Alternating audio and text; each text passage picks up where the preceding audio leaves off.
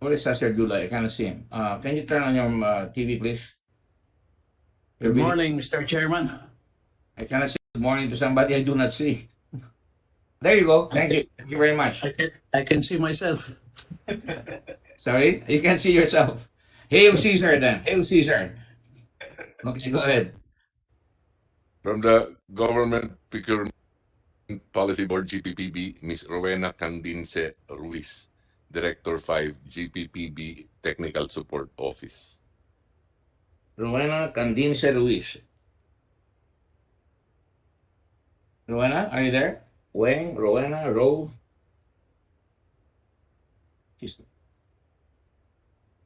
I'm afraid she's not there. Is she? We have to devise a way upon which they can record to you. Have an online system where people who are here can be automatically, because this is taking too long. Go ahead, please. Marker absent. From PhilJeps, Your Honor, Ms. Rosa Maria Clemente, Director 4. Good morning, Mr. Chairperson. There you go. Hello, Rosa Maria Clemente, BB Spectacle. Go ahead. From the Food and Drug Administration, Dr. Rolando Enrique Domingo, Director General. Yes, Good welcome. morning, Mr. Chairman, present. All right, good to see you, Eric. Go ahead. Thank you. From Criotech Philippines and other EMS corporations, Mr. Ferdinand Ferrer. Mr. Ferrer? Present, Mr. Chairman. I would have been disappointed if you were not. And Mr. Fernando Ferrer, can we speed it up a little bit? Present, Your Honor. Mr. Ferrer. So the brothers Ferrer here. Your Honor. All right, go ahead. From Health, Wellness, Lifestyle, Your Honor, Mr. Randolph Treasurer. Rudy, you're fading. Either you're shaking the table or whatever. Mr. Randolph Nazal, Your Honor, from Health, Wellness, Lifestyle, Inc. Hello, Present, Mr. Chairman. He is here. Randolph Nazal. Present, Mr. Chairman. Okay, thank you. Go ahead. Speed it up, please. From New Life Pharmaceutical, Inc., Mr. Girish Sitaldas. Present, Your Honor. Good morning. Girish, Yes, sir. I don't see you. Here, sir. Okay, there you go. You didn't turn on your video, right? Are you playing peekaboo? It's on. Thank you It's very on, much. sir. All right, go ahead. From Pharmally Biological Company, Ms. Rose Nono Lin, Chief Financial Officer, Corporate Treasurer. Good morning, Mr. Chair. Can you turn on your video? Oh, there you are. Yes, good morning, Mr. Chair. Where are you right now? Are you at home? Yes, Mr. Chair. And your home is in Nara, Forbes Park, correct? I'm sorry, Mr. Chair. My home is in Novaliches, Quezon City. Because you're running in Quezon City, but you do have a home in Nara, Forbes Park, correct? Sorry, Mr. Chair, but no. Excuse me? No, Mr. Chair. I don't own any house pa in Forbes, Makati. We're just renting. Well, you live there also, correct? Most of the time po, I'm here. Can you please answer directly? Do you still rent a house there and you live there once in a while? Yes, Mr. Chair, because my kids is there and they are studying. So your children are in Nara, Forbes, correct? Yes, Mr. Chair. So that wasn't too difficult, was it? Okay, No, next. Mr. Chair. From Pharmally Pharmaceutical Corporation, Wang Tzu Yen, Chairman and President. President, Mr. Chairman. All right. Mr. Wang Suyin, there you go. Mr. Have you Mohit seen your father yet? Dargani. Have you gotten in touch with your father yet? Mr. Chairman, no, he has not contacted us. Okay, I commiserate with you. Go ahead, next. Mr. Mohit Dargani. Present, Mr. Chairman. Mohit Jargani. All right, you're still in LA. No, Mr. Chairman, I'm back doing my quarantine You're back where? in Manila, Mr. Chairman. Oh, great. See, I had to ask you to say that. But you were, when did you arrive? Sunday morning, Mr. Chairman. Sunday morning, September 19th. Yeah, Mr. Chairman. That's correct. And You're under quarantine where? At Conrad, Mr. Chairman. Conrad Hotel. That's a 5-star hotel, right? In is that correct? Yes, Mr. Chairman. Yes. Very nice hotel. Very good food, if I understand it correctly. Go ahead. Next, please. Miss Twinkle Dargani, Your Honor. Miss Twinkle. Miss Twinkle Dergani.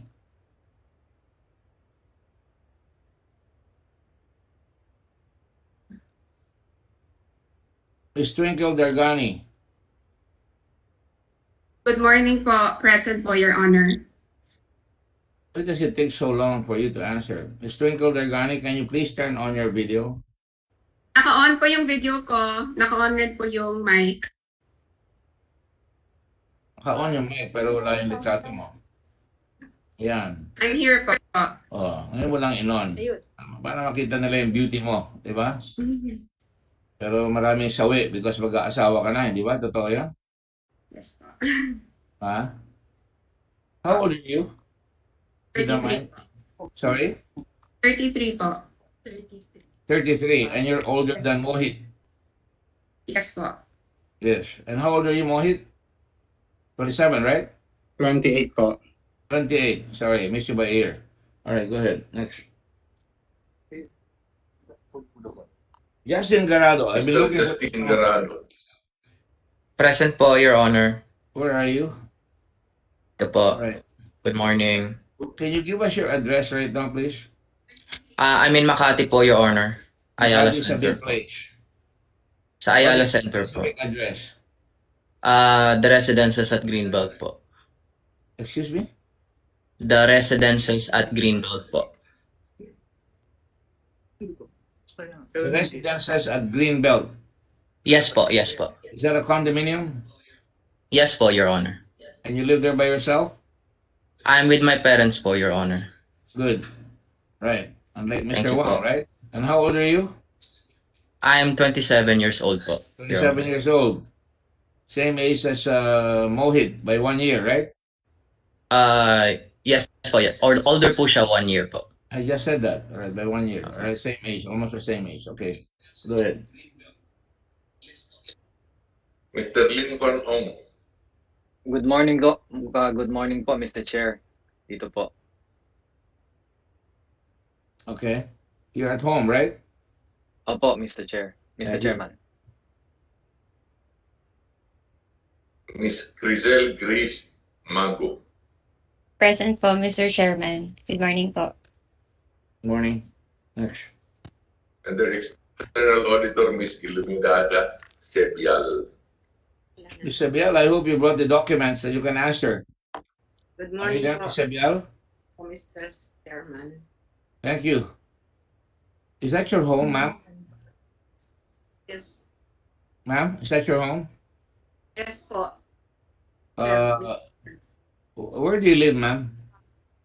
Valenzuela po. Valenzuela, Bulacan. And you don't live in a condo? Hindi pa. No, sir. Wait, tumawa ka. Lahat yung mga kasama mo, naka-condo, magaganda. Alright. Thank you, ma'am. Thank you. Thank you po. Next, please.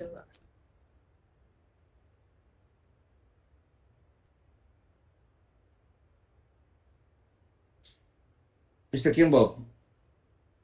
Sorry, Your Honor. We have a technical problem here. The volume is very low. But from Philippine Pharma Wealth Attorney Maylene Villanueva. Pharma, Your Honor, present. Maylene Villanueva, is that you? Yes, Your Honor.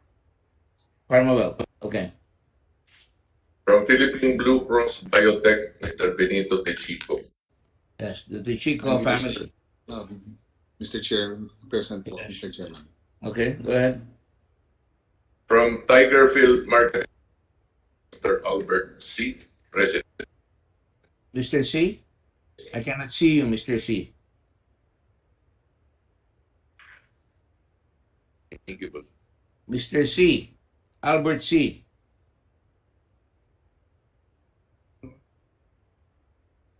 Morning. Good morning, sir. You're Mr. Albert C. Yeah. You're the president of Tiger Phil, Yes, Honor. you're Chinese. Half Chinese. Half Chinese? Can you go closer to the microphone? Yes, half Chinese. Saan ka pinanganak? Metropolitan po. Ano yung Metropolitan Hospital? Yeah. Okay, sige, thank you. You're Brother Tiger. Known as Brother Tiger. The witness will answer, please. Albert C. Do not turn off your TV, your video. Albert, huwag mo isara. Yes. Apo. Apo. Attorneys, morning. Sige, go ahead. Mr. Stevenson C. Direct. Mr. Steven, Present, Your Honor. Present, Your Honor. and you are the brother of Tiger?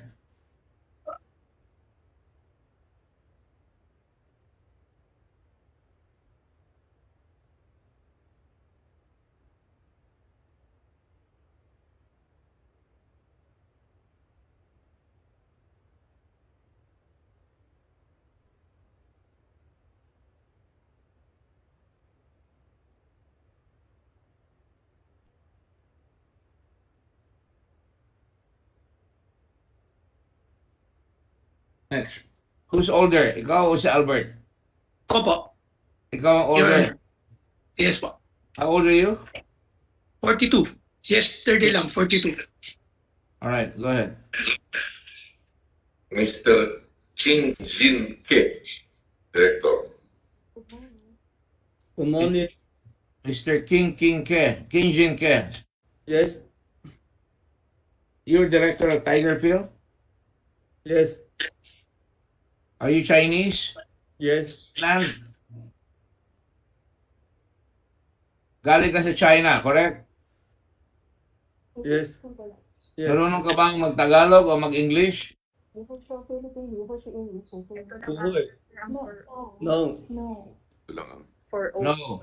Saan ka galing? Saan probinsya ng China ka galing? 中国福建。 Can you please speak a little louder? Saan galing? Saan sa China? In Fujian Province in China.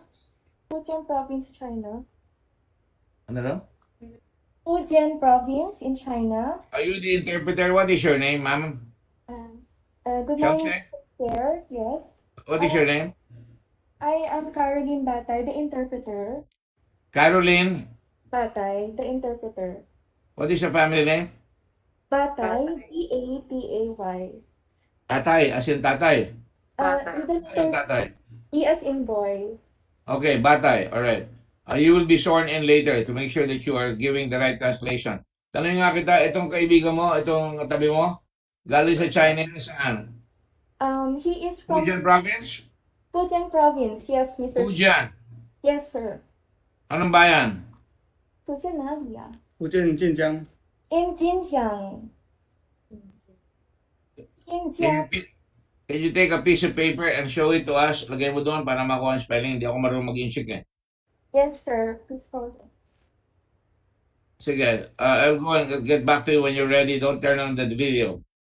Ano, what are you doing here, Mr. Kim Jong-jae? Are you, you're in business here? Do you have what is your visa?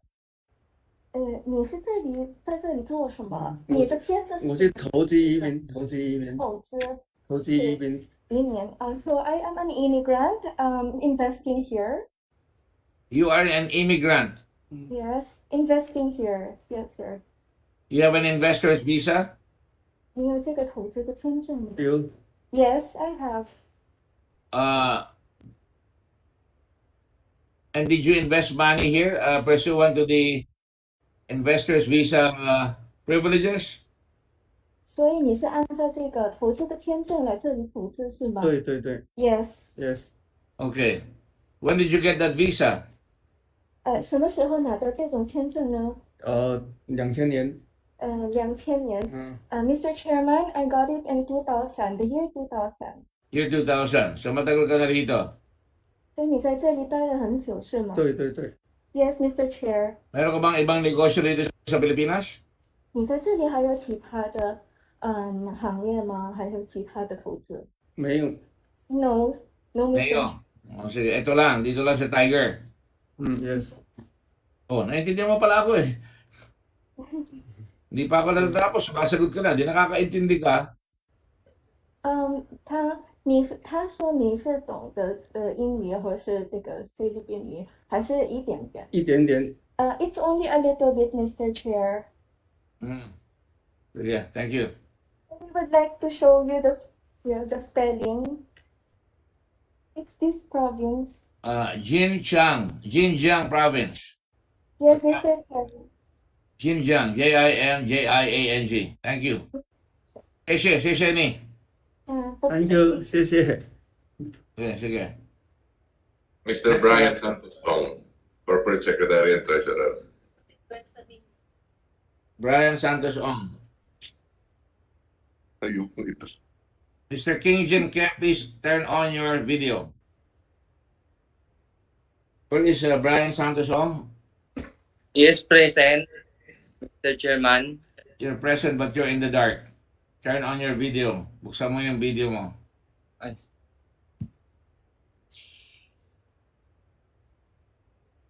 Are you Filipino? Yes, Mr. Chair. You're Filipino? Filipino ka ba? Opo. Saan ka pinanganak? Ma'am. Ano po? Saan ka pinanganak? Sa Quezon City po. Are you the brother of Lincoln Ong? Hindi po. Kamag-anak mo ba si Lincoln Ong? Hindi po. Meron magkakilala kayo? Hindi po. Hindi. O, sige. Mabuti. Quezon City. Anong address mo sa Quezon City? Nakatira po ngayon sa sa Cavite po. Bacoor. Quezon City, Cavite. Nagbago na ba ang geography? Hindi. Nakatira sa Cavite? Nakatira po ako ngayon sa Bacoor po. Cavite. Bacoor. Opo. Anong address specifically? At magulo kasi po. At least pwede po tingnan ko po yung Hindi mo graph. alam kung saan nakatira? Anong address Hindi. mo? Doon po sa bahay po ng asawa ko po nakatira ngayon. Bahay ng asawa niya. Hindi ko tatanong ko yung bahay mo na sa asawa mo. Anong address mo? Hindi ko po makabisalo po kasi mahaba po. Kawawa ka naman. Hindi mo alam kung saan ka nakatira. Mahaba po kasi yung guys. Sige. Dito ka ba pinanganak? Opo. Ang tatay mo dito pinanganak? Hindi po. Chinese po. Saan? Ha? Saan siya pinanganak? Ano po? Sa Cebu po. Ate Pauline Mateda, sir, na dagdag. Yung nanay ko po sa Cebu, yung tatay ko po Chinese. Oo nga. Saan siya pinanganak? Yung tatay mo? Sa Dito China ba po. pinanganak? Sa China po. Siyempre. Sige, Mr. Kimbo, get all the relative information to this Mr. Brian Ong.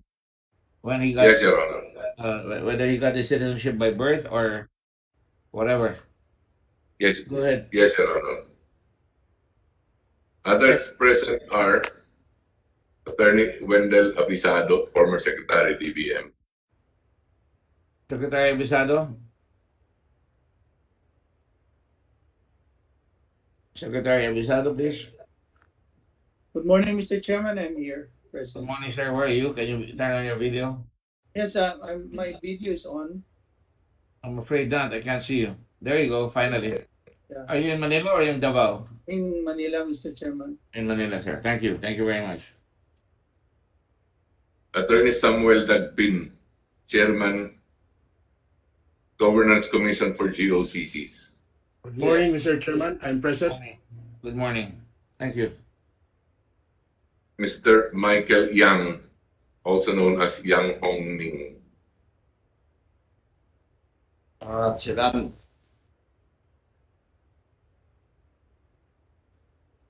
Okay. Thank you. Are you in Davao? Where are you now? In Davao or Forbes? Where are you now? Davao or Forbes? About kasa tao. Sa Davao po, Mr. Chairman. Alam niya, naiintindihan mo ako, di ba? Sige, next. Actually, 听得懂吗？告诉我给你说我简单的引导嘛。 Very minimal daw po, Mr. Chairman. Yeah, minimal is depending on you. Convenient, how convenient. Go ahead, next. Lloyd Christopher Lau, former Undersecretary and Head of PSDBM. Mr. Lau? Nandito siya. May Mr. Chairman, I'm here.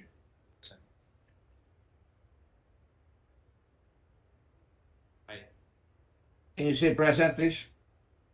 Present, Mr. Chairman. Thank you very much. Next. I apologize, Mr. Chairman. Alan Catalan, are you here? Alan Raul Catalan, former Chief Accountant. Yes. Present, Your Honor. Former Chief Accountant. Yes, Your Honor. And what are you now? Presently, Your Honor, I'm working at Philippine National Railways Aha. as the officer in charge of the Controller Division, Your Honor. Thank you. That's a big job. Go ahead. Your Honor, we have two from Land Bank, Ms. Axel Ramirez. Yes, good present po. Good morning, Your Honor. Axa Ramirez. Opo, yes, sir. Can you just for a brief moment? There you go. Thank you. Thank you. So I can remember your face. Thank you very much. Thank Okay you. po. You may put it back on. Thank you. And what do you do for your land bank, ma'am? Presently, I am the branch manager of UN Avenue branch, Land Bank UN Avenue branch, Your Honor. All right. Thank you. So you're familiar with your customer, right? Know your Yes, customer. Know your, correct? Yes, sir. Your Honor po. Thank you. Next. Also, Ms. Chati Pauline Maceda from Land Bank.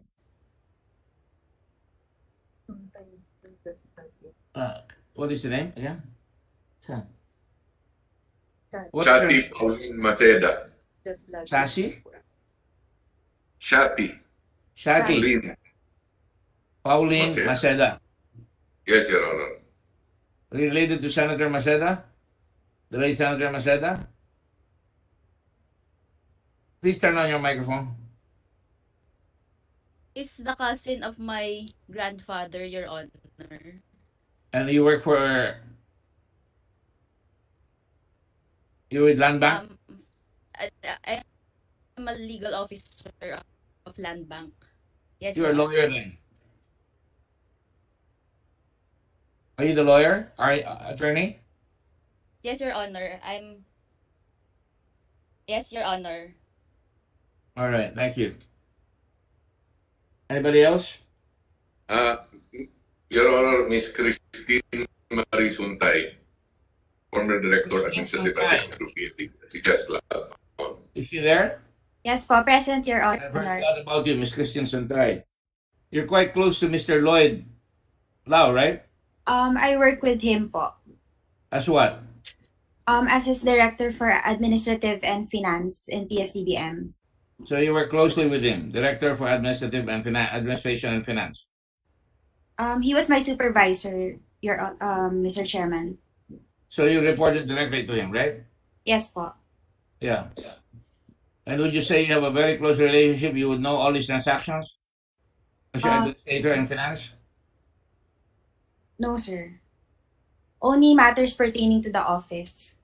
Oh, what else would be there be other than matters pertaining to the office?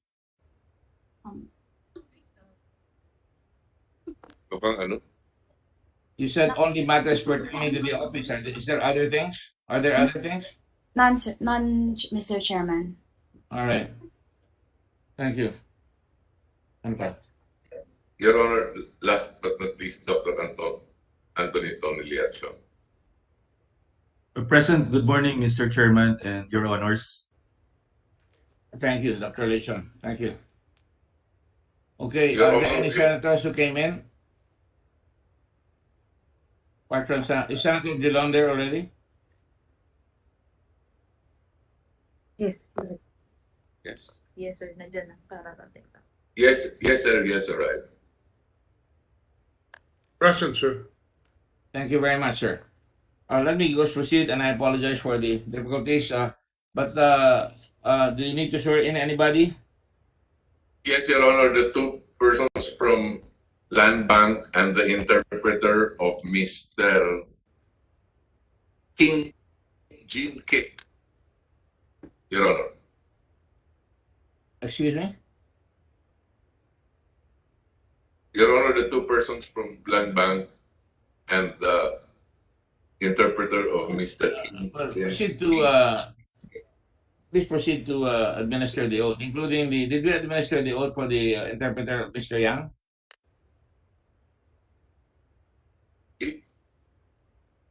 I think his oath was administered before, but just to be sure, Your Honor, we will include him today. Okay, will the folks concerned please stand up and raise your hand from Land Bank, Attorney Chati, and Ms. Ramirez, Your Honor. Alisa Ramirez, if I'm not mistaken. Is that right? Yes, sir. Yes, Your Honor. All right.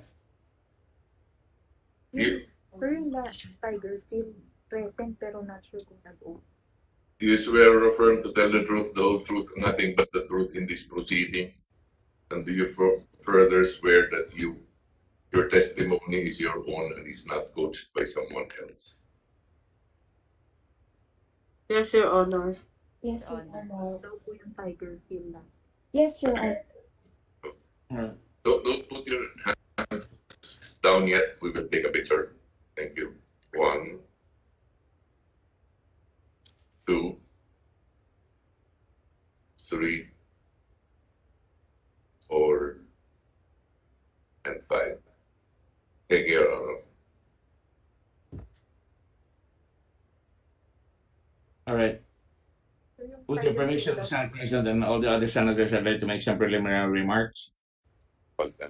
Last night, the President of this Republic, Attorney Rodrigo Duterte, instead of reporting to the people, spent the time of the government, national television, to lambaste the Senate and lambaste this person. Instead of talking about the pandemic, about jobs and unemployment, he decided that he would try to demolish this person as well as even the society that I have religiously worked for without pay for the last 53 years. That's really a sorry, sad state of affairs. Again, Attorney Duterte is lawyering for his people, the Chinese, and I ask him respectfully, start lawyering for the Filipino people. Do your job, Mr. President. Why do you spend your time lambasting us? Why do you not take time to find out why your people that you appointed, like Mr. Lau, supported by Mr. Warren Leong, how did they manage to get 8.7 billion all by their lonesome, as well as another, the rest of the balance of the 42 billion that has been given, most especially to Farmali, who made a call on you in March of 2017, and have now proceeded through Lincoln Chen and Lincoln Ong and Mr. The President, Mr. Wang Zuyan, has managed to corral so much money of the people while people are suffering. Quite frankly, Mr. President, you are boring. Hindi ako natatakot sa inyo. Hindi po ako duwag. Do your worst, Mr. President, as you did with ABS-CBN. Do your worst as you did with the senator who was elected by the people. And I know you will try to do your worst, Mr. President, like you did with Speaker Nograles before. When when you use PI to a very, very respected schoolmate from Ateneo who became Speaker of the House, Mr. President. I'm glad you made peace with his sons, and I'm happy for them because I think peace is something that we all seek. But I'm not going to waste my time with you, Mr. President, because you are no longer respectable as far as I'm concerned and as far as most of the Filipinos are concerned. Bakit pagdating sa Chinese companies, Ang gagaling nyo, Mr. President. Do you know the companies that got all these things like Suhao, Wenhua, Chuzen? Bakit hindi mo dinipensa yung mga Pilipinos na kinausap ng inyong Secretary Lopez na magsama-sama para makagawa tayo ng ating sariling medical supplies, Mr. President? Yan dapat ang sasagutin ninyo. Pero hindi nyo masagot. Natataranta kayo, nagpapanik kayo, at Mr. President, halatang halata kayo. Kung may personal na kayo, yan na po ang nangyayari. Hindi ko po kayo pe-personalin, pero yan po ang nangyayari. Sapagat ang nangyayari po ay napakarami ng mga nabibisto rito. Napilitan pa ata, hindi ko na sasabihin yung COA, hindi naman po nila sinabi talagang overpricing. Pero ang Mr. President, ang COA po ay a constitutional body designed to flag discrepancies, Mr. President. Otherwise, anong ginawa ng COA? Ba't nag-report? Bakit nagimbal ang buong bansa na ang mga tauhan ng COA na loyal to the people of this country nag-report at pinaflag at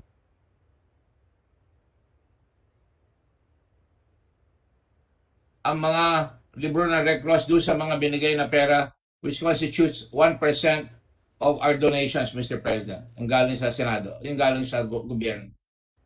Mr. President, we have deprived the Filipino people ng mga tao na nahihirapan pumasok sa ospital.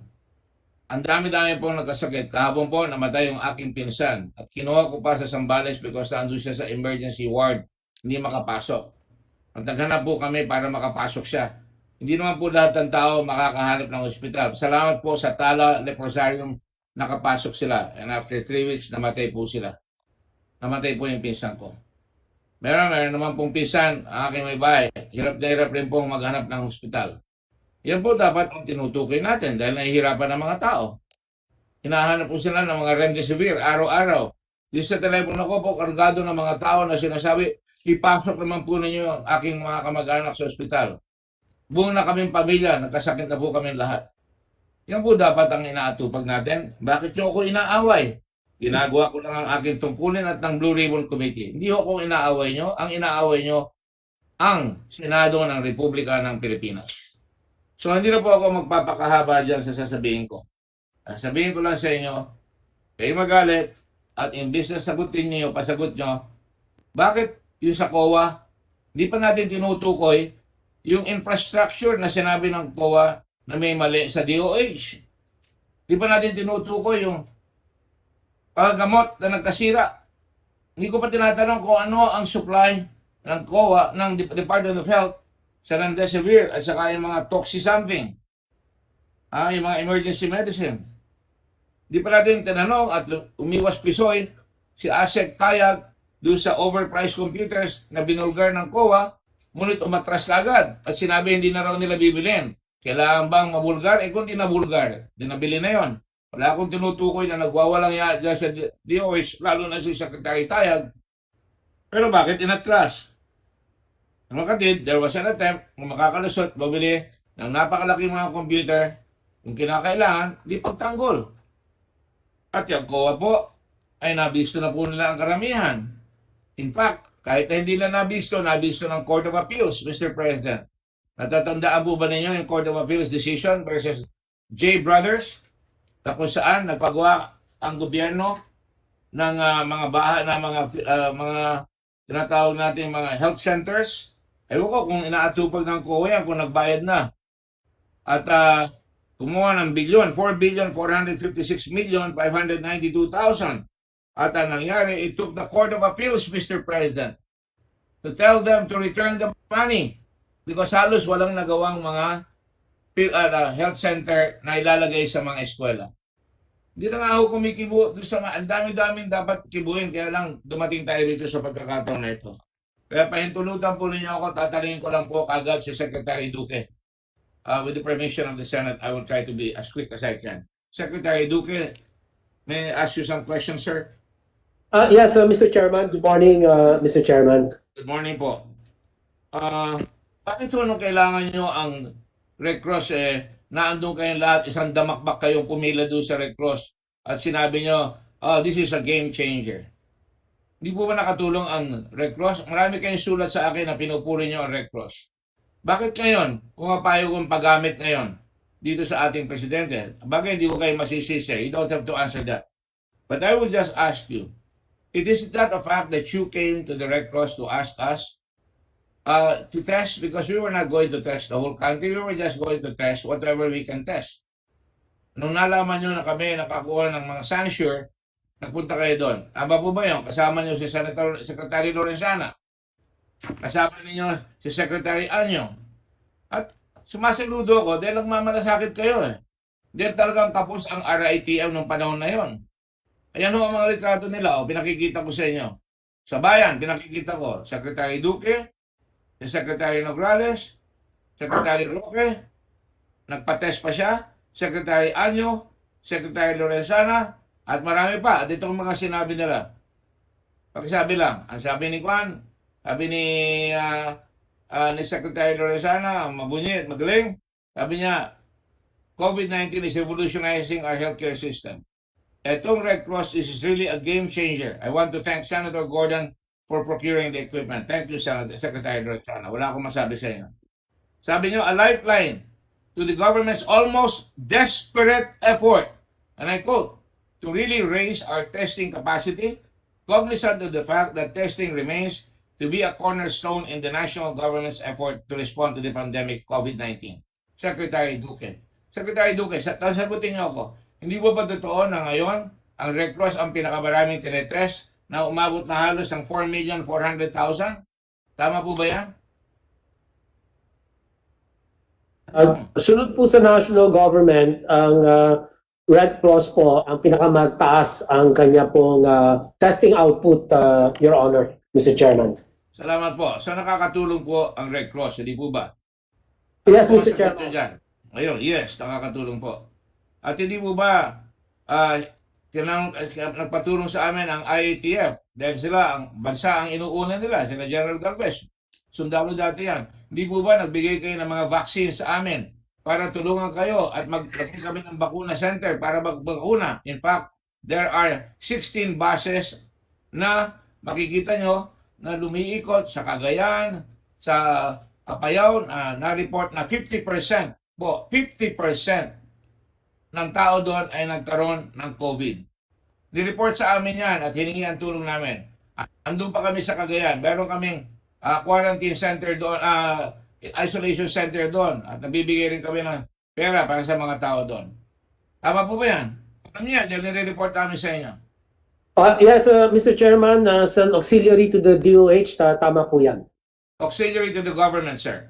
The Red Cross under its charter is auxiliary to the government in time of war and national emergencies. I don't need the permission of the President to help. That is why my mother was loyal to the Red Cross to her death. Ayan o, nasa bus. At tumutulong sa amin ang ilang mga kumpanya. Mabuti pa sila, tumutulong sa amin. At tumutulong naman, in fairness to DOH, tumutulong sa amin ang DOH. Hanggang nangyari na nga ito. Ngayon, tutulungan tayo. At meron tayong mga sa Ateneo, sa Lasal, sa UP, meron tayong mga isolation centers. At yan ay nagtutulungan tayo. Naglagay ng mga kama ang Red Cross. Marami tayong mga tent na hinihiram sa amin. All over Manila may mga tent. Tama po ba yan? Sa lahat ng government hospital salos. Yes, that is absolutely correct, Your Honor, Mr. Chairman. Thank you, sir. Because hindi naman napapansin yan eh. Tayo-tayo lang nagpupuri yan. Hindi naman kami umahanap ng puri. Kaya lang, minumura kami ng Pangulo natin na hindi naman dapat. Ilalabas ko lang ho ang katotohanan dito. At dahil lang po dyan, kahit na meron, ayan, yung mga kama. Oh, hindi namin pinapakita yung mga tao dyan sapagat umpisa yan at ayaw natin makukunan ng litrato yung mga nakasakit dyan. Ayan, sa Ateneo, sa Lasal, sa UP, tulong ni Mayor Binay ng Makati, at doon sa Adamson. Adamson, no? Adamson. Meron yan. O yan, nakikita niyo yung oxygen. May mga oxygen tank ang Red Cross dyan. At alam po ba ninyo, nagbibigay kami ng oxygen sa mga taong hirap na hirap, wala makuha ang oxygen. Alam po ba ninyo yan? Sa tulong ng mga donors namin, nakapagbigay ng daan-daan mga oxygen. At may regulator, mahal po yun. Doon sa mga taong naghihingalo. Di na namin sinisigil. Alam po ninyo yan. Tama po ba yan? Secretary Duque. Yes, I confirm, Your Honor, Mr. Chairman. At di po ba totoo na ngayon pinapaimbestigan ninyo yung Subic Lab dahil yung kahon ng kahon na si Marcoleta, na kumpare ko pa, kunyari kinumpare ako, kala niya siguro magpipresidente ako, gagamitin niyo ako, nagpakumpare naman ako dahil hindi mahirap hindi. Ngayon minumura kami ni Marcoleta, hindi ko na dapat pansinin yan. Yan ang demolition expert sa ABS-CBN.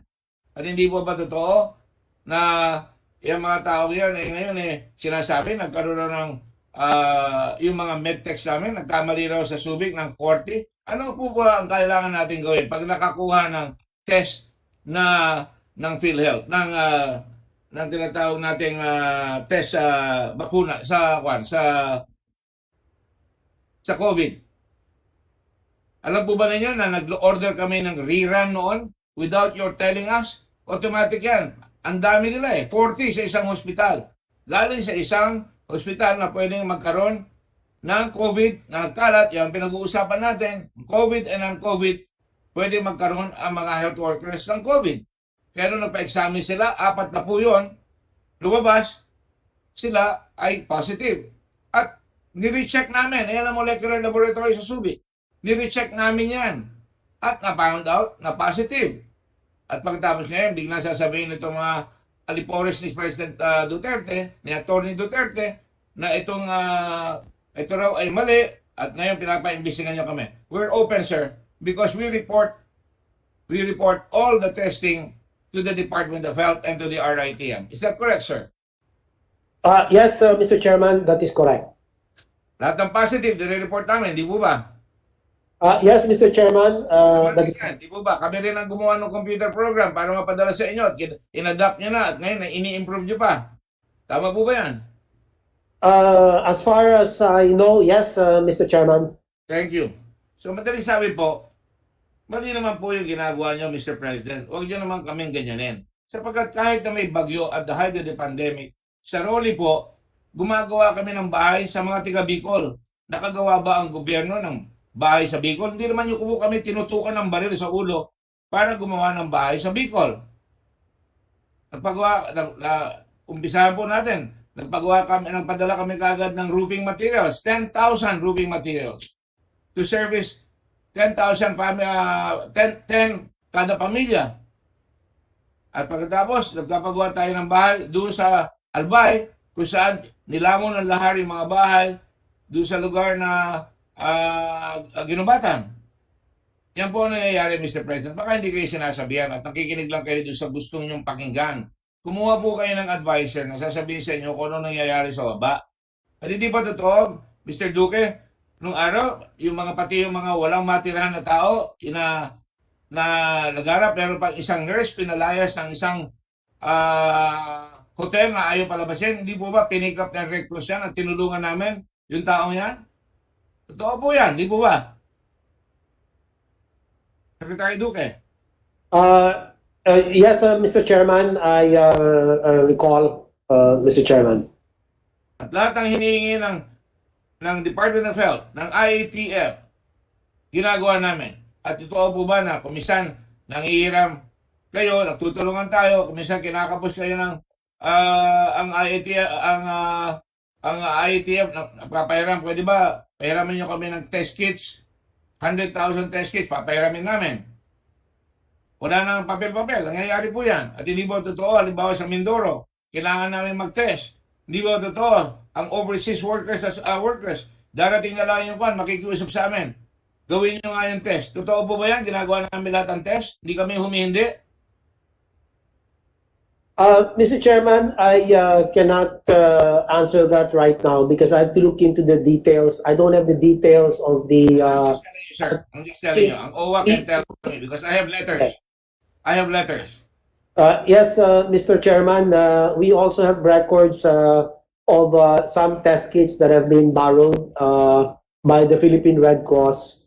And it's reciprocated when given the emergency. The borrowed test kits are returned as soon as the stocks are made available. That's correct. And finally, isn't it true that Senator Dillon and I gave the information, and I'm looking at Senator Dillon now, busily thinking about what he's going to do next. Hindi po ba totoo, Senator Dillon, na ang PhilHealth, kayo ang chairman yan, nung nagpresenta sila, ang sisingilin nila ay 8,150 pesos per test. That's true, Mr. Chairman. I raised an issue there because I thought it was too high, and I thought it was an overprice. And I cited the Red Cross fee for the same test, which was signed sometime in May, if I'm not mistaken. And that's why I asked PhilHealth to review the 8,150 coronavirus testing package that they had when about the same period, PRC signed a contract with, I think, PhilHealth, and the fee was only 3,500 pesos for the RT-PCR test. And because of our exposure, because of our public statements, the PhilHealth reviewed and reduced their testing package to get to the level of the PRC package. That's a fact, Mr. Chairman. Initially, it was 8,150, and then it was reduced to 3,005, and I do not know how much today the rate is. Thank you, Mr. Chairman. And therefore, Secretary Duque, being the chairman of PhilHealth, nakatipid ang gobyerno dahil binaba lahat ang testing. Tama po ba yun? Yes, absolutely. The board later on made the necessary adjustments when the pricing points of the different inputs to the testing were made clearer and compared to the Red Cross testing fee, which was much, much lower. And so therefore, the adjustments have been made possible and approved by the board. Thank you, sir. Thank you for being honest, at least na nasasabi niyo, sapagkat let's give credit where credit is due, as I give credit where credit is due to the many people who are working at DOH. And is it not true, sir, na ang Red Cross kinetest lahat ang mga doktor once every 2 weeks doon sa mga hospital natin sa Maynila? Once every 2 weeks, kinetest po namin lahat ang mga doktor na exposed at saka mga nurses. At hindi po ba totoo na ang Senado na tinulungan kayo na ibaba yung halaga, hindi po ba totoo, isinama rin po namin na dapat doon sa bibigyan ng tulong sa bakuna, isinama rin po natin ang mga pamilya ng mga doktor, mga nurses na exposed, para sa ganon hindi sila manghahawa at makakapagtrabaho sila ng walang alanganin, nag-aalala na yung pamilya nila ay mahahawa nila. Totoo po ba yan? It's possible. I think that's correct. I'm trying to recall. I'm sorry, I can't recall exactly all this, but it's possible, Mr. Chairman, that this from IATF saying they endorse it, and they said, ito yan, no? 17 August 2020 ba ito? At ito yung sinasabi namin, automated, at yan na nga. Ang sinasabi ko lang po, kahit paano pinilit namin makatulong at tinulungan namin ang IATF. Sabi, magbukas na kayo sa Zamboanga, dumalagaan na yan, at magbukas kayo sa Cagayan de Oro, at nagbukas kami doon. Wala naman kaming hiningin pera sa gobyerno noon. Tinayo namin yung mga molecular laboratory doon, at nagbukas din tayo pagkatapos nagbukas tayo sa Cebu. Dahil sabi ni Secretary Galvez, kailangan na magbukas doon. Alam nyo, may mga tao pa rin nagmamalasakit eh. Yung sa Cebu, binuksan po namin yon. At meron pa rin tayong ginawa dito sa Bacolod. At nagbukas pa po tayo sa Pasig, sa whole island of Panay, para buong island ng Panay, Capiz, Iloilo, Guimaras, lahat yan pwede magpa-test dyan. So, tatlo sa Kabisayaan po, yan o isulat ko sa inyo, na sinasabi on May 11, 2021, the national government should include family and household members of healthcare and economic frontliners in its COVID-19 vaccination priority list. At yan po ay nasabit namin sa inyo at pinayagan rin ultimately yan. Yan nasabi ni Secretary Galvez that his recommendation to place the dependence of healthcare workers under the A1 priority group has been approved by the IATF by virtue of IATF Resolution number 117, Series of 2021. Bravo, Secretary Galvez. Bravo, Secretary Vince Dizon. Bravo, Secretary of Health Duque. Na kayo, pagka nalaman nyo, nagre-react kayo. Tama po ba yan, Secretary Duque? Tumutulong kayo pag nakailangan tumulong. Tama po ba yan? Yes, you are right, Mr. Chairman. And these proposals in the letter, I confirm all of this, Mr. Chairman. Yes, sir. I can confirm everything that I say here and I do not, hindi po ako nagsisinungaling. And pardon me, baka magalit kayo sa akin. Pag nagsisinungaling po ang tao, hindi po bang may kasabihan tayo, ang kasinungaling? Sabihin ko ito kay Mr. Lau. Mr. Lau, ikaw ay nandito ngayon, umaharap. Sagutin mo ako, alam mo ba yung kasabihan natin mga Pilipino? Ang sinungaling ay kapatid ng magnanakaw? Mr. Lau. Yes, Mr. Chairman. So you're familiar with that, right? Yes, Mr. Chairman. You're a teacher from Ateneo de Davao. Yes, Mr. Yes, trained, correct? Yes, Mr. Chairman. Ad maiorem Dei gloriam, for the greater glory of God, right? Yes, A Mr. man for others, correct? Yes, Mr. Chairman. Yes. So ang sinungaling, kapatid ng magnanakaw. Di ba, Mr. President? Kasi masakit kayo magsalita eh. Saktan niyo na ako. Ang sabi niyo pa, my goodness, akala niyo ba matatakot niyo ako? Pinatay ng tatay ko, pinahirapan ng tatay ko, ginagranada, inaabangan. You think matatakot ako sa isang nilalang? Takot ako sa Diyos. Takot. Takot ako sa tao. Pero hindi ako duwag, Mr. President. You're a bully. And I'm sorry, Mr. President. The Filipino people can fight back against bullies. Filipino can have a revolution against bullies. Mr. Secretary, kahit na paano, malaking tulong naman siguro na itulong ng mga volunteers and staff namin. Are you aware, sir, that we had at times, like last week, we had about 100 people who were sick of COVID? Some of them medtech, some of them are drivers. They're getting sick, but tuloy-tuloy pa rin ang tulong namin. Hindi po kami tumitigil. I want you to make the President aware na halos hindi na natutulog ang mga tao namin sa Red Cross. At alam naman ninyo, Mr. Secretary, di ba binabaan pa namin ang test natin? Nanguha kami ng who took the initiative? Tinutukan man nyo kami sa baril, maghanap ka nga na mas mura. Noong 3-5, hinanap namin ang University of Illinois na magbigay ng test na saliva test. At yan ay ginamit, pinayagan finally na bumaba ang test to 1,500 na ngayon. 1,500 na ngayon. At alam po ninyo, binaba na rin natin ang test natin. Una, sabi ng PhilHealth, ibaba nyo ng 3,400. Binaba namin. At wala sa inyo, kahit na malaki pa ang utang ng PhilHealth sa amin, binaba namin to 2,800. But we're now contemplating bringing it down some more. Because kaya na gawin ngayon dahil bumababa na yung mga items. Hindi ko na kayo tatanungin pa sa iba. Mamaya ako na lang kayo tatanungin. I just want to protect the people that have to be protected. Because you, Secretary Duque, Mr. Lau, and the President are sworn to serve and protect the Filipino people. And that's the same oath every senator takes. Every public official, every employee, to serve and protect. Proteksyonan. Hindi proteksyonan yung mga banyaga na nagpapasamantala, nakakapagnegosyo rito. Bihira ang Pilipino at kundi mayaman makakapagnegosyo sa China. Pero dito nakakapagnegosyo, yan si Mr. ano pangalan to? Ito, ayan, ano ba yan? Si King Jinke. Galing ka sa China, nakapagnegosyo ka rito, board of directors ka. Nahihiya kayo.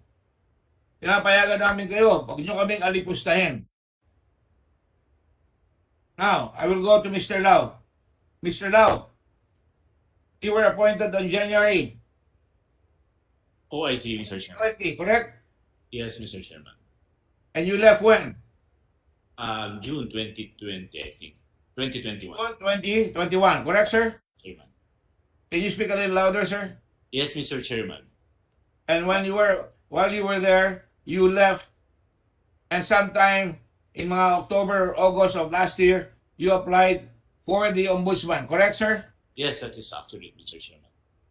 Kayo ni nung kasama mo na procurement director na si Warren Leong. Mr. Leong, is that correct, sir? Mr. Leong, I'm here, Mr. Chairman. when did you apply to the Ombudsman? I think that's around August, Your Honor, when it was reopened. Correct. I sit in the JBC, so I know. But I did not pass on your appointment because it was not my turn. But I do know that sometime, and you know this, correct, Mr. Leong? I'll ask Mr. Lau directly, bakit inatras mo yung appointment mo? Yung hinihingi mong position doon. I think there was an issue raised in the newspaper, and I don't really enjoy those matters. What is that issue? I think it was a statement by several politicians against my Excuse me? person. Statement by? By several politicians, Mr. Chairman. It's name the politicians. This is a free country. I don't do that, Mr. Chairman. I apologize. It's not in my nature to do that. I don't care if it's in your nature. It's in the nature of justice to find the truth. You're a lawyer. You ought to know that. Yes, Mr. Chairman. Hindi kita binubuli. Sagutin mo lang ang tanong. Why don't you answer? You're being evasive again. Sabi mo, binubuli kita. Yes, I believe the situation in Senate investigation is hostile, and that Hostile? when the answers propounded are not satisfactory, it is. Like now, it's hostile. You do not want to answer. We're hostile, correct? I'm giving you an answer. No, I'm listening to your answer.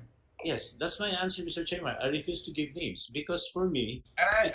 it is not It inappropriate. is your opinion. We're hostile because we're giving you questions that make you uncomfortable, correct?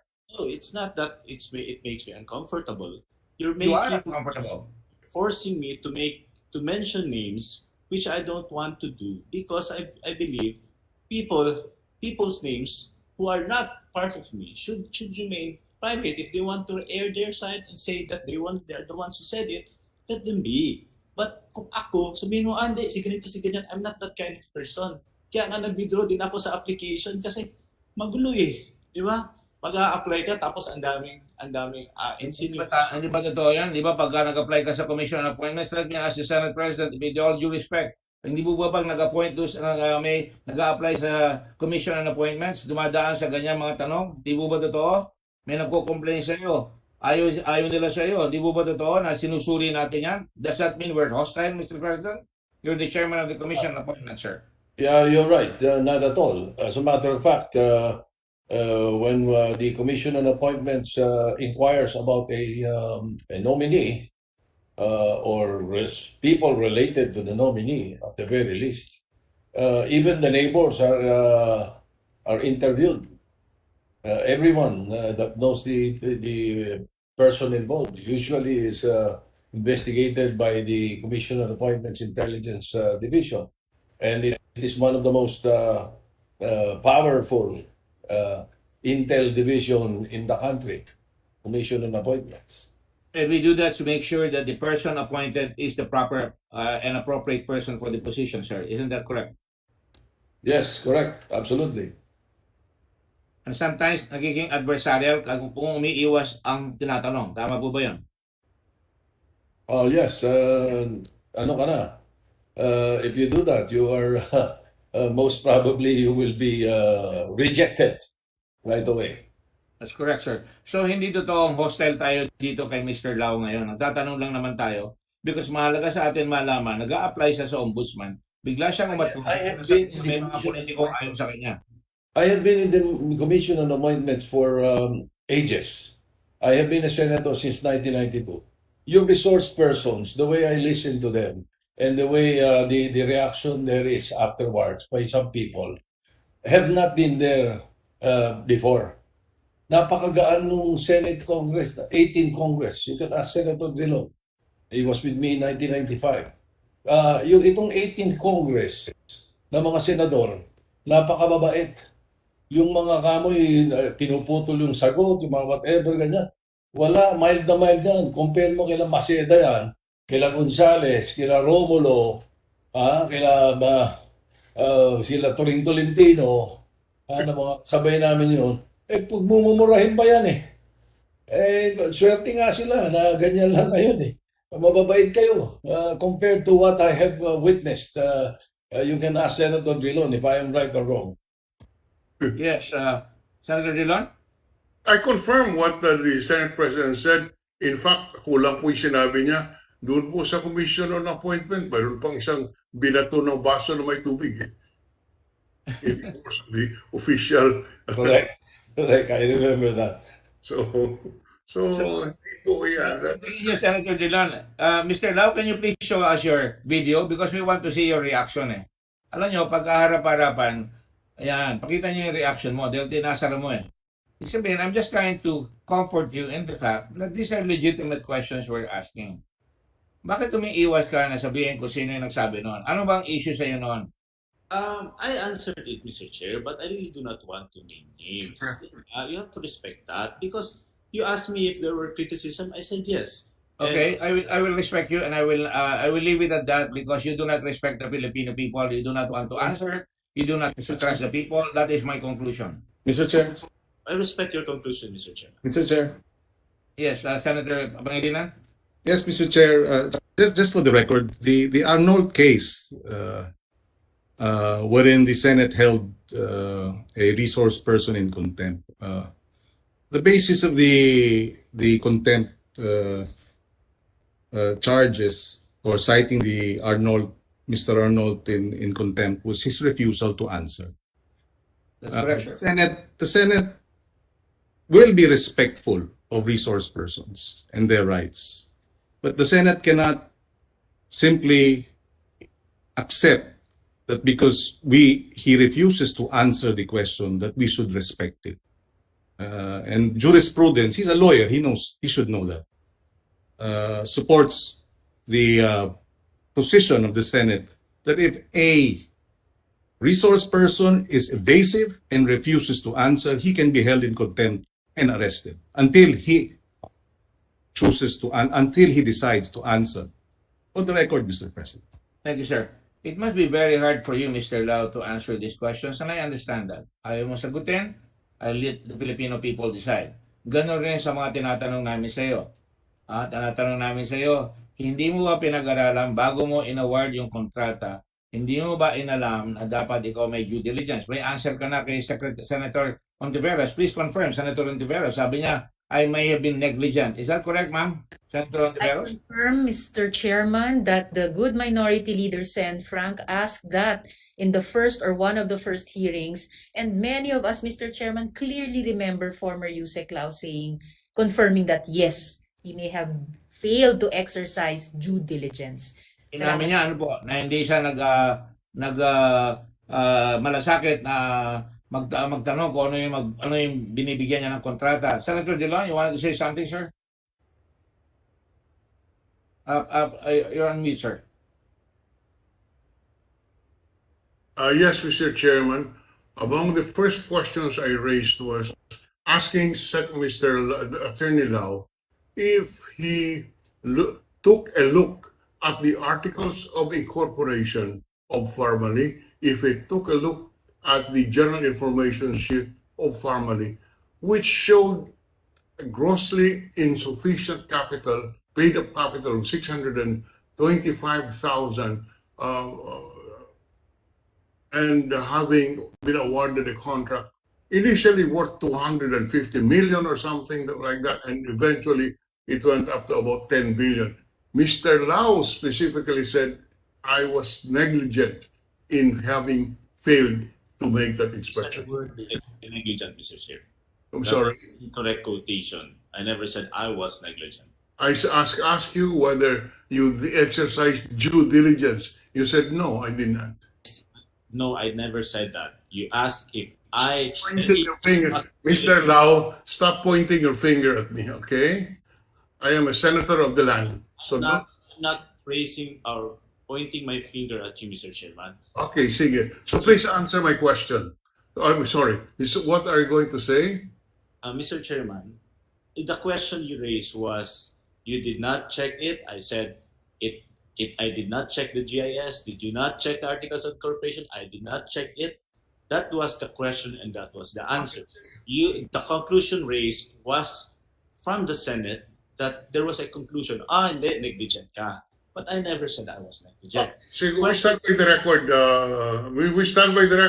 Mr. Chairman, and we can go to another topic. We stand by the record, and I can tell you right now, ito sinabi, Mr. Lau, when you say that there might be negligence or we were not able to exhaustively look for the cheapest supplier, there might be a possibility.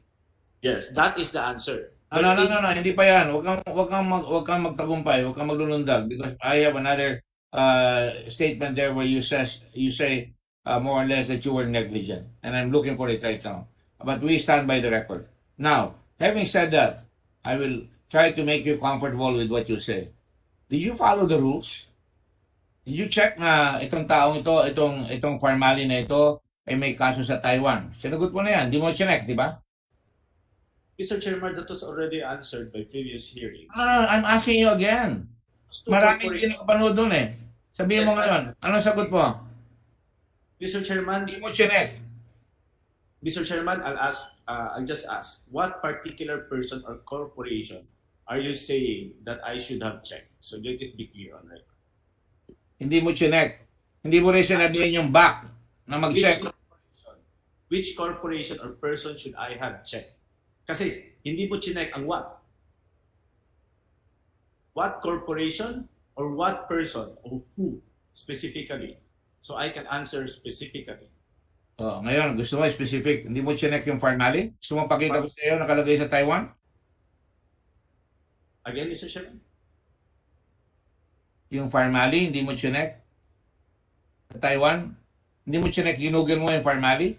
Di ba nakalagay doon? $50 million ang niloko nila sa Taiwan? Formally Pharmaceuticals, Mr. Chairman. Formally. One, go ahead, Senator Risa. Let's be quick about this because I have a few more questions para Go ahead. Yeah, definitely, Mr. Chairman. And just for the record, parang nagiging weird yung pakiramdam ko, yung resource person na ayaw sumagot ng tanong, siya naman ang nagtatanong sa chairman. Talaga, ang weird talaga, Mr. Chairman, ang kanila. Ang nag-appoint sa kanya si President Duterte. Wala silang kinakatakutan. They're super powerful. Yan ang pakiramdam ito. You know, sabi nga ng Panginoon, sabi nga doon sa kwan those whom the gods wish to destroy, they first make them mad. Mr. Chairman, why don't we get the direct answer? With your permission. Mr. Lau, did you check formally or not? Formally Pharmaceuticals Corporation, I did not check that whether or not they have cases, Mr. Chairman. It was not. Malinaw yung sagot. Hindi. Hindi yung connect. Alright. Now, hindi po ba alam nyo na yung batas ay sinasabi, ang palagi mo sinasabi dito, dineliver naman pero hindi ba? Pag dineliver mo sa isang unqualified, and obviously, yung hindi mo nakita, that makes them unqualified because may duda ka. Hindi mo ba alam na ang formally, itong nagbibid sa'yo, sila Lincoln Ong, na kinausap mo March 24. Totoo? Yes, Mr. Chairman. Kinausap mo. March 25, nag-deliver na kagad. That show of proof after office hours, Mr. Chairman. No, nag-deliver. Wala pa kailamang office hours dito. March 25, nag-deliver ka agad. Same day. Parang umorder ka ng Grab. Sandwich sa Grab. Mag-deliver kayo agad. Dineliver ka agad. Di ba? Mr. Chairman, that is granted by law. That's not illegal. No, I'm just asking a question. I know the law. Don't dictate to me what the law is. You're a lawyer. You're making it appear that I am performing illegal matters. Excuse me? I'm not your student, sir. You know the law. Yes. Di ba? Alam mo yung dapat tinignan mo yung kanyang capacity? Where is that law in Bayanihan 1? That's not required, Mr. Chair. Excuse me? And to raise the point, Formally Pharmaceuticals has no case anywhere in the country, neither anywhere in the world. Ano? Hindi ba? Hindi mo chinek kung kaya nila? Hindi mo chinek? Simple na lang tanong ko sa'yo. 625,000 ang kapital. Bibigay mo, umabot ng 10 to 11 billion. Ikaw lang ang nagbibigay. Linggo-linggo, nagbibigay ka. 2 days, 4 days, yan ang pagitan. Totoo o hindi? It was awarded on staggered basis, Mr. Chairman. It doesn't matter. 2 days, 8 million, naging 13 million. Tapos, a little later, 4 days later, meron na naman 54 million. Kaya ba nila yun? Alam mo ba yung NFCC? Yes, Mr. Chair.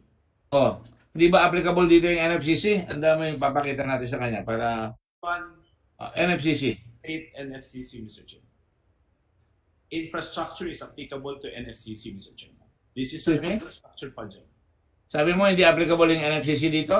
Yes, Mr. Chair. Okay, sige, sumagot ka niya. Hindi applicable, ha? Sabi mo, hindi applicable rin yung legal, financial, and technical capability? Hindi applicable? I never said legal, financial, and technical capability is not required. I said NFCC is not required. No, tinatanong kita eh.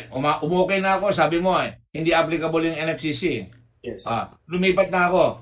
Hindi rin applicable yung tinatawag nating legal, technical, at saka financially capable. That is applicable, Mr. Chair. Precisely. Tanungin kita, hindi ba ang una sinasabi sa NFCC? Kailangan nakalagay dito sa tinatawag nating IRR at nakalagay dyan Net Financial Contracting Capacity. Ang sinasabi ba, nasuspindi ba yung NFCC? Because ikaw ang Panginoon doon? Ikaw ang nagsasabi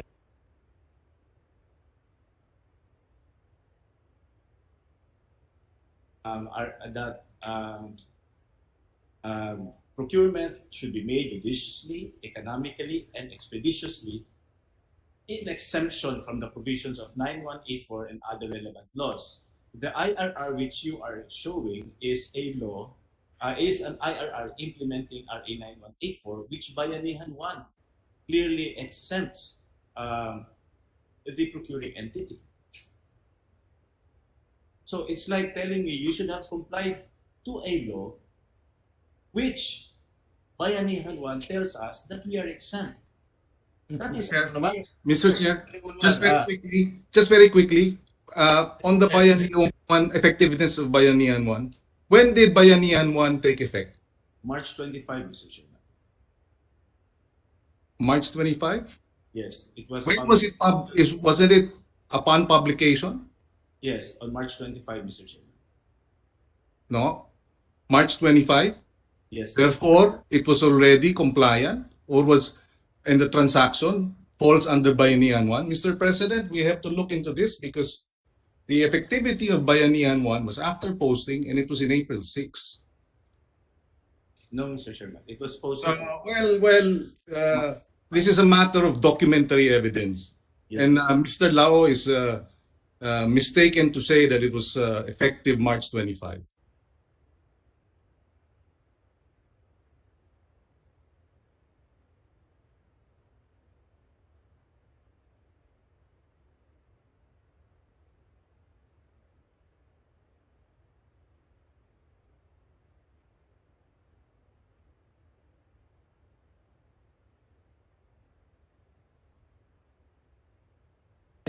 Sir, if there was an answer, Senator Pangilinan? I apologize, Mr. Chair. I think it was published in the official gazette on March 25, Mr. Chair. It was signed by the President on March 24. It was passed by Congress, I think, March 23. The Bayanihan 1 and the rules, Mr. President, took effect April 6. The purchases that were delivered in March 25 was not yet covered by Bayanihan 1.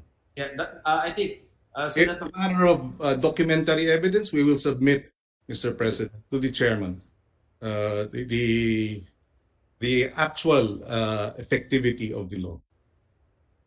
Okay. We submit, Mr. Chair. The chair rules that you were remiss. You did not apply the law properly. And besides, even if you apply the law, assuming you're correct, hindi ba nakalagay dyan, kasama dyan na pinayagan nyo na hindi na kailangan examinin siya? Dahil siya ay may, anong tawag doon sa passes na yun? Meron siyang binayaran na platinum membership? Mr. Chairman, I think it is field jobs is not a requirement during emergency procurement. Neither is it required in Bayanihan 1. I think the best person who can answer that is the Executive Director of GPPB. I think this is we are going in a misplaced position. That is not required. Whether or not your field jobs registered or not, it's It's not. Mr. Lau, simple lang ang sagot. Huwag ka nag-lecture dito. Yes or no lang ang sagot eh. Hindi ba meron kayong tinatawag na platinum membership? Yes, Mr. Chair.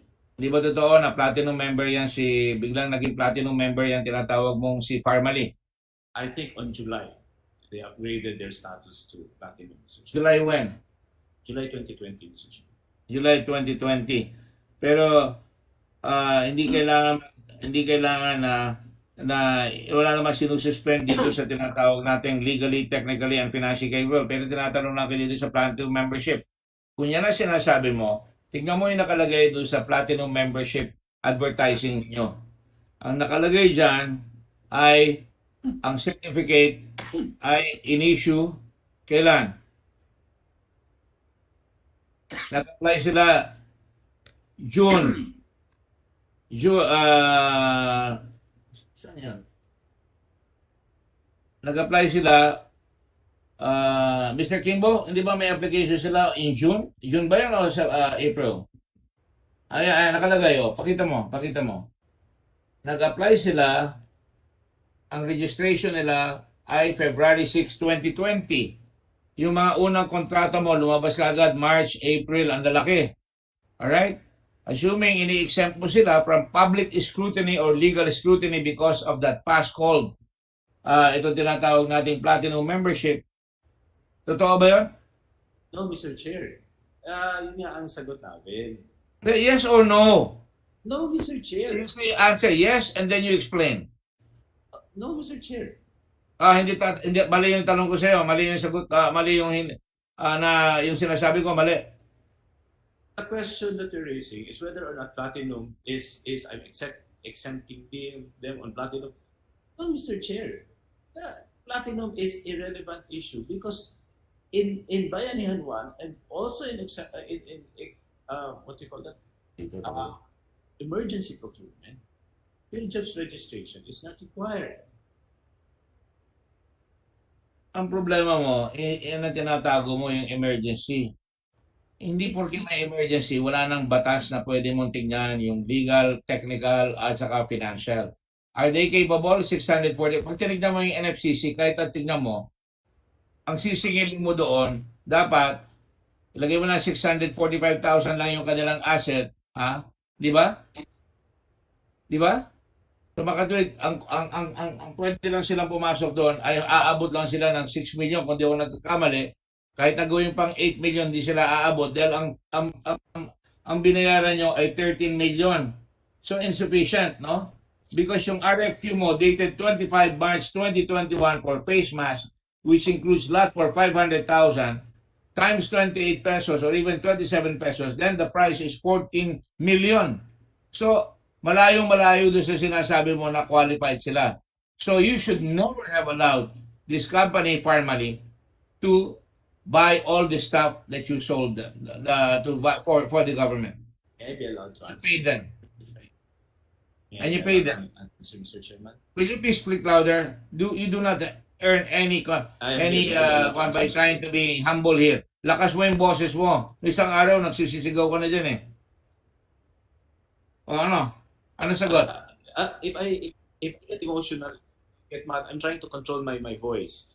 Mr. Chairman, NFCC, arguing for the sake of argument that NFCC is required despite its Bayanihan 1. The NFCC is a requirement for infrastructure contracts awarded by government. These are common supplies. Ito. Mr. Chairman, for the record, there was no law in March 25.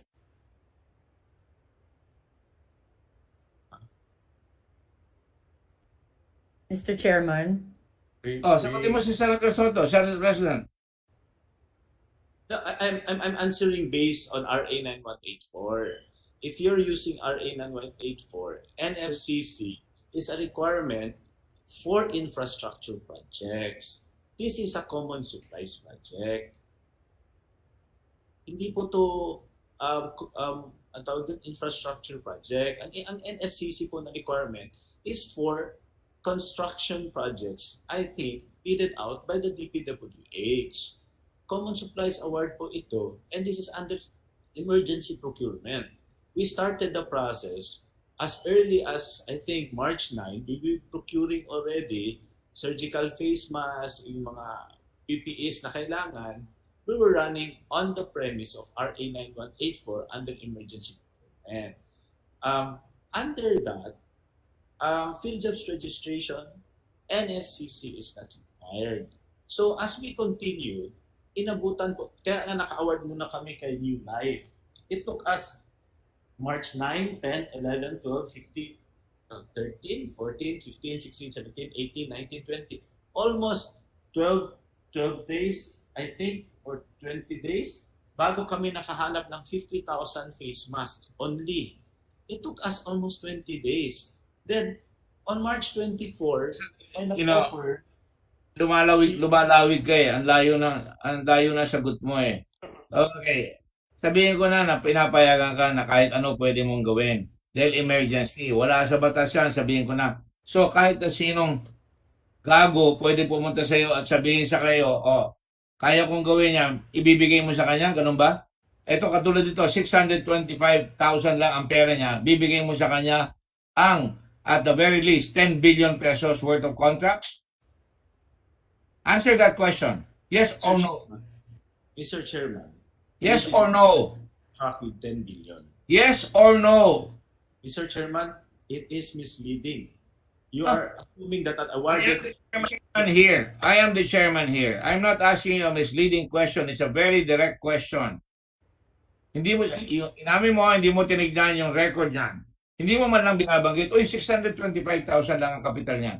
Bakit natin bibigay diyan? Pagkatapos, tinira mo ng tinira hanggang umabot ng 10 billion. By the way, papakita ko sa inyo yung request for quotation mo. Ang request for quotation mo, supply and delivery of surgical masks for the procurement, service, etc., etc. Ang naka-attach dito, pirmado ito ni Attorney Michelle Ann Recto. Ang nakalagay dito, nota bene, pakita mo yan. Bago may balik yan. Suppliers not directly invited may participate. The duly accomplished persons, ayan yung request for quotation. Ayan. Tapos, pakita mo ito. Ayan, surgical mask. Tapos yan, the duly accomplished proposal Annex A shall be submitted on or before the deadline for submission of proposal or any extension thereof. The following supporting documents may be submitted anytime during submission of offers, evaluation of offers, before issuance of notice of award, or prior to payment. Nakalagay dyan. 1. Mayor's permit. O, lagay mo na. Income tax return. Ibigay mo na. Net Financial Contracting Capacity, NFCC, and PhilJobs registration number upon receipt of notice of award. Hindi ba kasama yan? NFCC? Hindi kayo kasali? That is true. That is a requirement before the issuance of notice of award and payment. That is a standards document we issued when we are making a bid under 9184, Mr. Chairman, and that is the standard procedure. Hindi mo tinignan yan. You already answered my question. Yes, Mr. Chairman. At tapos nakalagay dyan, PhilJobs Platinum Registration.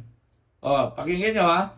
PhilJobs Platinum Registration Certificate may be submitted in lieu of the enumerated documents. Kaya sinasabi ko yung PhilJobs Platinum Registration. My fellow senators, you just pay 2,000 pesos for a PhilJobs. Reduced price pa yun ha, promotion. Usually it's 5,000. Pag ikaw nag-apply ng 2,000 pesos, binayad mo, meron kang certification, hindi na kailangan pakita yan. Libre ka na. You are no longer subject to government scrutiny. Parang inayos nyo eh. Balik tayo dito sa nakalagay. Ayan ako, may validity yan. Tingnan mo yung nakalagay doon sa platinum membership, ulitin ko na naman. Nakalagay dyan, nag-apply sila when?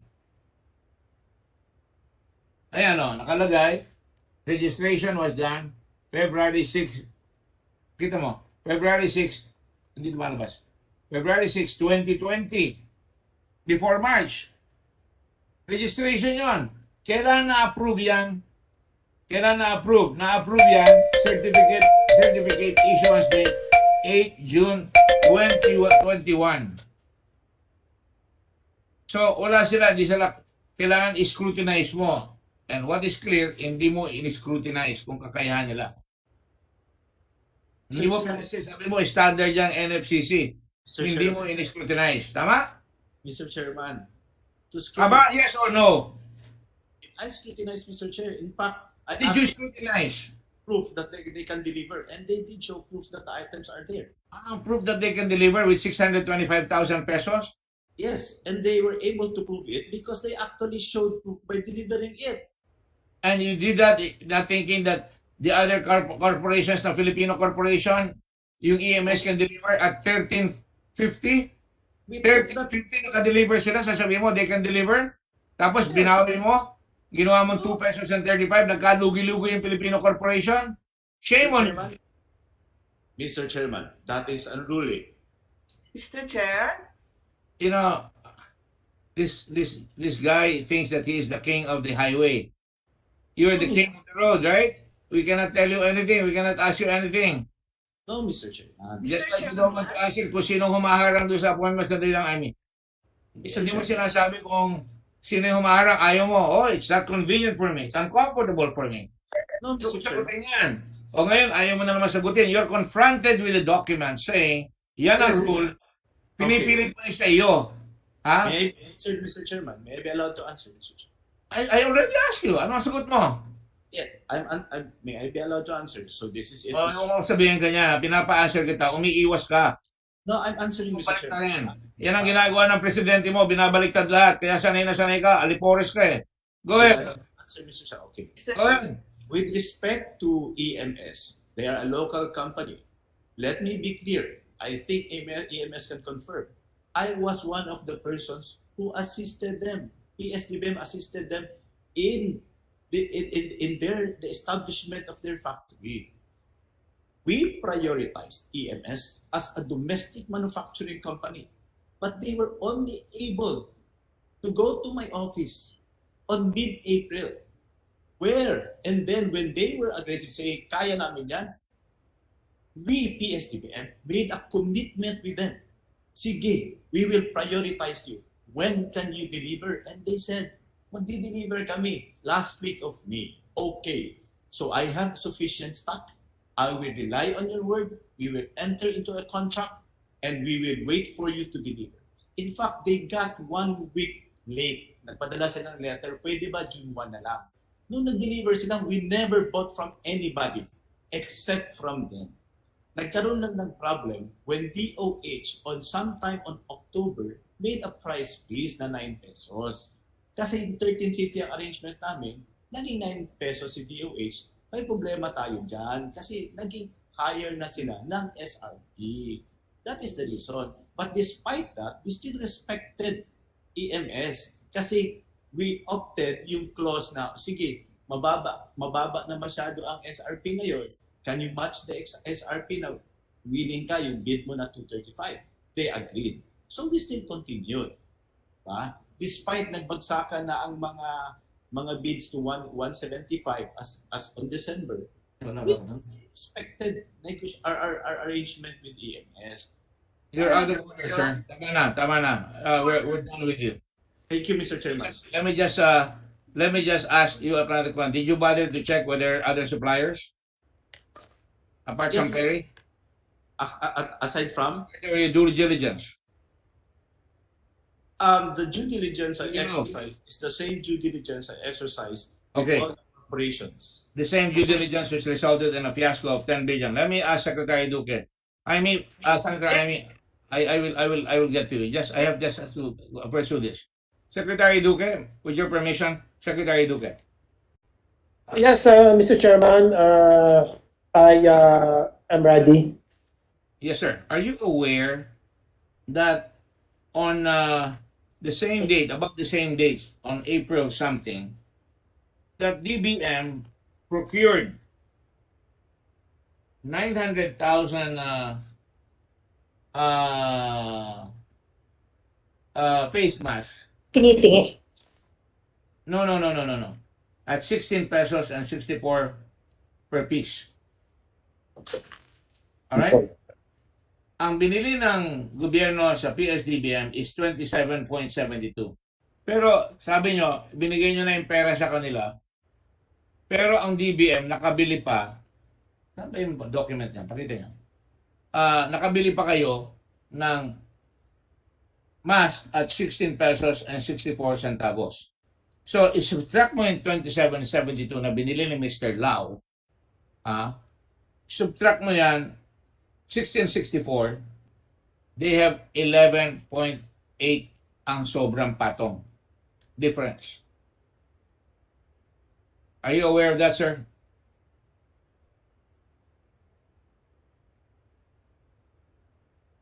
Mr. Chairman, my apologies. I'm not aware of the details of this transaction of PSDBM with Farmally. Well, yung kay Farmally, you're not aware. But I'm making you aware here. There's a letter here signed by somebody from DOH. One surgical mask. Nestor Santiago. Assistant Secretary of Can he be recognized, Mr. Chairman, Nestor Santiago? Thank you, Mr. Chairman. Santiago, this is an order from you as Assistant Secretary of Health for one item called surgical mask, the quantity of which is 3 million and the unit cost is 16.64 pesos. Nangyari yan, 49,920,000.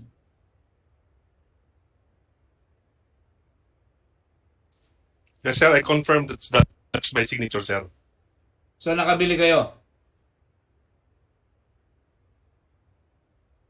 Sir, that 1664.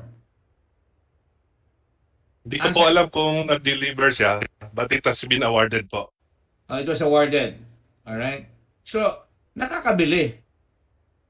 Nakakabili na mas mura doon sa sinabing 27 yung sinabi na ang 27.72 per piece. Ang bili nyo 11.08. And do you remember? Binili nyo sa Medical Center Trading Corporation. You confirm that? Yes, sir, po. You confirm na mas mababa itong bili nyo kaysa sa PSDBM? I just confirm, sir, what is in the document, but I cannot compare because I don't know the award. You signed it. 1664. Yes, sir. Yes, sir. But the comparison let me ask a question here. PSDBM. 1664. Ang sabi ng PSDBM, Yes, sir. 27.72. So, magaling yung ginawa mo. Nakakuha ka na mas mura. Tama? Yes, sir, po. Okay, that's all. Mas mura. Yes, Amy. Senator Amy. Sorry, I'm sorry. Much, Chairman Gordon. I would simply like to belie the claim of former USEC Lau that these suppliers were consistently able to deliver. It is not the case, and this is manifested in the audit report of DBM itself. When Secretary Abisado ordered an audit report, one of the key observations was that various deliveries of Farmally were made way beyond the approved delivery dates as purchase orders, for example, for 42 kits RT-PCR were supposed to be delivered in 9 deliveries, 14 tranches. The delivery was short, was only 9 out of 14, only 7 of which were submitted to the audit team.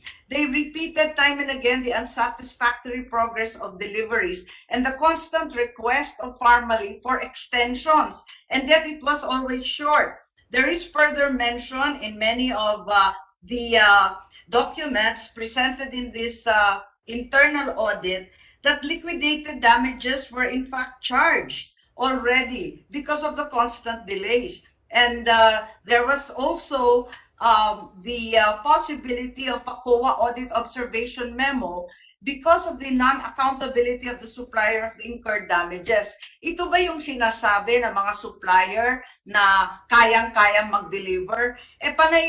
Panay short ang delivery, panay delayed, puros extension.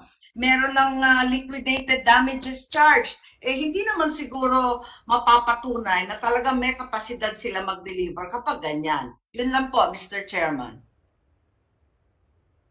Now, what do you say?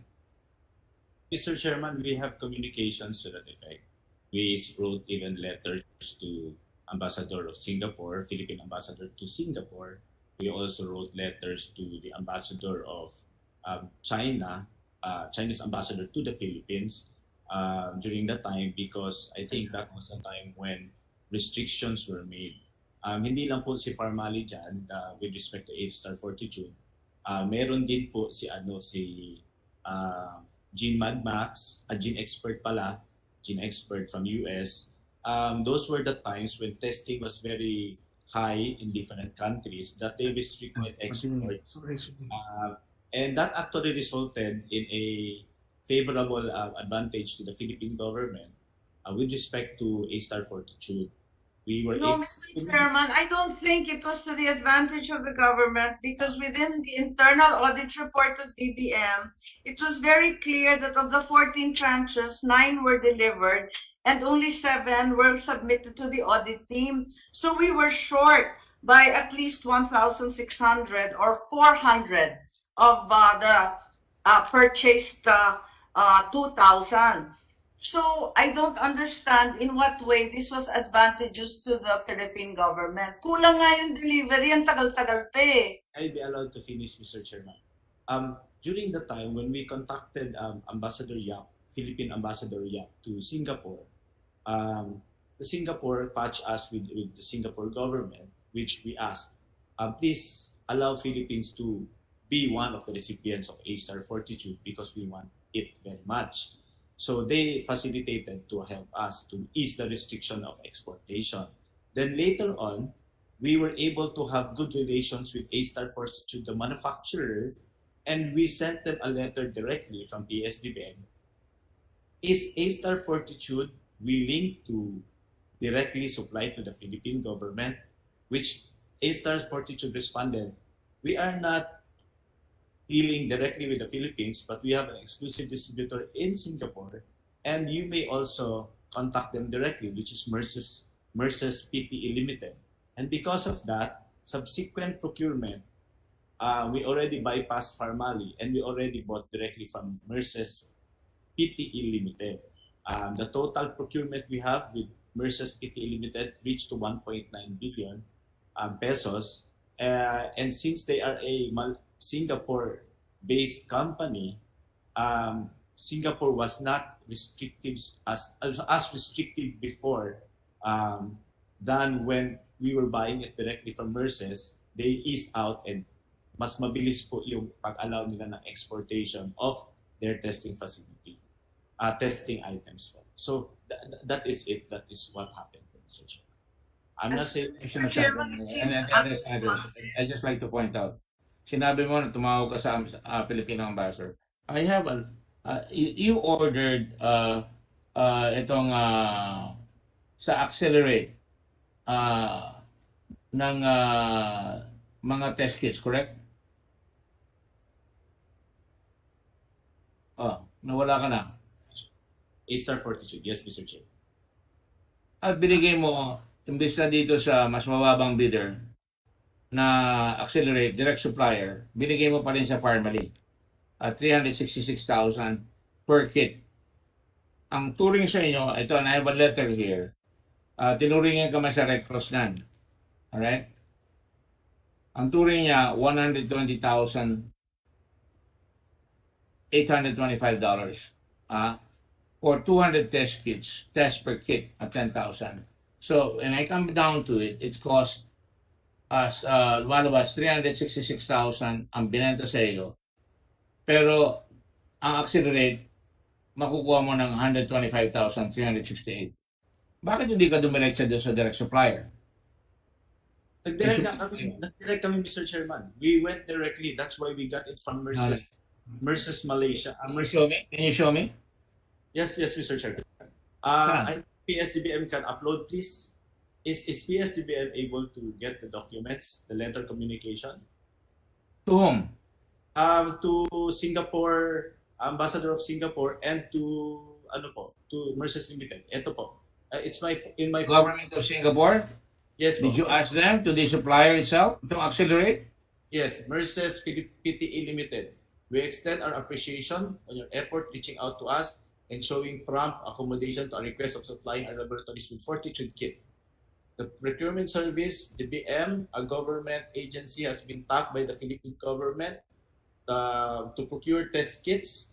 We intend to procure 7,650,000 kits, which is 1,500,000 tests of A-Star Fortitude 2.0 COVID-19 RT-PCR test directly from Mercer's PTE Limited. In light of this, we've clarified on the following matters. So yun yung clarification. This letter was dated on May 12, 2020. On May 22, we also wrote letters sa Sansure, and also we also wrote letters sa BGI.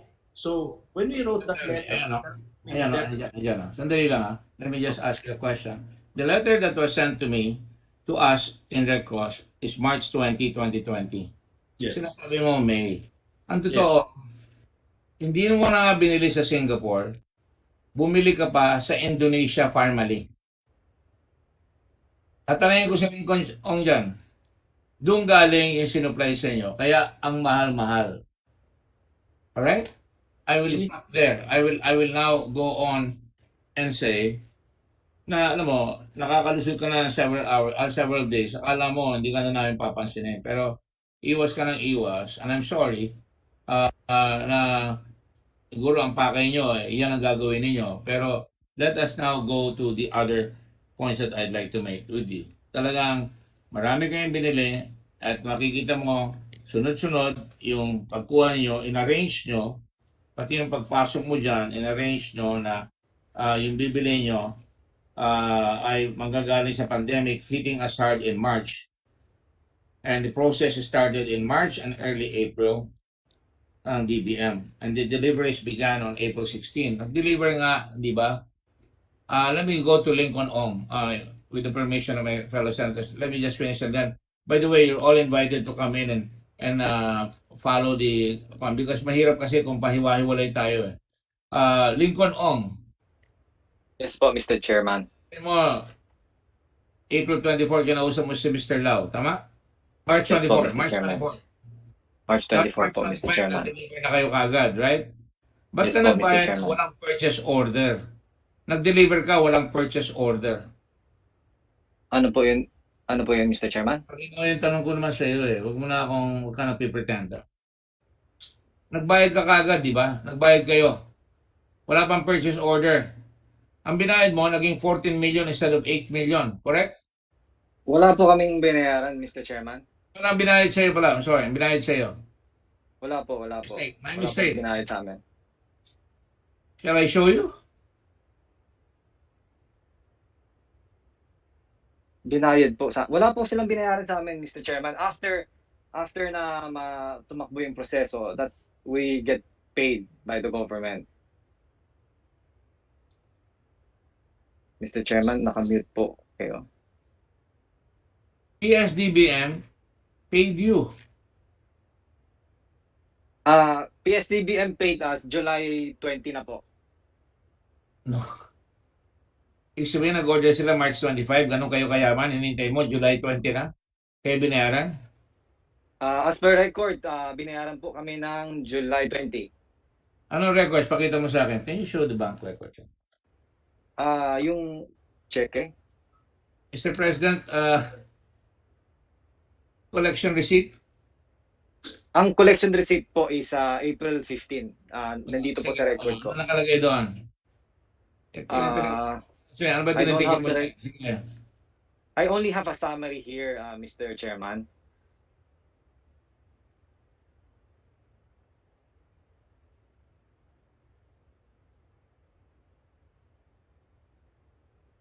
Tuloy mo. Nagbayad ka. Nag-deliver ka, hindi ka binabayaran. Ang lakas ng loob mo. Mr. Chairman, I think meron naman pong DR, and then I think hindi naman po kami lolokohin ng gobyerno. Oh, really? Because kaibigan mo. Ganun ba yan? Hindi naman po, Mr. Chairman. Gusto rin po namin tumulong. Tumulong ka lang kayo, no? May I show, and I would like to ask Land Bank of the Philippines, kung tama ito, I have a letter from the Office of the Secretary through Rowena C. Laura. Rowena, are you there? Director 4?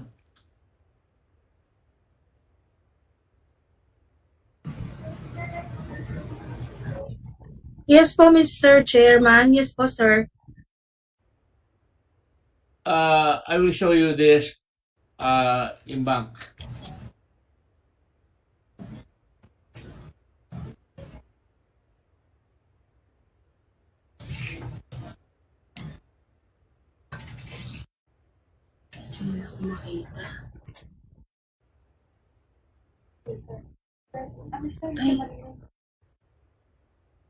Human Santa Cruz, Manila. Sir, sorry po. Hindi po namin narinig ulit, sir. Pasensya na po, sir. Nawala po ulit kayo. You have a letter addressed to 31 August to Miss Celia A. Asuncion. Okay, sir. Bank po, sir. Bank. Yeah. You have that? Okay. Hindi ko nakikita.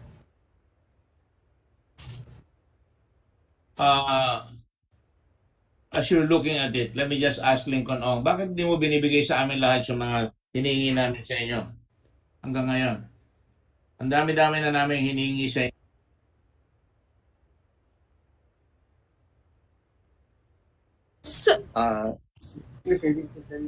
Sir, Mr. Chair. Sandali lang. Mr. Chairman? Ha? Wala pa kayo Mr. Chairman? sinasagot eh. I think nasabit Mr. na po President, namin yung mga... Are you already well? Are you already well, Mr. Lincoln Ong? Yes po, I'm okay na po. You're okay. If you persist on lying, there are USA officers there. Because you're lying to us all the time, we will have you brought to the Senate and detained at the Senate. That's not an idle threat. Excuse me, Mr. Chairman. The warrant of arrest stands. Correct. Therefore, it is up to the OSASA to do their job. You know, Mr. San President, as you're familiar with, witnesses will always lie and try to tax their patients by avoiding questions, being evasive. And we have asked this family, saan yung mga accounts nyo, yung mga ledgers ninyo? I think nandiyan na po yata sa Senado. I think Yata? it's with the Senate. Yes, I'm not the one who's preparing all the files. I'm here under a house arrest. I don't have access to file, but We have access to files. Director, hindi pa raw kayo nagko-comply, sabi ni Secretary Director General Kimbo. Where's Director General Kimbo? Hindi pa kayo nagko-comply. Mr. Chairman, allow me to check. Can you give me like a few minutes? Let me make some calls. You should have checked a long time ago before you came in. You didn't think we were not going to ask you that question, right? Mr. Chairman, nasubmit na po yun sa amin, and then I think prepare kami. Ang dami na nating hearings hanggang ngayon, hindi niya pa dinadala.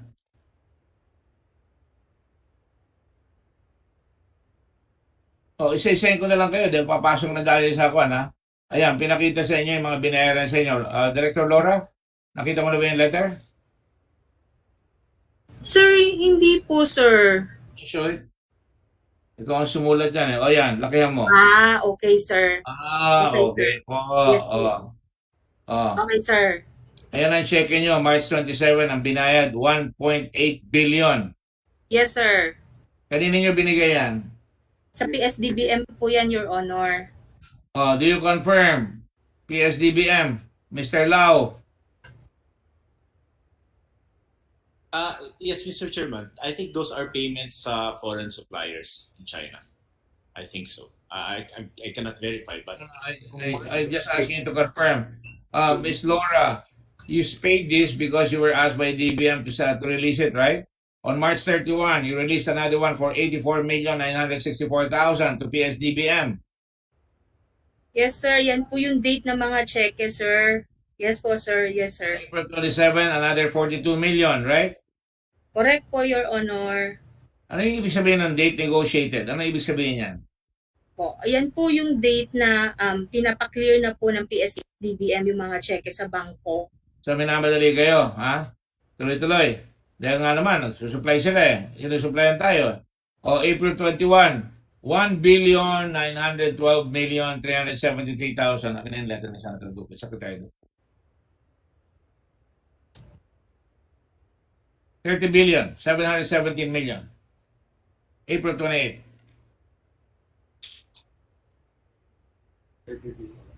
Oh, answer please. Yes, Your Honor. Tama po yan, sir. Secretary Duque, I hate to ask you this. For transparency purposes, you know, I've always respected you. You know that, right? I've always been decent. Secretary Duque? Yes, Mr. Chairman. Yes, Mr. Chairman. I've always encouraged you to do our jobs para wala tayong masasabi yung mga tao. But I have to ask you this. You sent a letter out on March 25, if I'm not mistaken. And no, this is 8 May. But there was a letter also sometime on March 25 where you requested, you said you needed to supply. And it is signed by you. It's not a letter. I'm sorry, my mistake. Can you show this, please? It says, Secretary Duque, that you asked for 30,717,000,000 for 15,358,611 quantities. Can you make it bigger, please? Can you see it, sir? Yes, I confirm that, Mr. Chairman. That is correct, Mr. Chairman. If you recall, tinanong ko si Ms. Laura, 30,717 million, eksakto. No? At nakalagay dyan, yung mga OR numbers, 5 million, 5 million, 5 million, 5 million, 717,000, yung 504, 5 million, 5 million. Tama po ba yan? Just sa letter ninyo, just sa purchase request nyo, kayong pumirma eh. Yes, those are all in all 7 checks, Mr. Chairman. And Ms. Valdez or Ms. Rabago, are you there? Lorica Rabago? Ms. Rabago? Yes po, sir. Is that your signature out there, ma'am? Actually, sir, that's the officer in charge at that time. That's Miss Filipina Velasquez, sir. Eh, nakalagay dito, Ms. Rabago. Sino ba pumirma?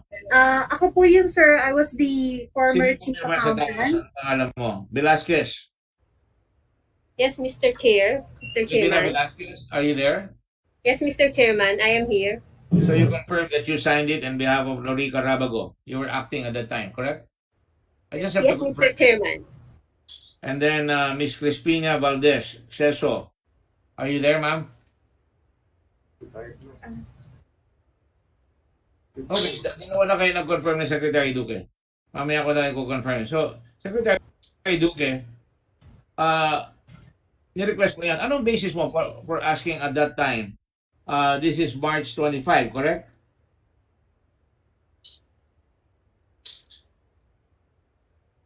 Sir? What was your basis for this request of 15 million amounting to 15 million units or sets of coveralls? Yes, Mr. Chairman. The basis, number one, this was coming from the Bayanihan 1 law budget. And the projection then was about 5 million complete sets of PPE per month. So that's why it had reached 15 million completed PPEs thereabouts, Mr. Chairman. 15 million by, and I'm looking at the bank, nakalagay dito 15 million on April 28, nagpa-release kayo ng 30.717 billion. Ang total amount na na-release na. Ms. Laura, can you confirm that? April 28. Tapos mayroon pa mga follow-up later on. Kaya nakita natin lahat yung 42 billion na sinasabing hinahanap natin. Tama ba yun, Ms. Laura? Yes po, Your Honor, tama po siya. Now, Secretary Duque, on another time, you came out with a letter to Secretary Wendell Avisado, and I will ask Secretary Wendell Avisado, and I will show you the letter, sir. Secretary Wendell Avisado, are you there? At that time, you were Secretary of Budget and Management. Secretary Avisado? Yes, Mr. Chairman, I'm around, Mr. Chairman. Yes, sir. On May 8, you received a letter from Secretary Duque. Letter is dated May 8. Ang kalagay dyan, Secretary Duque, will you please answer my question? You say this is to request a change in the details of the transferred budget for the procurement of personal protective equipment as follows. Personal protective equipment, 30.7 billion to 20.7 billion. Pinawasan ng 10 billion. Is that correct, sir? Yes, Mr. Chairman, yung nagkaroon kami ng recalibration of our supplies because we were also starting to get more and more donations, and so we wanted, and at the same time, the need for more testing was so compelling, and so we decided that we should move part of the original 30 billion thereabouts for laboratory requirements. Laboratory requirements, that will include what? The test kits, Your Honor. Test kits? Yes, Your Honor, Mr. Chairman. So test kits, would that also include ventilators? They're not laboratory equipment. No, it does not include the mechanical ventilators, Mr. Chairman. And these are all test kits then? Yes, I think these are all test kits, Mr. Chairman. But let me just validate that in a while, if you will. Thank you, Mr. Chairman. So binago niya yun. So naging 30.7. Naghahanap pa tayo ngayon ng 10 billion to complete the 42 billion. Sir. Yung 42 billion ang tinransfer ninyo eh. Umalabas yan, 30.7 billion lang. You could have said, okay, as is na lang, habulin na lang natin sa balance ng 42 billion, 10 billion, binawas nyo na kagad doon sa PPEs at sabi nyo, marami na kayo nakukuha donation. Mr. Chairman, I have the breakdown of the 41.4 billion PSDBM funds per item procured, and the PPEs totals 25.42 billion. The test kits at 14.55 billion, and the mechanical ventilators at 1.35 billion, and lastly 130 million for extraction machines, cadaver bags, and cloth masks. Mr. Chairman, Your Honor. Mr. Chairman. Yes. Thank you, Mr. Chairman. Just a quick manifestation.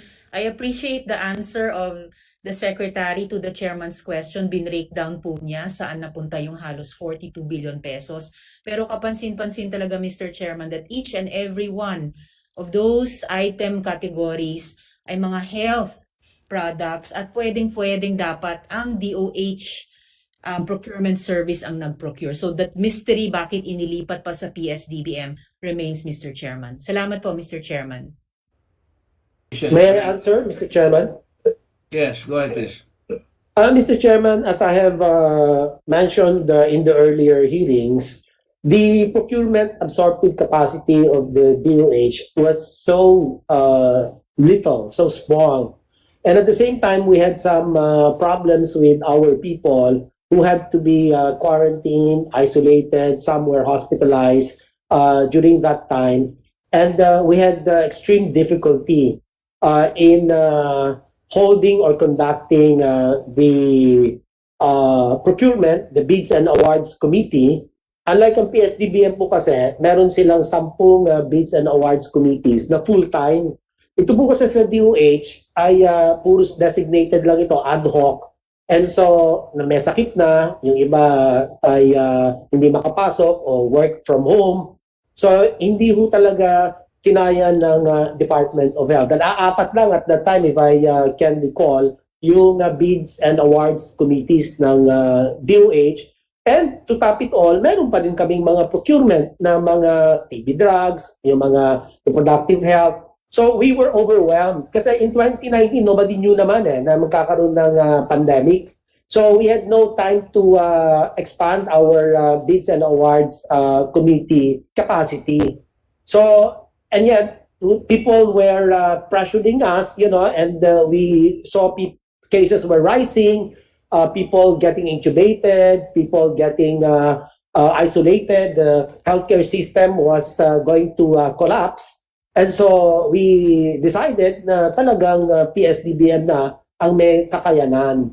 Yun naman po talaga ang kanilang mandato. So that's it, Mr. Chairman. We needed whole of government.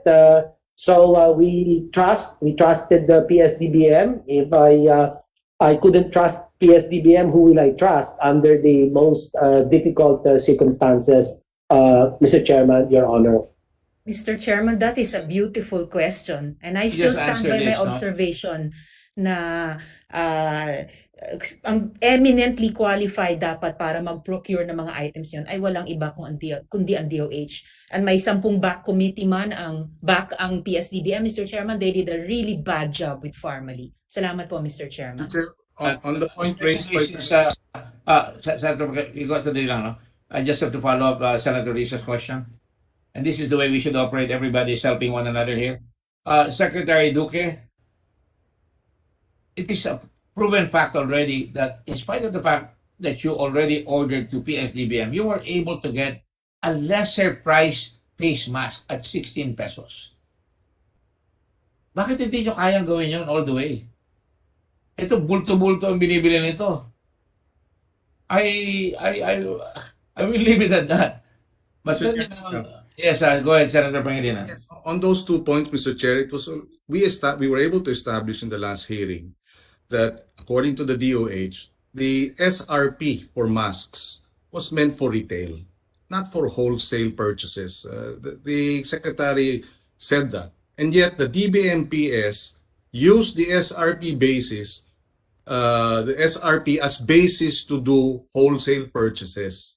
And that is why overpriced, Mr. President, Mr. Chairman. Number 2, for Secretary Duque, do you confirm that you had a number of expired testing kits that were delivered by Pharmaly?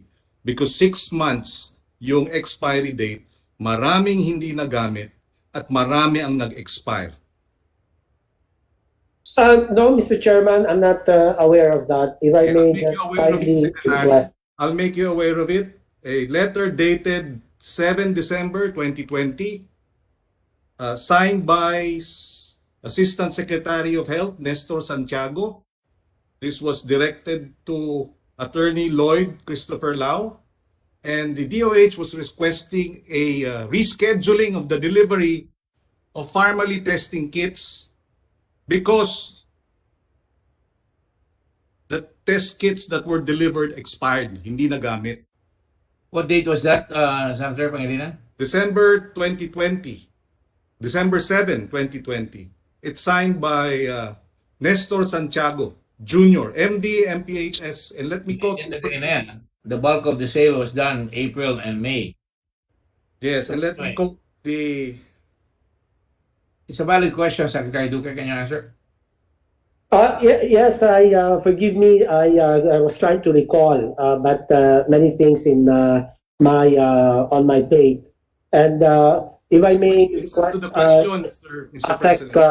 if I may just request respectfully, ASEC Nestor Santiago to please. Yes, if I may just Santiago answers Senator Pangilinan, you have a follow-up. Okay. What's your follow-up, Senator? Maybe he can answer it first, Mr. President. Mr. Santiago, you want to answer, Director Santiago? Santiago? Sir, if I may see the letter po. Well, okay. You signed it. If I may just continue before he sees the letter. And I quote, currently the whole laboratory network is consuming an average of 1,000 to 1,500 testing kits per month. And the demand may not increase based on our forecast. As of this writing, we still have enough BGI testing kits until March. The proposed delivery schedule, because they wanted a new delivery schedule, precisely because marami na silang testing kits, will prevent the repeat of the past scenario where a large number of stored BGI kits expired because the DOH agreed in violation of their own technical specifications that it has to be 24 to 36 months. The DBMPS, together with the DOH, in violation of the technical specifications they themselves provided, accepted Pharmalease testing kits that were due to expire after 6 months. And the other point, Mr. Chair, is that they paid in full. They paid for testing kits that specifications provided that it should be 24 to 36 months. They paid in full for testing kits that were due to expire in 6 months.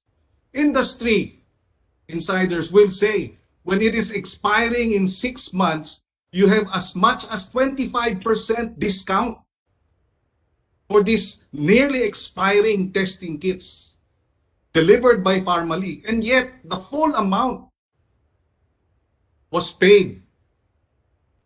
That is overpriced, Mr. President. Not just overpriced, that is also using equipment that is substandard or at least lacking in the necessary shelf life to be able for us to be able to effectively deal with COVID, avoid deaths and sickness. In other words, it was going to affect the accuracy of the test. Is that what your point is, Senator Kapangilinan? Accuracy of the test and expired. Binili na po natin napaka-ikli ng panahon. Hindi nagamit, nag-expire. Bakit natin binili ng 6 months expiry? Tapos, hindi nagamit, nag-expire. So, yung ginastos natin, hindi natin nagamit. Para tayong nagsusunog ng pera sa gitna ng napakaraming namamatay. Mr. Chairman, this letter was addressed to Christopher Lau, dated 7. Senator Pangilinan, I just don't want to get away from your very important point. No? But I'll let Secretary Duque first answer. Do you have an answer, sir? Yes, Mr. Chairman, tama po that the DOH did require a 24 to 36 months for extraction kits to be procured and 12 to 24 months for real-time RT-PCR kits. Pero kasi, ang naging problema ho rito, yung manufacturers of these novel test kits have indicated an actual shelf life of 6 months only. Kasi ayaw naman namin bumili pagka hindi na siya angkop doon sa amin mismong requirement.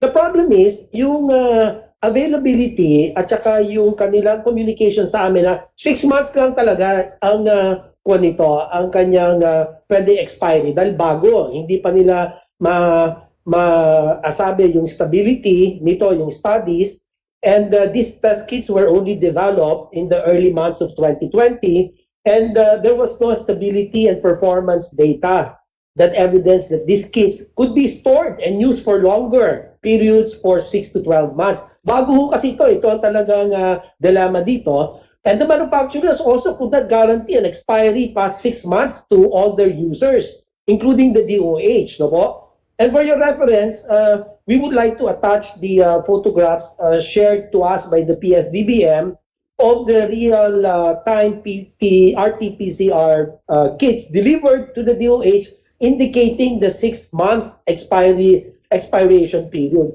Sino ba naman ho ang may gusto nito kung alam ba natin na talagang meron na 12 to 24? Bakit pipiliin natin yung mas maiksi? It doesn't make sense, Your Honor. But why we had no negotiate for a lower price? Why didn't you negotiate for a lower price when that is industry practice? When that is industry practice, that if it is Your Honor, expiring, you can get as much as 25% steep discount. Why wasn't the DOH or the DBMPS looking out for our money and making sure that we get a better discount and use, Mr. Chairman, if it's 25%, we could have had an additional 1.2 billion pesos That's based correct. on industry It's on DSDBM, the purchaser, because they ordered for 24 months, di ba?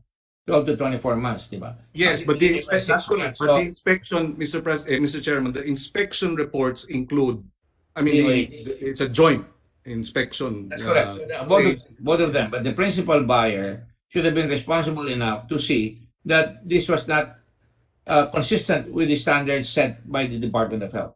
And if I may share again, another industry player, insider says, malay ba natin kung pinulot lang yan sa mga Chinese laboratories dahil mag-e-expire na at dapat sunugin na. All right. The point has been very well made. I think that is very clear to everyone. And you're right. Secretary Duque, I have to ask you this. Bakit mo nilagyan ng presyo? Kasi na, let's say, 2,000 pesos or in the case of yung mga ibang kung nilagyan mo 28 pesos ata yan. Ba't mo kailangan ilagay yan? So, ang ginawa lang nitong silaw, anything below 2,000, swak na. And in fact, that is exactly what happened. They were buying at 1,980, 1,910, at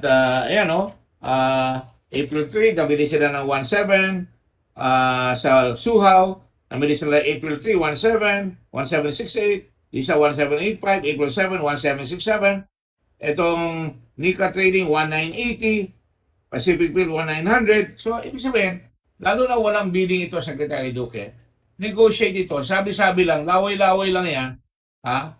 O sige, kunin nyo na yan, basta binigay nyo sa akin below 2,000, swak na. Ito kung gano'n rin lamang, sana ginawa mo 1,500 or 1,700, baka nakakuha pa tayo ng presyo. At saka sila magsabi na hindi nila makukuha ng gano'n yun. Anyway, emergency purchase yan eh. Hindi naman kailangan na cut and dry na, gagawin mo, kailangan may rules, di ba? So it allows people to take advantage of a bad situation. I'm sorry, Mr. Chairman. The basis for the pricing point that was established by the DOH use a historical pricing points. For example, in 2018, the cost of PPE then 1,900 pesos per set, and then in 2019 it went down to 1,700 pesos per set, and in 2020 the ABC that was established was at 2,000 per set, Mr. Chairman. And in 2016, if you look at it, it was 3,800 per set completed PPE, and in 2015 it was in fact 3,500, Mr. Chairman. Nonetheless, intrinsically, it became intrinsically overpriced because sinabi niya ng 2,000. But let me just give you another example. For example, dito sa Lau can answer this if he wants to. On 22 April, government procured BGI test kits, all right, from Pharmaly. Pharmaly lahat eh. All right? Ang bilhin nila, Secretary Duque, is 1,500 per test at 75,000 price per test. All right? On June 9, they bought it at 41,400 kits or 69,500,000. Sorry, 75 million kanina. 50 tests per kit. 1,390 pesos per test. Ito naman ang binili ng Red Cross sa Sansure. Hindi ko maintindihan ba't hindi pa tayo nagsama noon. Binili lang natin lahat sana sa Sansure. Because sa Sansure, Mr. President, Mr. Secretary, bumili tayo ng 2,000 kits at ang presyo 750 pesos per test kits. Masakit yun. 750 ang test kits, binibili nyo ng 1,513.90. Walang pumito. Bakit pinipili ni Secretary Lau itong Pharmaly na ahente lamang na nagpapatong o kukuha doon sa meron dyan, magpapatong yun, nagpatong rin yung kabila at hindi natin alam kung sino nag-supply. Baka sila Michael Yang na nag-supply, wala naman masama doon. Dapat malaman natin yung puno at dulo dyan. Di po ba? Chairman. Yes, Senator Rish. Thank you, Mr. Chairman. Dagdag lang dun sa tanong ni Chairman, bukod sa ba't hindi na lang nag-procure sa Sansure na mas mura, kahit kung parehong brand, BGI, other countries, Mr. Chairman, and other international NGOs, nakabili ng BGI mas mura. Pati ng MGI test kits na sister product, sister company, dun sa BGI na pinrocure ng PSDBM through Pharmaly. Kaya yung sinabi din ni Sen Kiko kanina, overpriced. Overpriced talaga, Mr. Chairman, kahit sa loob lang ng isang brand ng MGI na iyan. Salamat, Mr. Chairman. Mr. Chair, can you just just want go to back thank to... that the audience know na the senators can always come in. Kaya lang, as chairman, kami yung kumakalap, so nagdidirect kami kung paano lalabas. Now, I'm glad that Senator Pangilinan and Senator Hontiveros and Senator Dillon, everybody can come in anytime. Yes. We're just saying na para in the interest of a focused discussion, hindi tayo kaliwa kanan. Lumalabas yan, nakikita natin yung mga clearly na overpriced. Yung intrinsically overpriced, tapos nilalamangan tayo ng PSDBM at saka nitong Pharmaly. Kaya talagang imbis na mas mura, lumaki ang nagastos. Alright? Just to go back to Mr. Santiago, Assistant Assistant Secretary Santiago, has your memory been refreshed? Do you confirm that there were expired BGI testing kits delivered by Pharmaly, and that's precisely why you asked for a rescheduling of deliveries? Allow me to repeat. The proposed delivery schedule will prevent the repeat of the past scenario where a large number of stored BGI kits expired. And then you sent this to Mr. Lau, and you copy furnished Mohit Dargani, Assistant Secretary Santiago. Do you confirm there were expired testing kits? A large Yes, amount. Sir. There were expired kits. I confirm. How many were expired? As per my record, there were 7,925 test kits. How many? 7,921 test kits. 7,000. 925. 7,925 test kits. Yeah. And in the middle of a situation wherein we were not testing enough.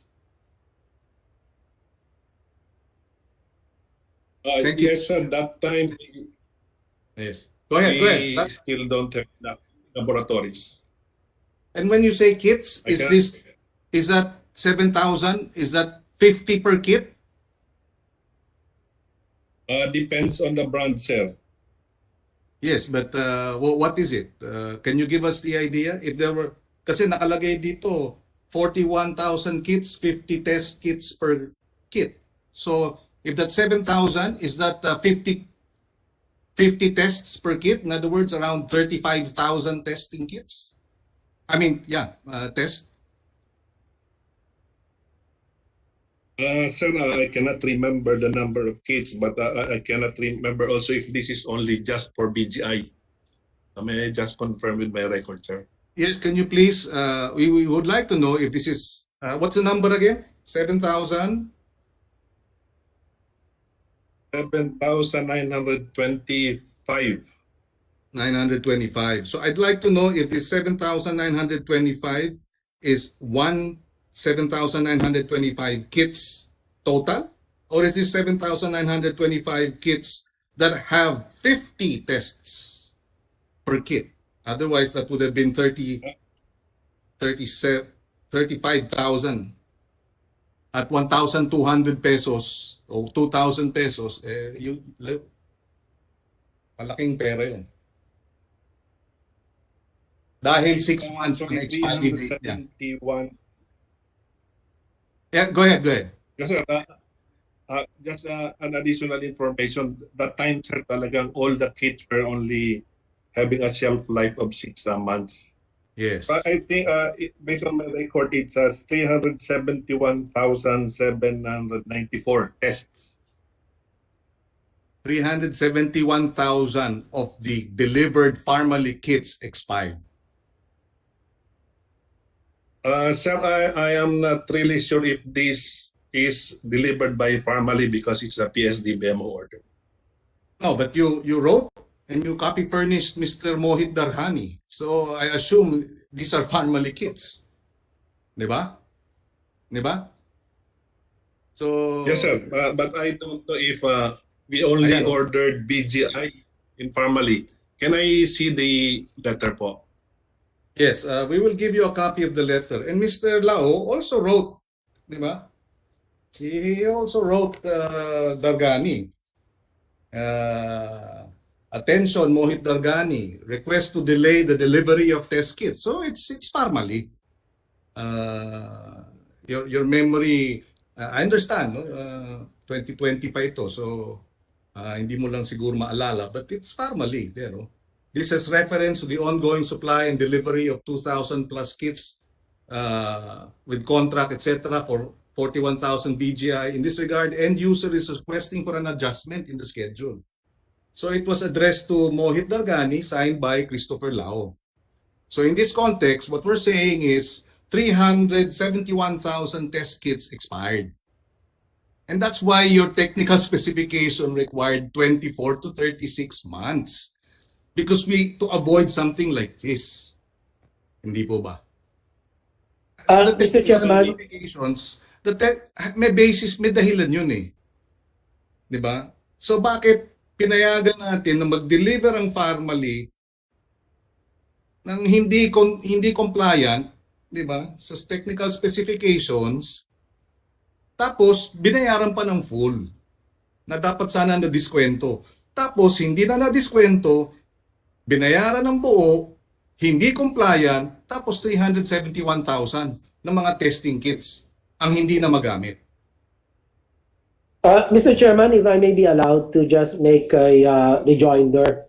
Mr. Chairman, the 12 to 24 month expiry period was a pre-pandemic requirement. And as I've said earlier, bago po kasi itong virus na ito, pati yung mga gumagawa ng mga test kits had to rely on evolving information as to the stability of the test kits. Hindi naman nila pwedeng sabihin, pwedeng 12 months yan, or 16 or 24 months, na wala naman silang stability studies. Very technical po eh. Yeah, well, but with due respect, Mr. Secretary, you already mentioned that. You know, that's why we already countered. Why didn't you renegotiate for a lower price? Anyway, negotiated bid yan eh. Bakit tinanggap? Dapat nag-negotiate. Kasi nga, up to 25% ang discount. So, hindi na nag-negotiate. Tapos, ayun na nga, bumili ng bulto-bulto na ganun karami at nauwi sa 371,000 nung mga kits na yun na dapat sana ay napakinabangan ng ating mga kababayan para alam nila kung may sakit sila o wala. Diba? Ay hindi nagamit, nag-expire na. I get your point, but you know, unfortunately, with due respect, Mr. Secretary, your clarification is not enough. I mean, at least for this representation. I hope you understand. Mr. Chairman, as I have said earlier, talagang yung expiry period was just 6 months, no? It's not as if it was nearing, we got it because it was nearing expiry period. It was really just 6 months. Secretary, I hope you also understand. You're trying to explain the situation when, you know, it wasn't you who made these negotiations. Diba? Hindi naman ikaw ang humarap sa Family. So I hope you understand if your explanation, you know, leaves much to be desired. Kasi pag hindi nyo na ipapaliwanag, pinapasa nyo sa iba. Hindi ba? Tapos pagka pinapasa nyo sa iba, tapos pinapasabi nyo na iba ang sumagot. So I hope you understand. The billions that were purchased by DBMPS in negotiation with Family, you were not involved there. So siguro if you were involved, baka sakaling naayos ito at naiwasan. Mr. Chairman, lastly, Mr. Chairman, I just want to make a correction, Mr. Chairman. Yung pagkakaintindi ko kasi yung test kits were about 7,925. And I'm not sure if ASEC Nestor was saying that depends on the brand. There are X number of tests for every test kit. Okay, so if the total tests being referred to is 371,794, you divide this by 7,925. So that would be about, tama, siguro mga 45 to 50 tests per kit. Yun lang po, Mr. Chairman, just to set it record straight. Thank you. I will try to be very fast now para malaman niyo sa tayo pupunta. I would like to ask the BIR to submit to us, we're going to subpoena them, the income tax return, and we will do it in executive session, of all the family executives, Mr. Lau, Mr. Yang, and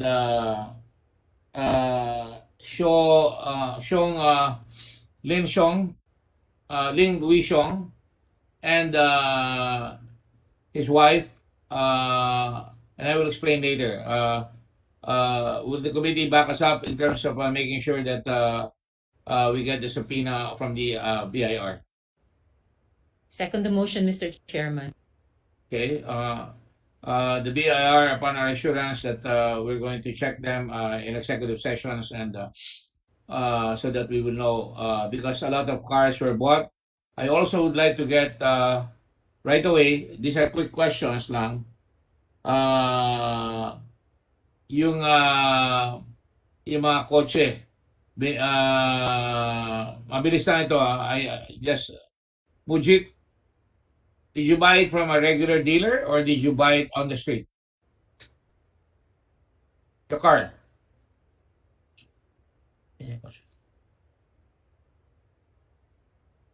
Twinkle, you have a Lamborghini. Where did you buy it?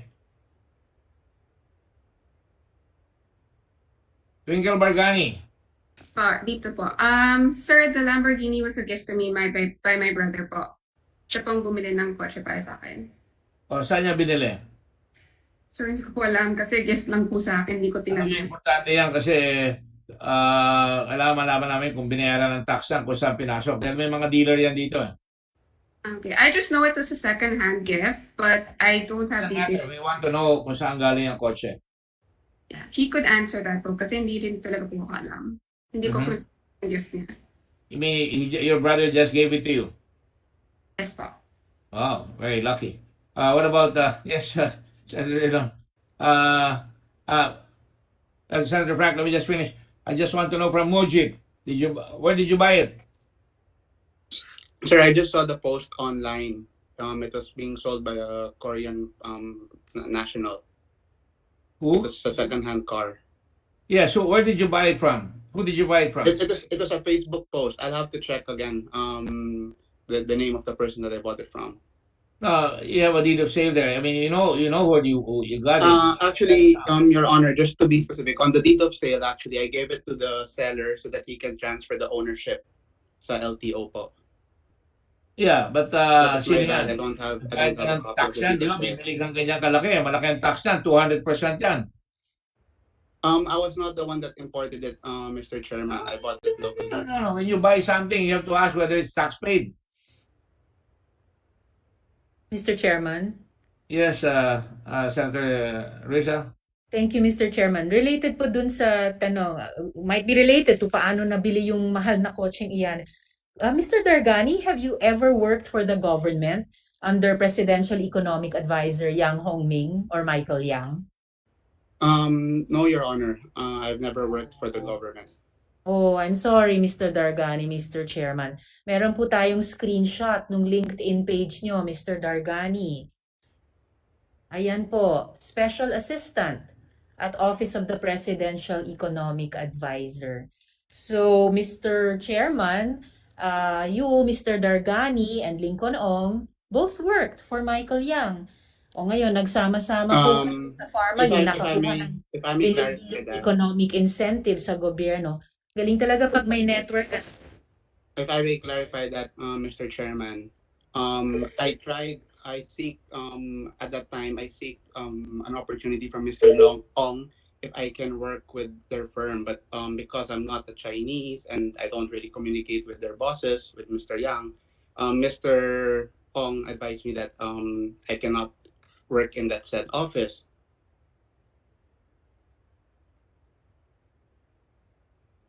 What is this LinkedIn post, Mr. Dargani? Yeah, I tried to like what I said, I tried to apply for there, and it was temporarily that I assumed that I was working there, but apparently I was not. So I took that down eventually, actually. But that was up for some time. So it's either nagtrabaho nga kayo sa gobyerno and you didn't tell us the truth nung una kong tinanong, or you are No, misrepresenting yourself here in no this po. LinkedIn post. No po, I did not really work. I never worked for the government. That's So a ano fact tong po. post na ito, Mr. Dargani? Like what I said, Mr. Chairman. You I assume that you are tried- working with the government with under the office of the as a special assistant at the office of the presidential economic. Yeah, that was my mistake. Yes, I assumed. No, it's not a mistake. You put it down on a card. Is that a card? That's LinkedIn, sir. Mr. Chairman. Huh? Ano yon, Mr. Dargani, Mr. Chairman? That's LinkedIn. Yes, LinkedIn. So, Yes. I mean, tayo mga Pilipino, hindi tayo maglalagay ng presidential anything sa anumang post o parang calling card yan na electronic. Kung hindi totoo. I assumed that I was accepted by the office, but that was my mistake. Well, he must have had some basis for that assumption, Mr. Chairman. Basta malinaw na sa representation na ito na Lincoln Ong worked for the government as the translator for Michael Yang, and now here we have a representation of Mr. Dargani as also working for government at the office of Michael Yang. I suggest cooperate with this investigation, Mr. Gargani, because your sister is also involved. I would hate to have her, brought to justice in a very, very embarrassing situation because, you've got cars that you can explain where you got them. Well, they were smuggled in and you bought them, and not just one, but several cars for Mr. Lincoln. So I think it speaks for itself. We already called for the BIR to check, and we'd like to get customs also to find out how these cars got into the market. Because we should know. So this subpoena will be expanded to the customs for the cars. Yes, Senator Dillon. Mr. Dargani, your special assistant at the Office of the Presidential Economic Advisor, did you file your SAL-in as required of public officers? Mr. Chairman, as I mentioned, I just assumed that I was part of the office, so I was never employed under Michael Yang's office. So is this a misrepresentation that you have here? Immediately after I found out that I was not really... Please, did you misrepresent yourself in this document? In my own LinkedIn account, yes, I wrote that I was working for Mr. Michael Yang, but again, I said I assumed wrong. What did you say? Again, I assumed wrong. You misrepresented that you were a special assistant? I said that I assumed wrong that I was working for his office. And special assistant is the title that I tried to apply for. That what? That you tried to apply for? Yeah. That you applied for? Yes. Familiar. So were you actually extended an appointment or not? No. I was not. All right. And when I found out, I took down the post. Let's shift to another point. You confirmed that you donated the car to your sister? It was not a donation. It's more of a gift. Okay, you call it a gift? Okay. The gift is how much? 25 million? No, Your Honor. How much is it? I think I paid around 18 million for the car. Okay, let's say 18 million. Huh? Only 18 million. Only 18 million. Was there any other car that you gifted your sister with? No, Your Honor. Only this one. What about your case, Mr. Dargani? Did you also acquire a car as reported in these proceedings last week? Yes, Your Honor. And what kind of car was it? It's a Turbo S. Porsche. What? A Porsche Turbo S. Porsche, okay. And how much was it? What was your purchase price? My purchase price for that was 8.5. 8.5. And this 11. He said 11, I think. Did you say 11? 8.5. 8.5. 8.5. I'm sorry, my mistake. The gift to your sister for a car worth 18 million and your car of 8.5 million were purchased in 2021? Yes, Your Honor. 2021. You have filed your income tax return for 2021. Am I correct? I will have to check with our accountants if it was filed. I think for 2020 it has been filed, but for 2021 I think not yet, Papa. You have not yet filed for 2021? It's way past the deadline, Oh, Mr. I think yeah, what we filed for this year, what we filed this year was for last year. That's right. Your income for Correct. 2021. Okay? Our income for 2020 po. Income for 2020 is, I think, filed in 2021. Let's talk about 2021 first, one by one. Okay. In 2021, you filed your income tax return. How much was your income in 2021? I'll have to check the records, Your Honor. You have to check. Do you have your income tax return? Can you submit it to us? I will check the records, Mr. Honor. What do you mean you will check? You filed or yes, you... I believe it has been filed, but You I don't filed, have the alright. files No. with me, so I will have to check. If you filed, can you share with the committee a copy of the income tax return you filed?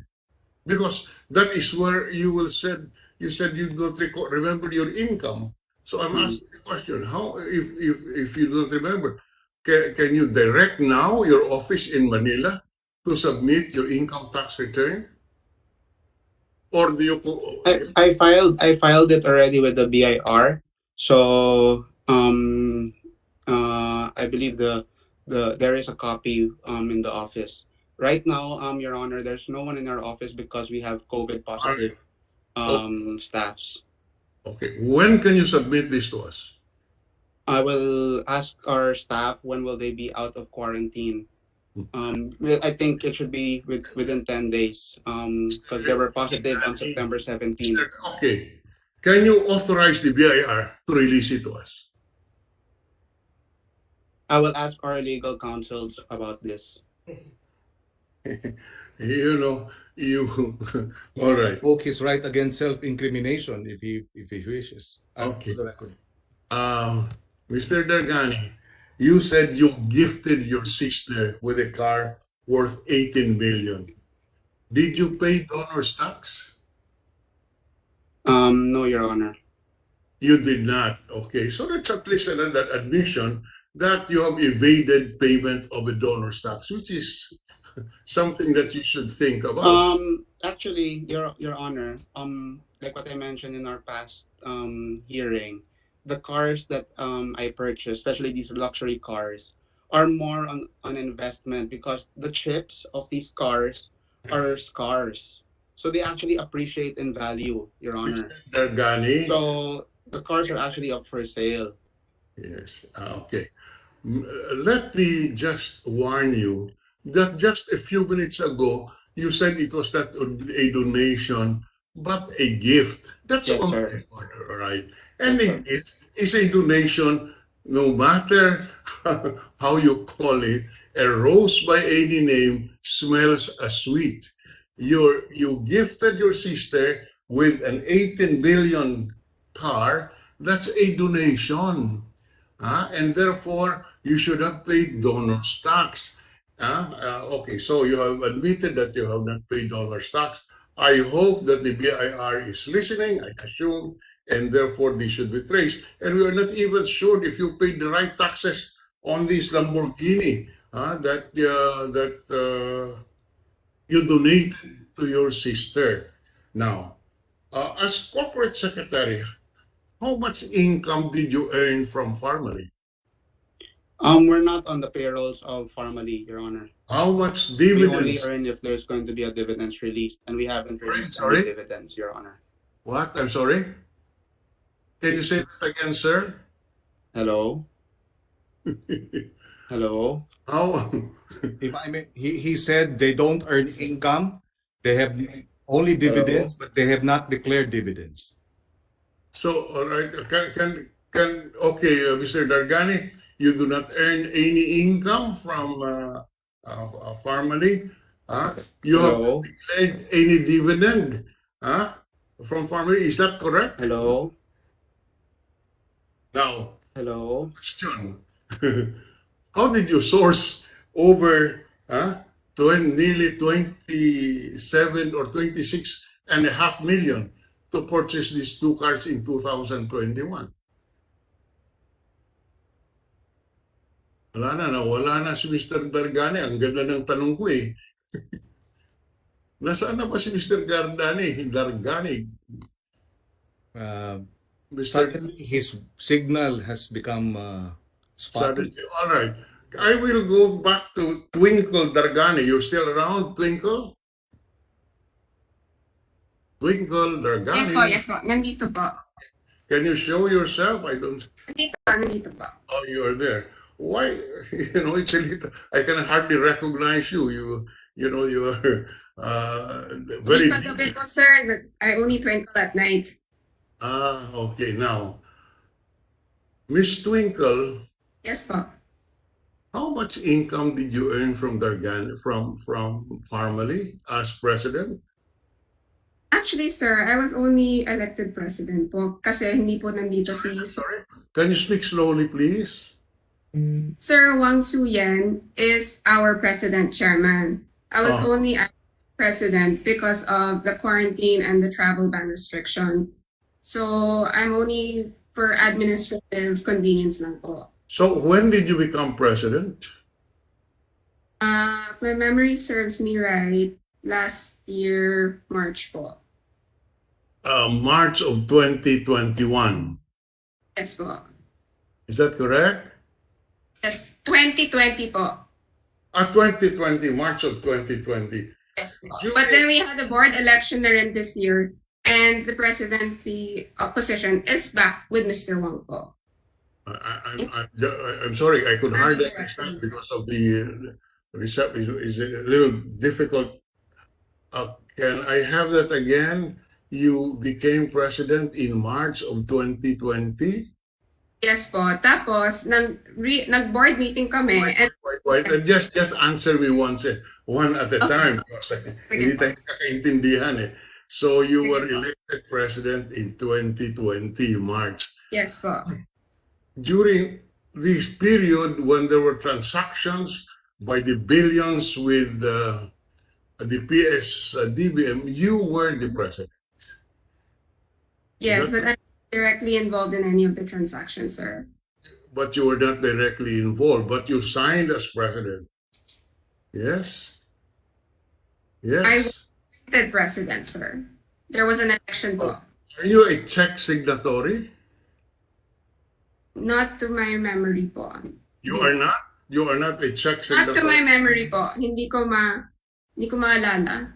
Hindi mo maalala. sa laki ng mga transaction mo. Well, kasi po yung mga checks po, hinahawakan po siya ng treasurer. Hindi po talaga ako. I was more convenience lang po.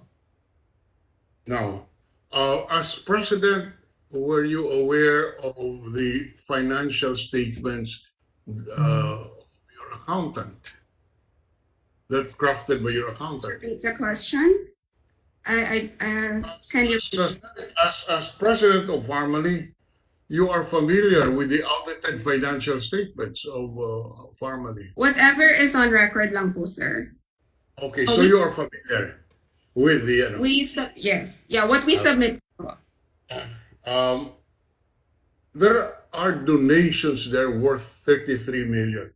Do you have deeds of donation signed? Yes, we have deed of donations and we have delivery receipts. Okay, can you submit that to the committee? Sure po. Did you pay donors tax? That I'll have to confirm with the accountant po. I want to confirm. All right. Because it was prepared by a professional. I didn't prepare the You did prepare it. But your accountant said she only was shown, was given a list. Sir, she is the CPA who signed it, but she's not the one who prepared it either. I'm sorry? She was not the one who, she just signed, she didn't prepare it. Yes. From what I know po, is that it has to go through another party to sign or to confirm po. So who signed it? I mean, who prepared it? Our professional accounting team po. Who is your professional accountant? Isn't May I be allowed to answer? Huh? I'm back. Sorry. You're back, Mr. Decani. Yeah. The hotel internet is fluctuating. You already figured? Have you already inquired how much income you had in 2021? Sorry, no, I haven't inquired. I was fixing the internet and calling the hotel. But I just catched upon my sister replying about our accountant. That's true. We do have third-party professional accounting firm. That, Who is your third-party professional accounting firm? Atria Tech. Who? Atria Tech. Atria Tech. Yes. Is that a professional accounting firm? Well, they submitted to us a proposal and we engaged with them. Please answer me, Mr. Dagane. I have a very simple question. Is the firm you mentioned a professional accounting partnership licensed to practice accounting? I believe they are accountants and CPAs. Miss Illuminada, I believe, is part of that firm. Hence, she was the signatory for that firm. So there was a firm where your accountant worked for? I believe so. Because like what I mentioned in the past hearing, I've never spoken to or knew the existence of Miss Illuminada. Okay. Mr. Chairman, do we have already a list of the payments received by Farmally from all sources, particularly PSDBM? Do we have that already on record? We have the bank, as I was questioning Ms. Laura a while ago, the checks that were passed on to PSDBM. I'm trying to get, and they've been avoiding it. Farmally has not given us any documents. Yes. So that's why I'm prepared to order the arrest of Mr. Lincoln. And maybe even the two directors here, including Mr. I'll give him a chance later on, si Hardin ba? Because they're avoiding it, then we will have to make sure that they're kept in custody. That's my own position. Yes. Okay, because it's very important that we check the veracity of the entries in the financial statements, because it can lead us to a lot of yes, we're aware of that. So may I request, if it is not yet on the record, may I request that PSDBM submit to the committee, if not, it's not yet with us, all disbursements and payments to Farmally, number one. Number two, may we request the committee to direct Farmally to inform us and submit to us all the receipts issued by Farmally in favor of PSDBM to evidence the payment of received by Farmally from PSDBM. Can we also those two documents first, just for confirmation. Mr. Chairman, if I may interject, I believe we have submitted the documents as of this morning. Apologies on the delay, because as said, our staff are all COVID positive, and our directors is on house arrest and one is in quarantine. But I think Director Kimbo on the site Director General Kimbo can attest that there has been submission on our part on all documents related to the government transactions. Yeah, I'm sorry, Mr.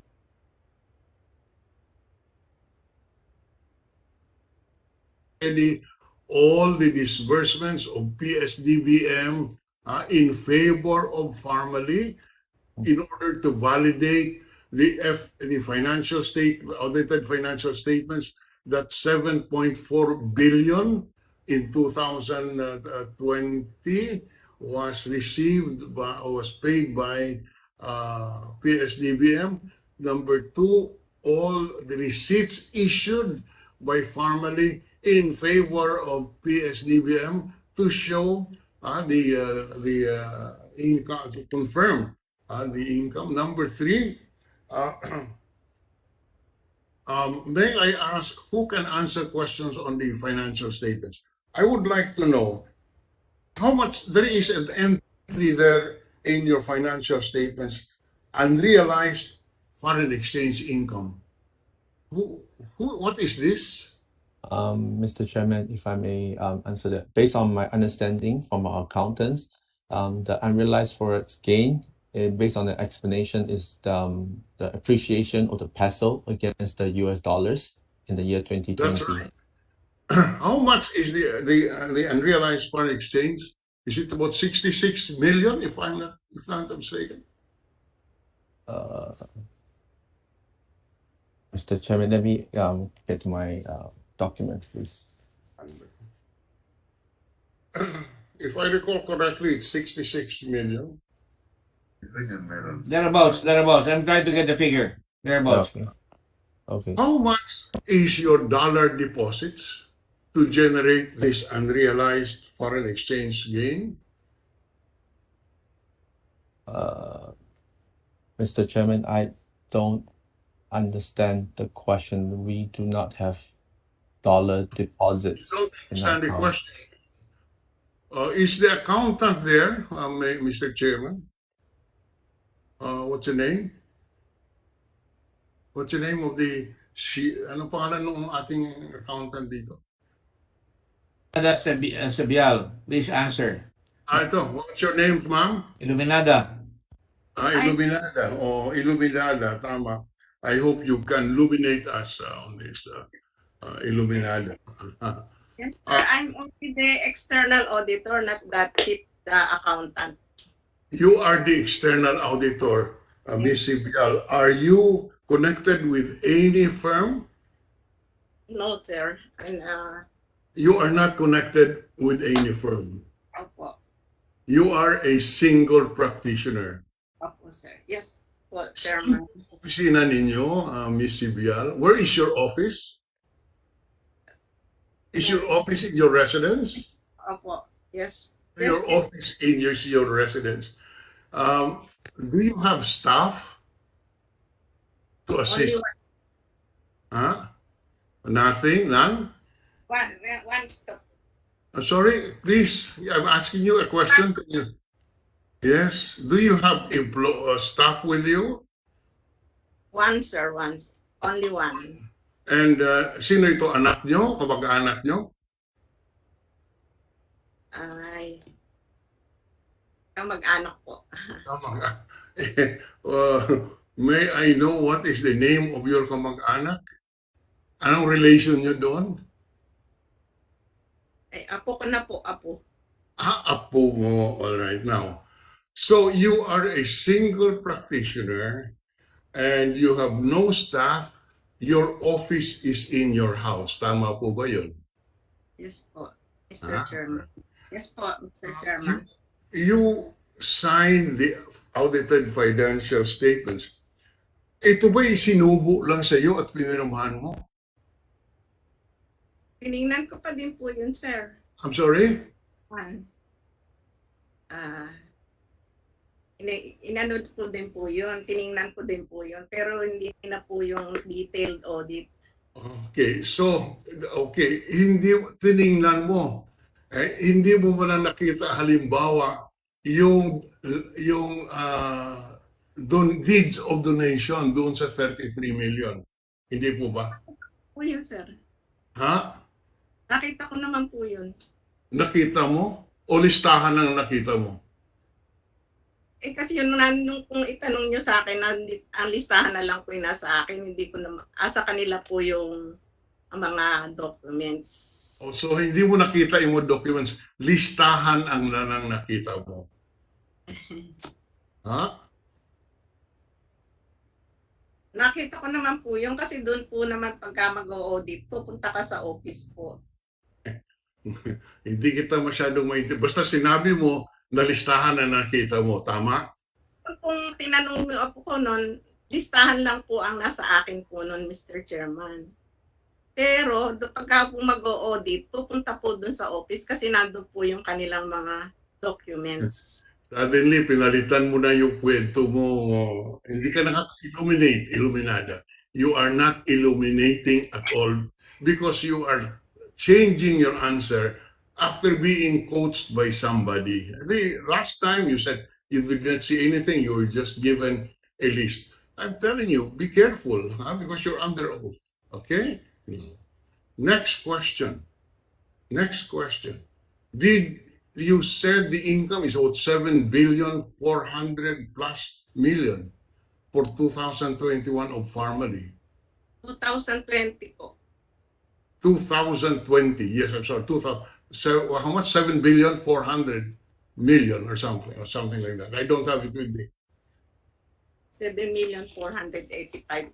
Okay. Do you have copies of all the remittances made to the company? It's in the office po ng Farmally. I'm sorry? Did you see the remittances?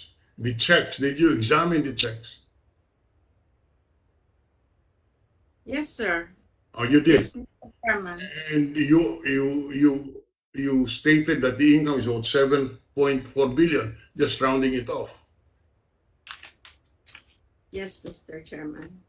Now, the cost of sales under that financial statement is 7 billion 09 million, if I'm not mistaken.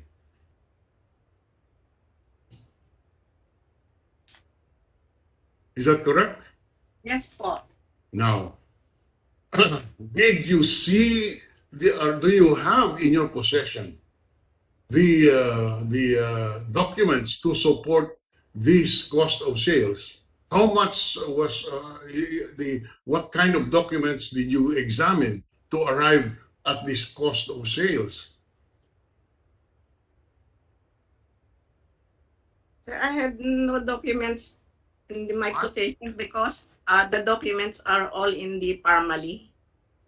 Wala kang kopya kahit Xerox? Doon po kasi pumupunta pag mag-audit po. Sige. Okay, so can you since you're at the accountant, can you submit to us these documents to show the cost of sales, particularly which company this was paid to, etc., the dates of its payment? Can you submit that to us in the next hearing? I will ask the Farmally. Why? Ms. Sibial, you certified as to the authenticity and correctness, and you are a professional. You have your oath as an accountant. You should have in your possession, at the very least, duplicate copies to show that indeed there was the cost of the sales of 7.4 is roughly 7 billion 9 million. I'm asking you now, submit to the Senate the supporting documents which you should have examined and which you have in your possession, showing payments to the suppliers. Will you do that at the next hearing? Yes, Mr. Chairman. If you did not do that, Ms. Illuminada, I am telling you, I will recommend to the committee that we file a complaint against you in the Professional Regulatory Commission for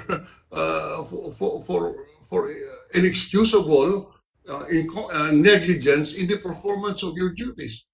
So I would strongly advise you that you submit all the documents that I am requesting. All right? Yes. Yes, No. Mr. Chairman. Now, Miss Sibyl, there was an unrealized foreign exchange gain that you certified at 66 million. Is that, you recall that? Or you want to reconfirm that? Unrealized foreign exchange income.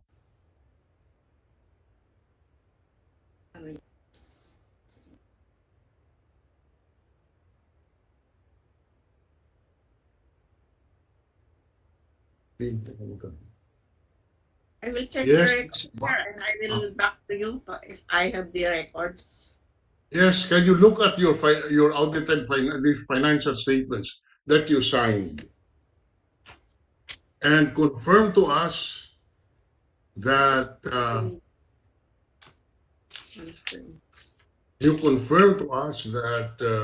there is an entry there, unrealized foreign exchange gain of 66 million.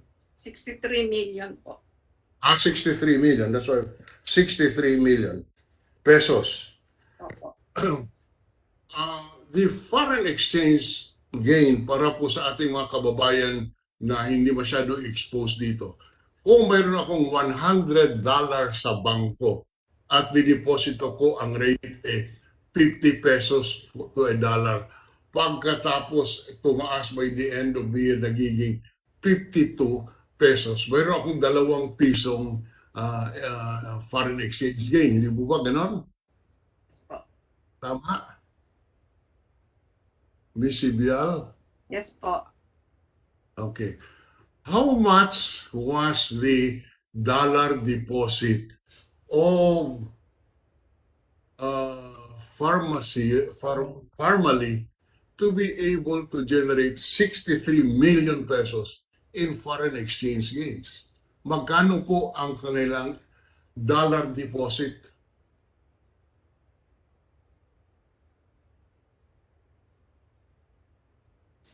Ay, sorry, Chairman, di ko po masagot yun. Kasi ano po, Bakit? Ha? I have no documents in my hands po. I will check pa sa formally. Okay. What to your because on a foreign exchange gain of 63 million pesos, sa aming kalkulasyon naabot ang 1 billion ang dollar deposits at 10 centavos difference between the gain in the foreign exchange before you can generate so much of the gain.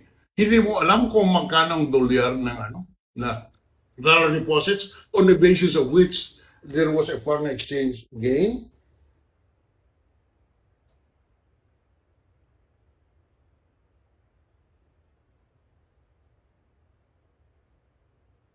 Miss ba?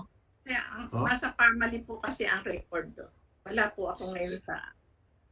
Sinong kausap mo? Who gave this to you informally? Sino po nagbigay ng data na ito? Ang chief accountant po nila. Anong pangalan?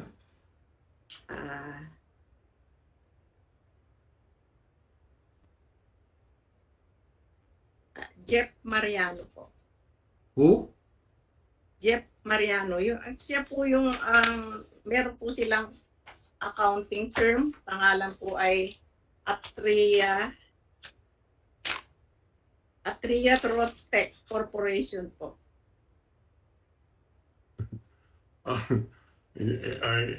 Alam mo kung saan itong firm na ito? Where is their office? Quezon City po. Saan sa Quezon City? I will check po. Babalikan ko po kayo pagka nakuha ko po yung Quezon City. Kung accountant bang kausap mo roon? Are they accountants? Yes po. Why did they not sign the financial statements kung sila ay accountant at sila ang kakaalam nito? Bakit ikaw ang pumirma? As auditor po. External auditor po. External auditor. Could that firm have signed also the financial statements? No, I do not know the rules. No po, sir. They could not. No, Chairman. Opo, could not sign. Ikaw ang external auditor. Now, you realize, of course, your responsibility. That is why, Mr. Chairman, I would like all of these documents that we requested to be produced at the next hearing, because it is we strongly suspect that there is fraud here in the financial statements. There, Senator John, we have already, time and again, asked them to deliver, and that is why I'm already threatening them, and I want to make sure that that threat is good. That if they do not show it, we should put them under arrest, all of them, and put them in a proper detention area. So, Ms. Sibial, you have heard our chairman. Would you cooperate and submit all of this to the committee? Otherwise, as we have told you, I think we will hold you in contempt, and I will see to it that a complaint to remove your license as an accountant be filed with the Philippine Regulatory Commission, because obviously you are there is at least a prima facie case of negligence on your part.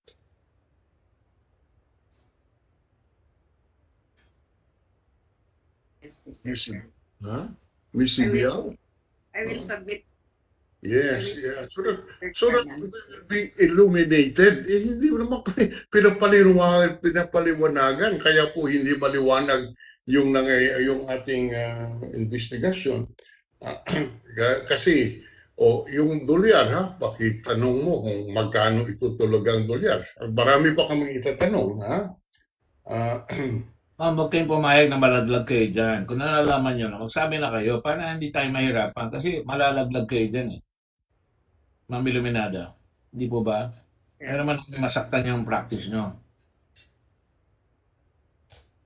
Ma'am? Mr. Chairman. Magsabi na kayo ng totoo para hindi na, ilalaglag kayo niyang mga yan eh. You're just parang panakip lang kayo sa kanilang mga ginagawang kabuktutan. Kung hindi nyo pa nakikita yan eh, nakakaawa naman po kayo. Gusto naman namin kayo, ayaw naman namin kayo pahamak. Eh yung mga yan eh, kaya mga kung ano nang gagawin nila. Ano ma'am? Yes po, Mr. Chairman. I will. Do you cooperate? Yes po. Senator DeLon, she says she will cooperate. Thank you. We will await your cooperation at the next hearing and produce all these documents that we are asking for, because, ma'am, let me warn you, you're under oath. You have changed answers from the last time I asked you these questions. Just to be specific, you said that you were handed a list of donations, and you enumerated the donees, and I asked you whether or not you saw the source documents. You said you did not, and now you're changing that answer. So I can, I have been a lawyer for over 50 years. I can know when the witness is lying, and I think you are lying. So, but I will give you a chance. I will ask the committee to give you a chance. Tell us the truth. Tell us the truth, because we have remedies under the law to make a person tell the truth. Maliwanag po ba, Iluminada? Yes po, Mr. Chairman. Yes po. Maliwanag, ano? Ayaw. Sige, so...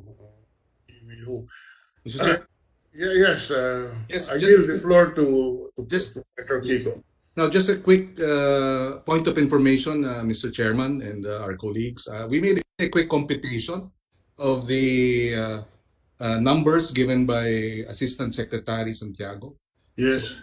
7,925 testing kits at around 50 per kit, and at 69,500, that would be 550 million pesos worth of expired testing kits. At 75,000 per kit, that was the first purchase, it would be 594 million pesos worth of expired testing kits. So that gives us the gravity of the waste, the incompetence, the corruption that we are facing. And maybe Secretary Duque can respond. Do you think, is this acceptable to you?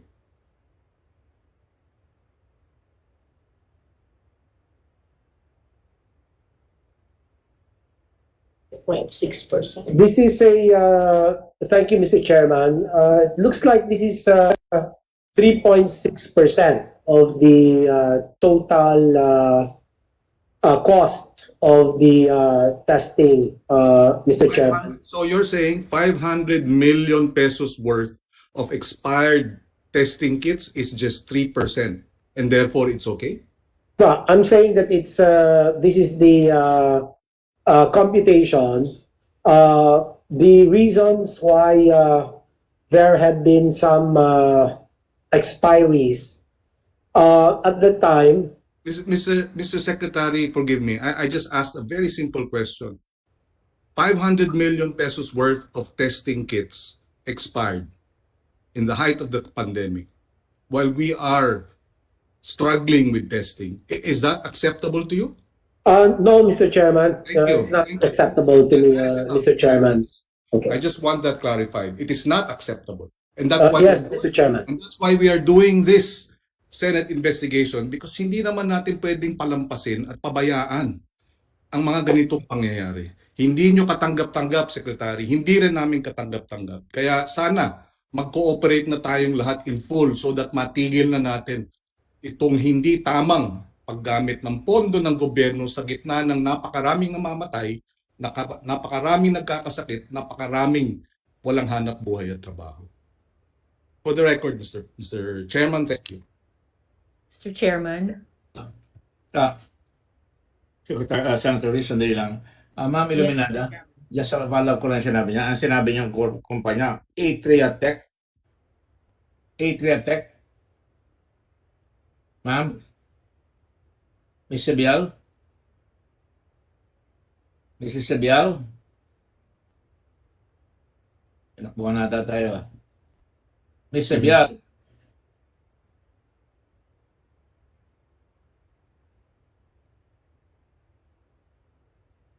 Go ahead, Senator Hontiveros. She's been disconnected for a while. Thank you, Mr. Oh, nandito na si Ms. Sabial, Mr. Chairman. Ms. Sabial, sinabi nyo, tama ba yun? Atria Roth outsourcing ng mga ng mga bookkeeping, payroll, and other compliance requirements? Tama ba yan? Yes po, Mr. Chairman. Pero ngayon nyo lang sinabi yan. Ngayon lang ba pumasok yan as an afterthought? O dati na sila nandyan?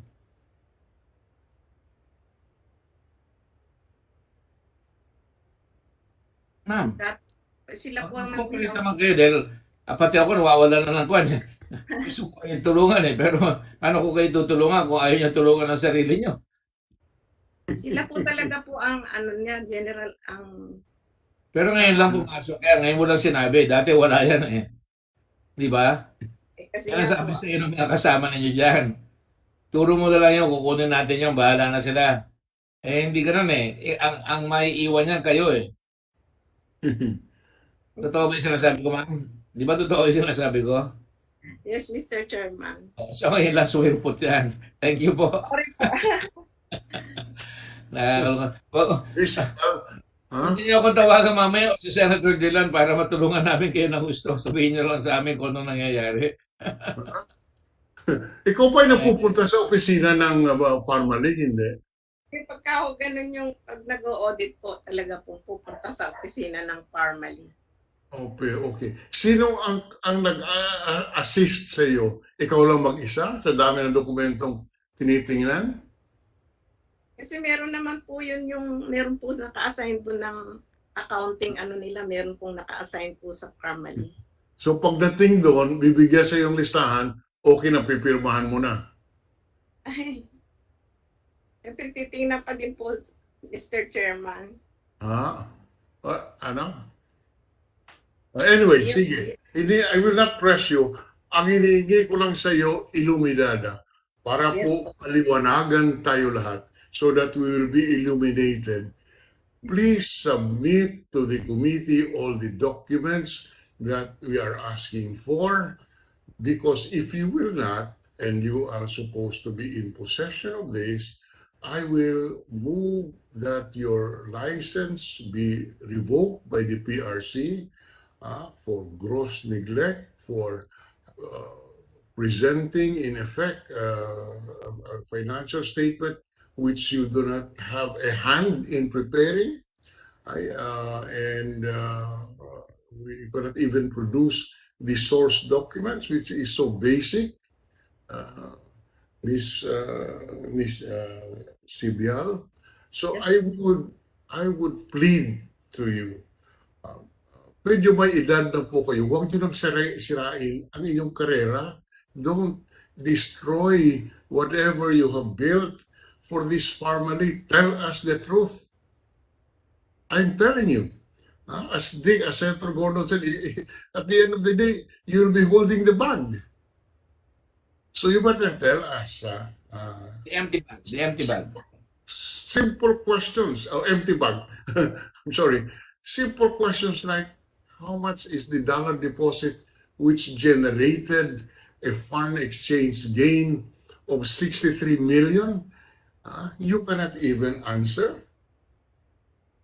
Pagkatapos, from the last time, papalitan mo ang answer mo ngayon. Siguro pag nakausap mo na ang family at ang kanilang mga, kung sino man ang kanilang mga kaibigan, I plead with you, maawa po kayo sa sarili nyo. At may edad na po kayo, huwag niyong sirain ang pangalan nyo. At sabi na kayo, tulungan nyo na kami dahil wala naman kaming pakay dito kung hindi katotohanan lang. Thank you, Mr. Chairman. Obviously, I have to wait for the next hearing that you will set, and hopefully, Miss Illuminada can illuminate us on this mysterious company. Lipat na. Ma'am, Illuminada? Yes po. Sasabihin mo ba kayo? Ay, wala naman po. Sige, parang may sasabihin na kayo, napipigil na lang kayo. Sige, Senator Risa? Salamat, Mr. Chairman. Follow-up question to Mr. Mohit Dargani, please. Mr. Dargani? Mr. Chairman. Yes, Mr. Dargani. So, on top of all of this demonstrated waste of precious life-saving test kits, among other products, on top of itong questionable financial statement, does Pharmally, do you still have pending contracts with government? Are you still transacting with government in any way? Mr. Chairman, our only pending deliveries with the government now is for PPE sets. So you still have pending contracts? Yeah. Nagtatransact pa rin kayo sa gobyerno at ang gobyerno sa inyo, sa Pharmally? That's correct, Mr. Chairman. Wow, that's really amazing, Mr. Chairman. Parang nagiging continuing crime ito na na-investigate ng ating komite, the transactions between Pharmally and PSDBM since last year. We'll be following this up, Mr. Chairman. Yeah. Senator Ryan, follow-up? Yeah, Risa? Yes, Mr. Chairman. Yes, Sen. Frank. Yes. Something that keeps I keep on getting the wrong answers. Mr. Dargani, how much was your first contract that with PSDB? What was your original supply contract? How much? I believe, Your Honor, it's the 500,000 surgical mask. 500,000 pieces. How much? Oh, sorry. How much? I believe it's 13.8 million, Your Honor. 13.8. Yes, Your Honor. 13.8 million. Very good. Now, at the time that you engaged, that you bidded for this, and the award was made, and you were obligated to supply, how much was your fund in your bank? I mean, Farmally. How much were the resources of Farmally? Is it not 625,000 your paid up capital? Yes, it was very minimal, Your Honor. 625,000. How did you propose to fund 13.8 million that you contracted for when you have only 625,000? Mr. Chairman, I believe this was answered by our President, Mr. Wang Suyan, and Mr. Lincoln Ong, that for the surgical mask deals or contracts, Mr. Ong negotiated with the supplier for payment after we have collected from PSDBM. You know, okay, it doesn't require much knowledge to realize that the government does not pay in advance. Or can you cite me in a rule that would allow government to pay in advance? Mr. Chairman, we never said that the government paid us in advance. Actually, we keep on emphasizing that we were only paid after our deliveries. What we're also trying to say is we paid our supplier after we have collected. Right. So your suppliers gave you or released to you the materials without any payment being made. That's correct, Mr. Chairman. And did you know the supplier? No, Mr. Chairman. It was Mr. Lincoln Ong who was in charge of the supply chain management. Okay, so Mr. I do not know any of the suppliers. Mr. Lincoln Ong? Mr. Chairman, Mr. Yes. Chairman, sorry, hindi ko po narinig kasi nagpapack up po ako ng gamit. I-detain na po ako ng Senado. Ano po ulit yung tanong nyo? Okay, how did you fund your first contract with the PSDBM? Mr. Chairman, yung stock po, yung first ever transaction namin with PSDBM, nakuha ko po yung stocks sa kaibigan ko kay Tiger. Yun po nabanggit ko last time. So yung first contract kay Tiger. Yan po, kinuha ko po yung inventory sa kanya. Wala naman ako kailangan ibayaran sa kanya.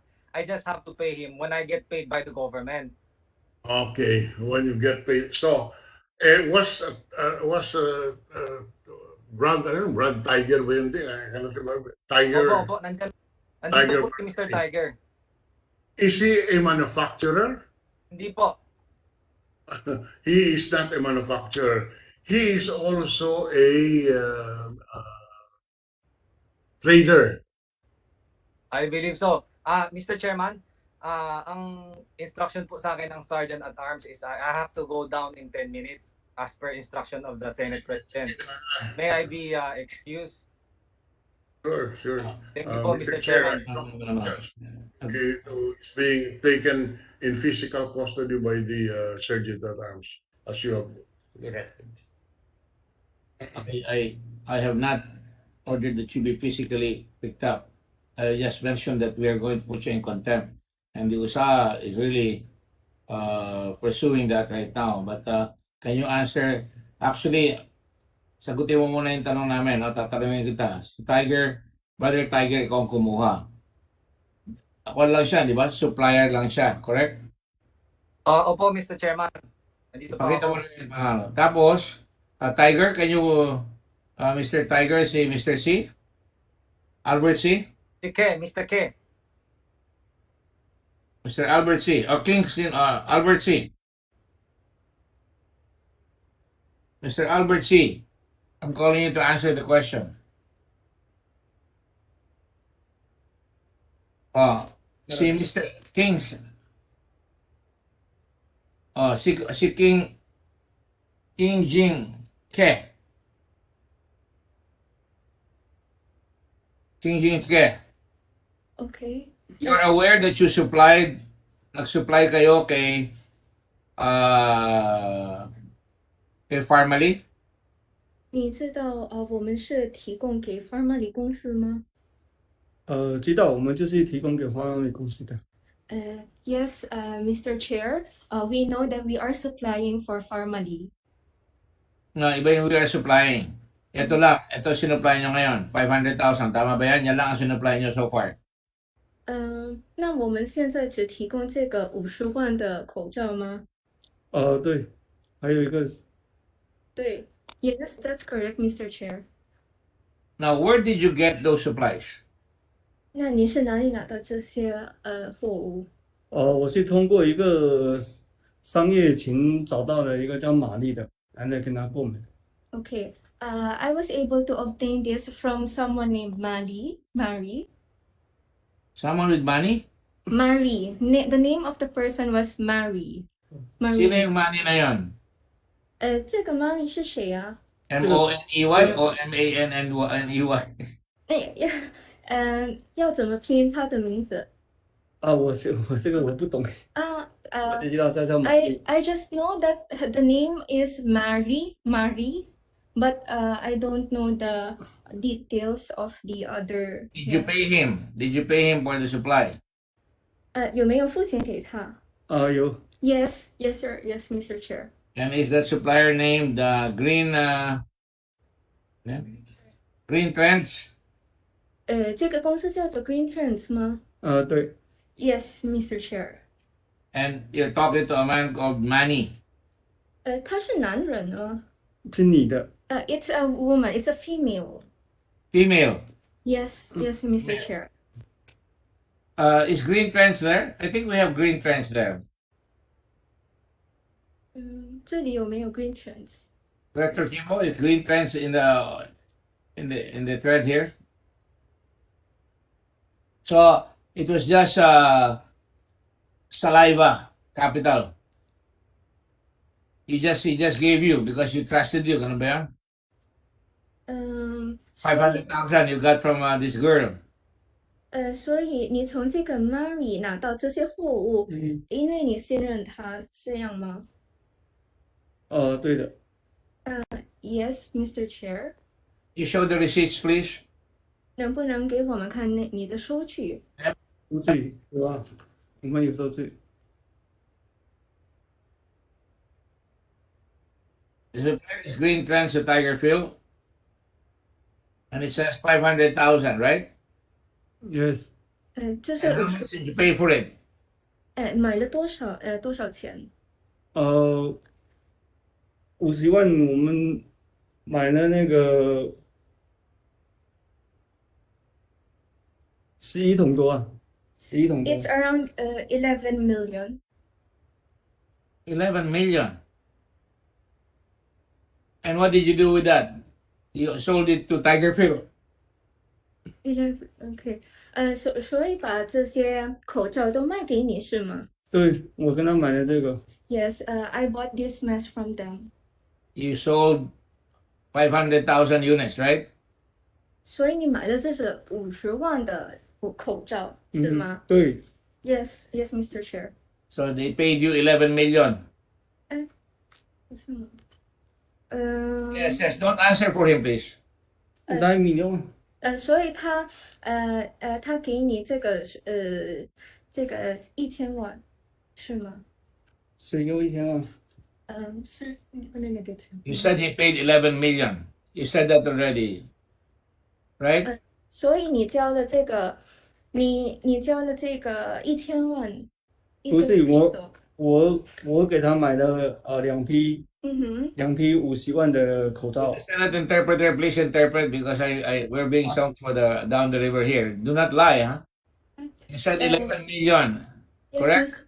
Yes, we are trying to clarify. 第一批是9 million，第二批也是9 million。So there are two batches. The first batch is 9 million. How many batches were there? It's only 500,000. The receipt itself is the controlling document. You got 500,000 pieces and you sold it for 9 million, correct? 所以这些50万的口罩是900万是吗？对对。 Yes, Mr. Chair, that's No, correct. actually you sold it for 8 million and you had to pay VAT. 964,000. Swak na swak, 9 million pag inad mo. Tama? 因为还加上那个税率。对，还加上税。Yes, that's correct, Mr. Chair. Now, where did you get these supplies? Yung green trends. 所以这些口罩 Green trends.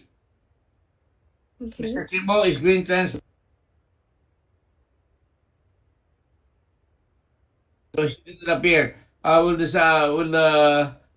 the USAA to get the owners of Green Trends Trading located at 75, or rather 25, Santo Cristo Street, Barangay Balingasa? Ano?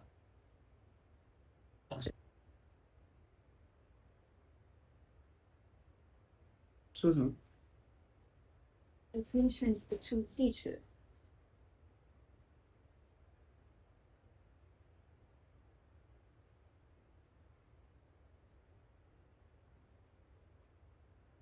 Okay. 24 Santa Cruz Street, Barangay Balingasa, Quezon City. We'd like to subpoena the owners of this place. Certainly a woman named Manny. Manny or Manny? 她叫什么名字？ Mari, 是 Mari, 是 with an R, I think. 玛丽。 Mali. Then he calls the woman 玛丽。 Mali, M-A. M-A in M Chinese. for Manila, A for Alfred. C. R for what? Or L?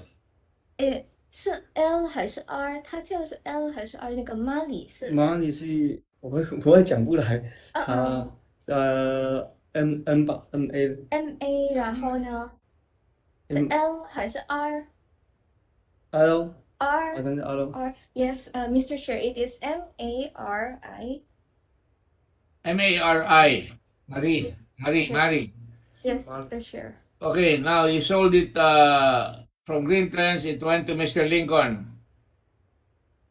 And how much did you charge Mr. Lincoln? 所以呢，我们跟那个林肯先生，就是收了多少？ It says 11.9 million. I've got to the chase. It says Tiger Marketing Corporation. That's you, right? And you got it for 11,950,000, correct? 所以呢，他给我们这个1000万是吗？对，1195万多。Yes, that's correct, Mr. Chair. And Mr. Lincoln Ong, when you got that, how much did you sell it to? You were quoted 27.35, right? 72. So you made a profit of how much? 27 minus 11? Mr. Chairman, hindi ko po Answer my question. 72 minus 11,951. Mr. Chairman, hindi po 11. Paki-clarify ulit kay Mr. Ke. Ayan ang resibo. Tingnan mo, nasa papel mo. Sarap mo. Ano po? Ayan ang mga resibo. Controlling yung document. Oh, ayan oh. 27.72 po ang presyo namin sa gobyerno. Pinatungan mo yung 11,950 at binenta mo ng 27 pesos and 72 centavos. Correct? I think it cost po namin 23 eh. Alam mo, yan ang mahirap siya nagsisinungaling eh. Na-confront ka na ng papel, oh, nakalagay kung magkano. So, kumita ka na malaki dyan, correct? Mr. Chairman, pwede po please lang pakitanong ulit si Tiger Field na maayos.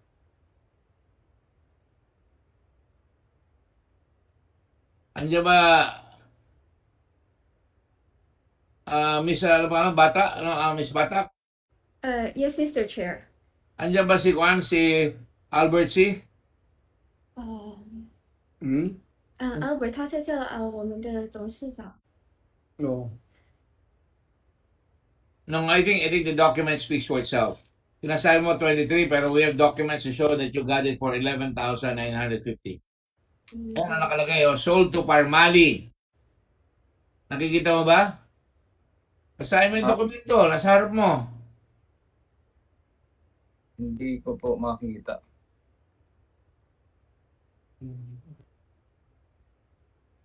Everybody can see that. Oh, Mr. Albert C.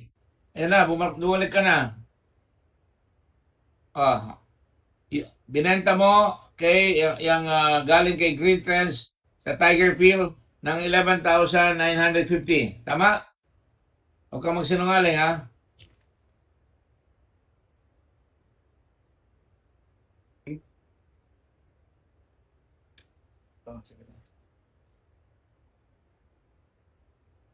Naintindihan mo ako? Po, Your Honor. Nilapitan ka ni Lincoln Shen, ni Lincoln Ong, tapos ang binigay niya. Si Tiger po ang kausap. Ay, si kay King po ang kausap niya. Sino? Kay King lang po ang kausap. Si Stevenson, nandiyan ba? Kapatid mo ba yan? Apo. O, nasa si Stevenson? Mr. Chairman, ang sinasabi po ni Mr. C is si Ke Jingjin, siya po ang Tiger. Siya po ang sinasabi ko ng Tiger, Brother Tiger. Siya po ang kausap ko. Sino? Si Xingjin? Si Ke, Mr. Ke, siya po si Mr. Tiger. Si Brother Tiger. Eh, may papel eh. Bakit ko papalitan yung papel? Ang nakasulat. Sa watas, yung nakasulat ang prevail. Hindi yung sinasabi mo. Anyway, the record speaks for itself. So, makikita mo, Mr. Lau. Mr. Lau. Mr. Chair, paalam na po ako kasi kinukuha na talaga ako. No, I will talk to the guard. I will talk to the USA. Ay, sige po. Sige po. Mr. Lau? Yes, Mr. Chairman. Oh, ano nakikita mo? Binebenta sa iyo, binenta sa kanya na ibang tao at binenta rin doon sa Green Trends sa ng ibang tao. So talagang naglulukuhan tayo dito. Dapat talagang disqualified from the very beginning yan. Kahit ano sabi mo nag-deliver, lugi ang gobyerno, di ba? Pinasa ng 11, binenta sa inyo ng 27.70. Okay lang sa iyo yun. Saan po yung 11 dyan? That's 11 million, I think. 11 million 11 million. Yeah, I think it's around 2760, 2360 per piece. 11,950,000. For greater appreciation, we should see the actual units per piece. Sige, lagay mo na. Around 11 million nila nakuha, di ba? Around 23, yeah. Tapos ang bayad niyo sa kanila is 14,000. No, we got it at 27. I think they bought it at 23 point something. No, you're not testifying on that. I'm just asking you on what you know. Yes, Mr. Chair. Alam mo naman yun, abogado ka eh. Yes, You cannot testify on something that you were not part of. I'm reading the mo. I'm reading the document. Huwag ka sumagot doon. Yan ang papel nakalagay, 11.9. Yan ang tinitingnan ko. 11 million. Kung doon nakalagay, unit price, 2390. Kahit na 2390, may patong na sa iyo ng 590. Lugi na ang gobyerno kagad ng 590. Ay, nakamute tayo. Well, it speaks for itself. So, dapat talaga, hindi pinayagan yan. Ikaw ang pumayag. Unqualified talaga siya. Wala naman siyang gamit eh. Una-una, dineliver sa inyo on the same day. Nilingkod. On the following day. Pala, bilis siya Marami na pala siya mga koneksyon. Ba't hindi nyo nagawa yun? If I have the capacity to contact these persons directly, or they went to our office, that would be good for You have the capacity because you're the one na taya, ikaw ang bibili. So, besides, I have one more question. Ang nakalagay sa request mo for quotation ay 8 million pesos. Paano umabot ng 14 million? 8 million pesos? I'll check, Mr. Chair. Lincoln, hindi ba 8 million pesos ang quotation? Yan ang sinabi ni Mago? Mahirap magpagsinungaling, madadapa-dapa kayo dyan eh. Mr. Chairman, yung RFQ, I think the one should be asked guys are the ones who issued the RFQ. I cannot hear you, I'm sorry. Yung issue po sa RFQ po magkano yun, I think the document will show. I don't have the document with me. I think the best person to answer it is the one who issued the RFQ po. Sabi na ni Gloria ni Mago eh. Alright? Ang sabi niya, ang in-order 8 million, pero ang binayad mo 14 because nagpatakpang kayo. I'll go to the point. Where is Miss Mago? Miss Mago, Present, Mr. Chairman. diba sabi mo 8 million ang in-order? Yes, Mr. Chairman. I read the details of the RFQ. It's 500,000 pieces with a unit price of 28 pesos and then the approved budget for the contract is 8 million pesos as is also presented right now. 8 million. So, ayan. Ang unit price 28. Hindi pa pala 27.72. So, sa madaling sabi, kinumpute namin yung 8 million times 28, hindi na 8 million pesos yung in-order niya ng 500,000. 500,000 times 28, ang lumabas ay 14 million. I think mali. Mago, ano lumabas? Ba't sabat ka ng sabat? Pag hindi ka kinakausap, sabat ka ng sabat. It's 14 million po, Mr. Chairman. 14 million. So talagang malayo ang diferensya ng request for quotation. Ang dumating galing kay Mr. Lau sa iyo, 8 million pesos, pero pagbalik na sa kanya, 14 million. Parang slate of hand ang talagang in-order niya ay hindi pinapakita na ganun kalaki ang babayad sa kanya. Correct? You don't have to answer because it speaks for itself. Now, Mr. Lincoln Ong, ito mabilis lang ito. Saan nyo kinukuha yung pera? Oh, yan, may nag-supply sa inyo. Tapos, nag-order na naman ng 54 million. At tanungin kita, inutang nyo ba yan? I'm sorry, Mr. Chairman, Mr. Lincoln Ong is with the OSAA already. It was too late before we could take him. Before we asked him to stop. He's already on the way here to the Senate. Thank you, Mr. Senate. So super efficient sa orders ninyo at ang order ng San Blue Ribbon. Sergeant at Arms, Mr. Chairman. Senator Lacson, go ahead. Just a manifestation, Mr. Chairman. I'm not complaining, no, but I've been here since 10:30 this morning, and I'm waiting for my turn. But I just hope that in the next hearing, will be called first. Anyway, Mr. Chairman, just some administrative matters, no. I requested last August 18. Alam natin kung yung research and then everybody can join in. I'm sorry. That's It's okay. It's okay, Mr. Chairman. No problem. Okay. Yes, go ahead. Just some administrative matters before we suspend.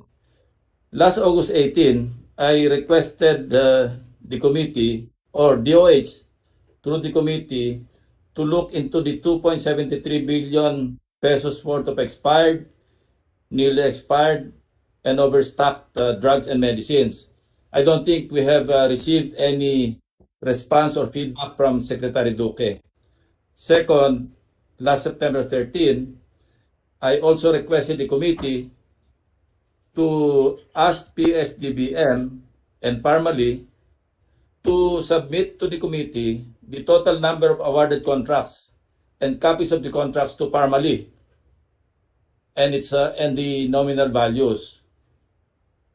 We only rely on Mr. Ong's testimony that they bagged about 11 billion worth of contracts from DOH and PSDBM. So we need the official records.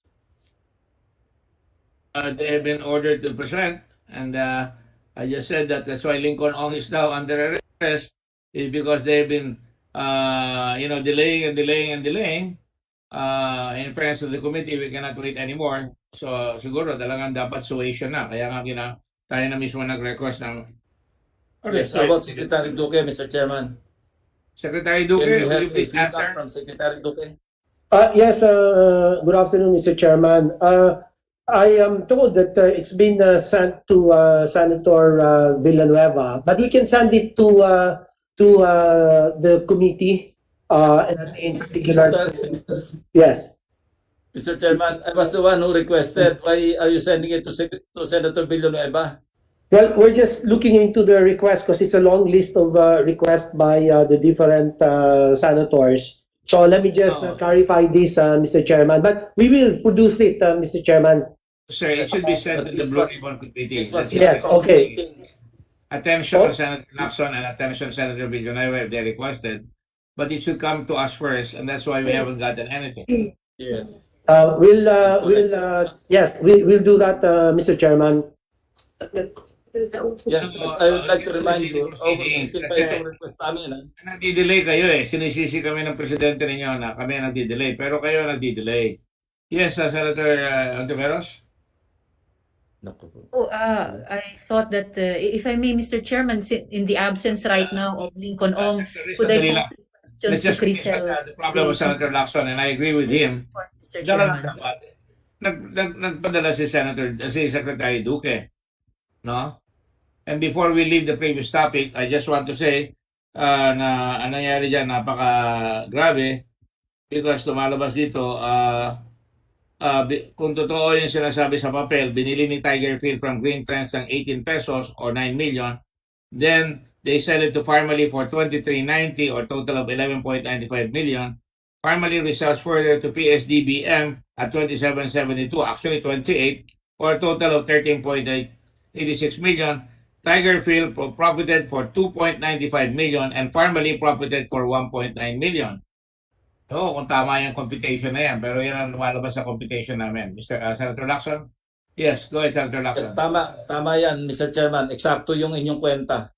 Kumita yung, we don't know how much Green Trends made, but yung Tiger, tumubo sila ng 2.95 million. Tapos si Farmally, tumubo naman ng 1.91 million. Laway lang ang kapital, ano po? Mr. Chair. Opo, tama po. Thank you, Mr. Chairman. Very quickly. Thank you, sir. Yes, I just, pagbigyan ko lang si Senator Riz. Go ahead, Senator Riz. You were ahead. Go ahead. What did you say? Thank you, Mr. Chairman. Dahil wala sa ngayon si Lincoln Ong, tanungin ko yung related questions dapat sa kanya kay Crisel Grace Mago. Since Just one question. This question is for Mr. Lau. On the 80 pesos per unit of masks, why did you use this SRP of DOH as your basis to make the wholesale purchases? Can you explain, Mr. Lau? You were not buying retail; you were buying wholesale. Guys, I went to the restroom, Mr. Chairman. The basis of our ABCs is usually based on the agency purchase request. It's the agency. No. The answer, the question is, why did you base it on SRP? That's the question because that was your document eh. Yeah. Bakit SRP? Sagutin lang ang tanong. Yes, because that's based on the agency purchase request. The APR sets the unit cost, and that is the basis. No, the basis of the SRP is a memo. You are making allegations. There is a memo by the DOH that this, based on the Price Act, this is the SRP. Yes. You, as DBMPS, use that memo. On the basis of that memo, you purchased using retail prices. Yes, because now, and my last point before you answer the question is, shouldn't you have, as the procuring entity, di ba, negotiate for a lower price than SRP because you're buying wholesale. You're not buying retail. That is correct. That is correct. Okay, thank you. That's the only answer. That's the answer I want from you. That you should have negotiated lower because you are not purchasing in retail, you were purchasing wholesale. Thank you, Mr. Chairman. Mr. Chairman. Presentation is saying, intrinsically overpriced kagad, 2,000 pesos. Tapos binenta nila, tapos ang presyo pa ay retail, hindi wholesale. Dahil mahal, siyempre pag bulto, mas mura. Anybody can tell you that. Now go ahead, Senator Risa. Thank you, Mr. Chairman. Senator Lacson, go ahead please. Salamat, Mr. Chairman. Ms. Mago, nung nakaraang hearing, nung tinanong ko kayo kung sino yung mysterious boss na nag-utos sa inyo na mag-deliver ng 2 million pieces of surgical masks kahit wala pang purchase order, ni wala pang request for quotation. Nag-request kayo na payagan namin kayo na i-check muna yung records nyo. So, na-check nyo na ba yung records nyo? Sino ba yung mysterious boss na yon? Good afternoon, Your Honor and Mr. Chairman. First and foremost, thank you for allowing me sufficient time to confirm the details po. So, based on the messages that I received from that date, the instruction came from Mr. Lincoln Ong, but it was relayed to me by Mr. Mohit Tergani. Alright, salamat Ms. Mago. Salamat Mr. Chair. Dahil conveniently wala si Lincoln Ong at this moment, pwede bang tanungin si Mr. Dargani ulit? Go ahead. Mr. Dargani. Yes, Mr. Chairman. Mr. Dargani, so kayo yung naging conduit ng utos ng boss na si Lincoln Ong para ipa-deliver yung 2 million pieces of surgical masks. I-deliver ni Ms. Mago kahit wala pang PO, wala pang RFQ. Why did you pass through such a request? No, wala pang RFQ man lang. I mean, alam nyo ba na may special channels ba kayo diretso sa PSDBM? Yes, Mr. Chairman. I don't know, and I think we don't have any special channels in DBM. As to the order of Lincoln Ong, I mean, if we had the stocks on hand and if that was the instructions to us, then yes, I would listen to my partner and rely and convey that message to Ms. Rizal Mago so that she can deliver the goods right away. Pero bilang corporate secretary, dapat alam nyo, there was no purchase order, there was no request for quotation. So you participated in an irregular delivery, Mr. Dargani, to the tune of 2 million masks. Diyan lang sa isang transaction na iyon. Salamat, Mr. Chairman. In the next round, I will have questions again for Mr. Michael Yang. Salamat po. Clarified, because of the complications of this case, somebody has got to, the chairman has got to make sure that we get all the details so everybody can get in as we pursue points. Otherwise, there will be points here, points there, and we're never gonna, the public will go confused. I hope you'll forgive me if I did that. But anyway, that's where we're headed now. So, Senator Lacson, it's your turn, sir. Senator Lacson?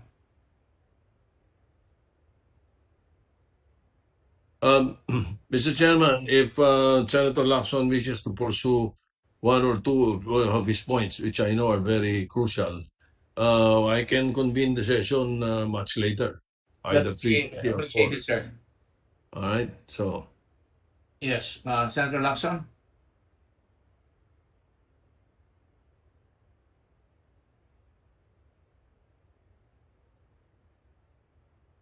Unless the Senate President has some questions, Senator President, you have a question, sir? Yes, it has something to do with if Senator Lacson wishes to avail of his time in the next session, then I have one question. This involves the PSDBM, but are you willing to deviate? Medyo maiba na konti ito dahil ito'y konektado dun sa point raised by Senator Pangilinan about the PSDBM being puro contractual, according to Mr. Mendoza. It's part of the point that this chairman has made. We're not deviating. Okay. So if you don't mind, No, of course if you not. don't mind, I can pursue the point because I understand that during the last hearing, and I'm sure this is going to be one of the perceived outputs of your committee as far as legislation is concerned, no? Whether we are going to retain the status of the PSDBM and the issue of the DBM. During the last hearing, Mr. Mendoza, he said the non-renewal or removal of Mr. Mendoza, of him, who has been in the service for 31 years, and the fact that just a period of 5 months he was demoted to being an assistant chief of inspection were questioned by Senator Pangilinan and some of my colleagues the previous hearing, And then his answer, this gave me a different thinking in when he answered, lahat po kami, Your Honor, contractual. What do you mean, Mr. Mendoza? The whole PSDBM is contractual. Yes, Your Honor. Magandang hapon po. George Mendoza po. Opo, it's true that PSDBM is man po ng contractual employees as per yung mandate po namin. LOI 755 po yata yun. And EO 359, something like that. Opo, lahat po kami contractual from the director up to the utility worker po, Your Honor. Hindi ba ironic yung setup ninyo na ito, PSDBM? 31 years ka dyan, contractual. Ang DBM ang nag-a-approve ng request for the creations of plantilla positions. Tapos may isang unit o departamento ng DBM na puro contractual. Perhaps the OIC of DBM can answer that. Mr. Chairman. Good afternoon, Mr. Chairman. May I be allowed to respond? Yes, go ahead. Good afternoon. This is Director Jolas Brutas, Operations Group Director of PSDBM.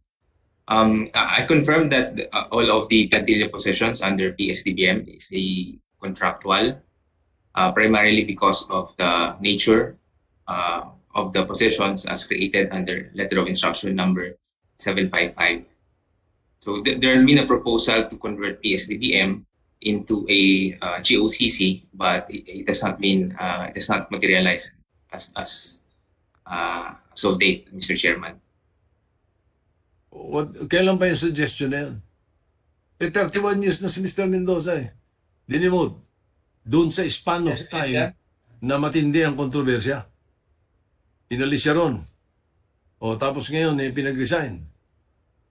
Ano ba may mga alam ito si Mr. Mendoza na kailangan alisin siya? Mr. Chairman, as far as I know, even before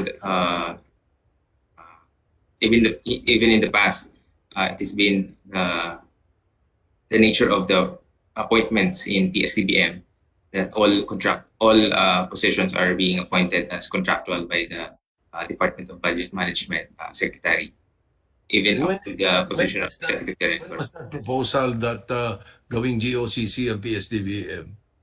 I think it was in 2019, as far as I know, Mr. Chairman. Kasi, well, Mr. Chairman, the point is, and I naisip ko lang, sapagkat kawawa yung mga empleyado pati ng gobyerno, hindi lang ng DBM, katulad ni Mr. Mendoza, who have been most of their lives in the service of the government, tapos contractual status, 31 years. Tama po kayo. With your permission, sir, meron ba kayong GSIS insurance, sir? Mr. Mendoza?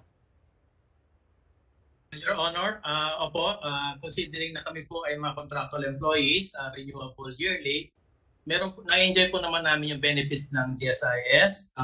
Meron. Opo. Yes. Pero contractual kayo, subject to removal anytime. Yun po. Ayun na nga. Because in the last hearing, you said you did not resign and that you were separated from service because your contract was no longer renewed. Yun ang pagkakasabi mo, Mr. Mendoza. So, however, based on the submitted DBM documents sa Blue Ribbon, sinabit nila no September 16, they said you availed of the optional retirement. Sino sa inyo nagsasabi na totoo? Your Honor, with due respect, I was, of course, from the very basic, yung base po ng I was not renewed. And fortunately, with the length of service that I had, entitled po ako sa early retirement. So, tinrap ko na po. So, hindi ka na ni-renew? Hindi na po. Yung pagre-retire mo, kusama ba yan o may nagsabi sa'yo mag-retire ka? I just availed po yun. Dahil nga po, my contract po of service is no longer renewed po. Well, 31 years, your work should be satisfactory. I'm giving you the chance to say what you need to say, but mukhang ayaw mo eh. So, it's all right, Mr. Chairman. Kaya nagkakaroon ng mga ganyan. Mr. Chair, on that note, Mr. Mendoza, di ba Your sabi Honor, niyo, hindi naman yung nakita yung kwan, hindi na nga nag-deliver sila Lincoln Ong na walang purchase request, tapos nung dumating pa sa inyo, ang sabi sa inyo, pirmahan mo na lang yan, huwag mo nang tignan. Tama ba yan? Another scenario po yun, Your Honor. It's not formalist. It is... It doesn't matter. Alin yung supplier? What is good for the what is good for the goose is good for the gander. Your Honor. Opo. Chinese suppliers po yun from China. Mr. Chairman, with your permission, anong pangalan ng supplier? Your Honor, opo, yung sa China suppliers po. Yes. As far as I can recall po, yung Zozu. Pareho yan. And Chunsen. Yun, tama yan. Now, kahit na kung kayo pinagawa, so maaaring ginagawa nila na talagang hindi sila hindi nyo na kailangan tignan, basta pasok ka ng pasok. Paano natin ma-assure ngayon ng publiko na yung mga dumating, umabot sa mga ospital? Umabot doon sa mga pupuntahan? Opo. There was this as we yung aming proseso po, since this is a DOH requirement, joint inspection po with our inspector and our counterparts po sa DOH, Your Honor. No, but nonetheless, pagka sinabihan kayo doon, dahil may gagawin masama. So, hindi tayo nakakasiguro ngayon. Kaya hiningi rin namin yung delivery kung saan dinala yung mga supplies na yan. Gusto namin makita lahat kung saan pinagdadala yan. Mr. Chair? Kaya makukuha namin yan? Mr. Mendoza? I think the DBMPS has the records po, Your Honor. Sino? Ang DBMPS po has the records. DBM. Mr. Chairman. Mr. Chairman. Just ask the DBM lang, no? Kasi, tanungin ko na si Secretary Abisado. Secretary Abisado, ba't kayo biglang nag-resign? Kung kailan ito pumuputok, doon kayo nag-resign. Meron ba kayong naging problema dyan at bigla na lang, meron ba nagpaparesign sa inyo? Marami ako narinig, Secretary Abisado eh. Talaga bang gusto niyo na mag-resign o gusto niyo muna mag-stay? At talagang untenable naman sa inyo yung PSDBM tapos hindi niyo hinahawakan yung mga kalukuhan doon, di sa inyo papahid yan. Tama po ba yan, sir? If I may answer, Mr. Chairman, yes. What happened lang kasi nung nagkasakit ako, I was hospitalized for 10 days. No? Tapos, sumunod pa doon, another 34 days total. I have to undergo self-quarantine. And during that period, na-feel ko na yung panghihina ng katawan ko. And that's why I underwent a series of examination. At nung kinausap ko nga yung mga anak ko, they said na, total naman dad, nakapag-servisyo ka na. And for the last 42 years of your life, you've been working. Kung pwedeng magpahinga ka. Kasi na-feel ko na rin yung pressure sa katawan ko. But in all fairness, wala naman pong nagpa-resign sa akin. At saka hindi ko rin alam yung paglalabas ng COA report. Nangyari lang talaga na after my resignation, lumabas yun. But in all honesty, as far as I know, and to the extent that I have knowledge, information, and belief, talagang sasabihin ko naman sa committee, Mr. Chairman. So, nakikita nyo na hindi ba untenable yung situation kayo ang chairman tapos may gumagawa na hindi man lang kayo alam nyo ba yung ginagawa niya? Halimbawa, papayagan nyo ba yung gano'n na wala man lang due diligence? Hindi po ba alam naman nyo, abogado kayo, magaling naman kayo abogado, nakalagay sa anti-graft law na pwede kayong magkasala pagka manifestly disadvantageous sa gobyerno. O kaya in this case, mayroong gross negligence. Nakikita-kita na bigay ng bigay. Kaya tulad nga na sinabi ko, isa lang example yon. Ay yung mga example ni Senator Pangilinan na imbis na bulto, binibili ng retail. Yung sinasabi nila Senator Soto, nila Senator Drilon, si Senator Hontiveros, lahat yan nakikita na talagang untenable situation eh. One man is insisting that he has carte blanche. Meron siyang karapatan na bumili kung gusto niya at wala naman siyang sasagutin dahil wala naman raw sa mataas na kalagayan. Do you agree with that? Yan na po kasi naabutan ko rin, Mr. Chairman. Even during the time of the previous executive director, she does not report to me at all. Pagdating sa operations, talagang they operate independently. And until you ask some questions, if there are issues raised up to my level, that's the time I call their attention and refer to them the issue and the problem. But otherwise, hindi ho talaga nagre-report sa secretary po ang head ng PSDBM. So, kanino siya nagre-report, sir? Yan po, hindi ko rin alam kung kanino siya nagre-report. Basta they operate that way even during the time of the previous executive director, si, I'm not mistaken, si May Cuevas. Yan po ang yan po ang Pareho naman tayo abogado po, hindi ba nag-appoint kay Secretary Lau si President Duterte?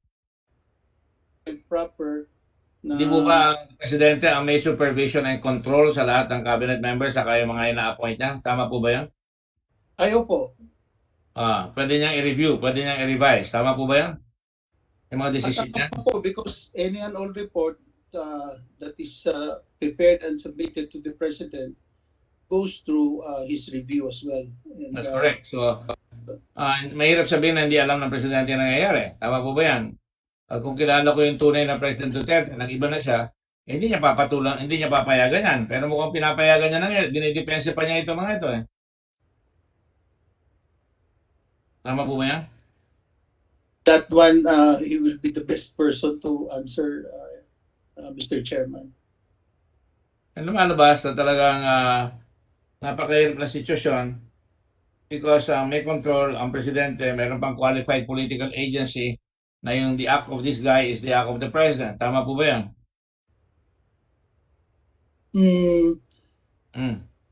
I will not be too sure of answering that question, Mr. Chairman, because I will be venturing into my own opinion.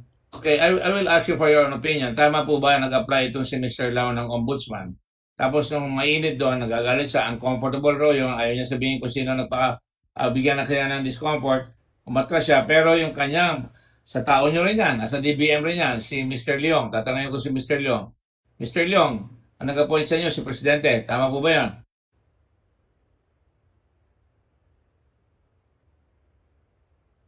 That is correct, based on the shortlist, Your Honor, Mr. Chairman. Yes, I know the shortlist. But nonetheless, the buck stops with the President, correct? Yes, Your Honor. And you were when the President was Vice Mayor, apart from the fact that you campaigned on his team, the President was Vice Mayor, you were reporting to him for 3 years. I did not campaign for him, Your Honor. I was part of the legal team. Well, it doesn't matter. Legal team, that means you're for the President at that time. But nonetheless, ang tanong ko sa inyo, you were in his office as Vice Mayor, as a consultant there, correct? I was a consultant. Yes, that is correct, Mr. Chairman. Yes, I'm not going to ask you to lie or anything like that. I'm not trying to pressure you or anything. I just want to be fair. But it cannot be denied that eventually you and Mr. Lau applied for the office of the Deputy Ombudsman. Would that correct, sir? Would that be correct? He also applied. That is correct. And that on November 2020, you were appointed overall Deputy Ombudsman. That's correct, sir?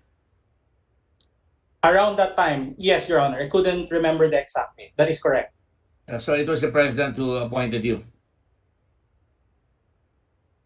Yes. Yes, we're lawyers. Siya naman talaga mag-a-appoint, di ba?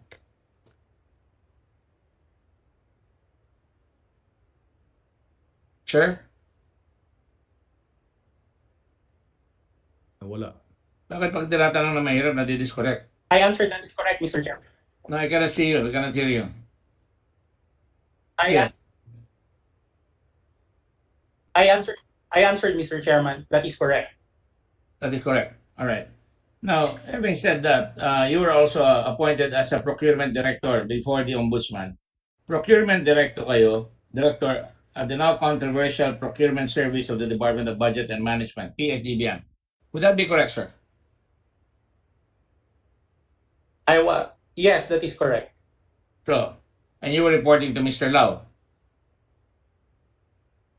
That is correct. Yes. So, it is quite possible that all these things that were happening, you accepted because you were recommending. You were recommending payment, correct? Again, Your Honor, I didn't get the question. You were recommending approval and payment of the procurement made by Mr. Lau. I was recommending approval of the procurement, Your Honor, based on the records of documents also submitted to me. That's correct. And we have that, all right? Now, because there are so many anomalies that happen, I'm just wondering why all of you would want to be in the ombudsman.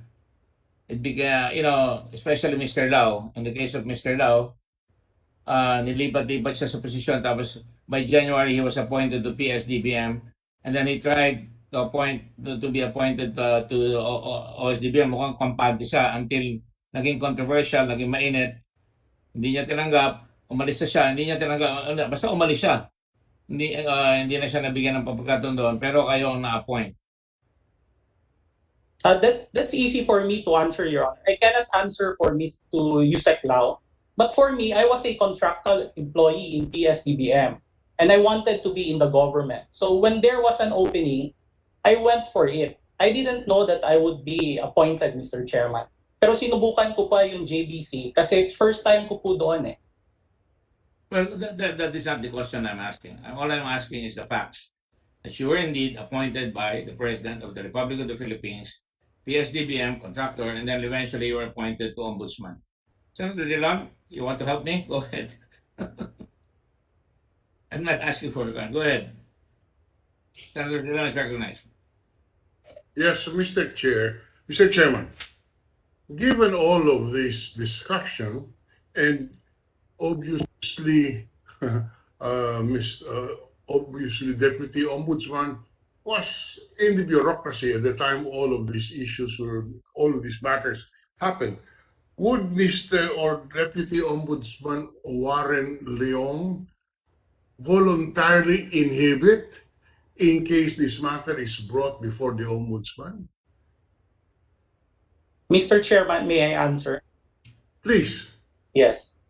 Mr. Chairman, I do not actually handle cases like this in the office of the Ombudsman. I handle low-ranking officers in the NCR. But to answer the question of Honorable Drilon directly, yes, I will inhibit if for some reason it reaches my desk, Your Honors. I'm sorry, if I will inhibit if for some reason it reaches my table, Your Honor, Mr. Chairman, then my answer is yes, I will inhibit.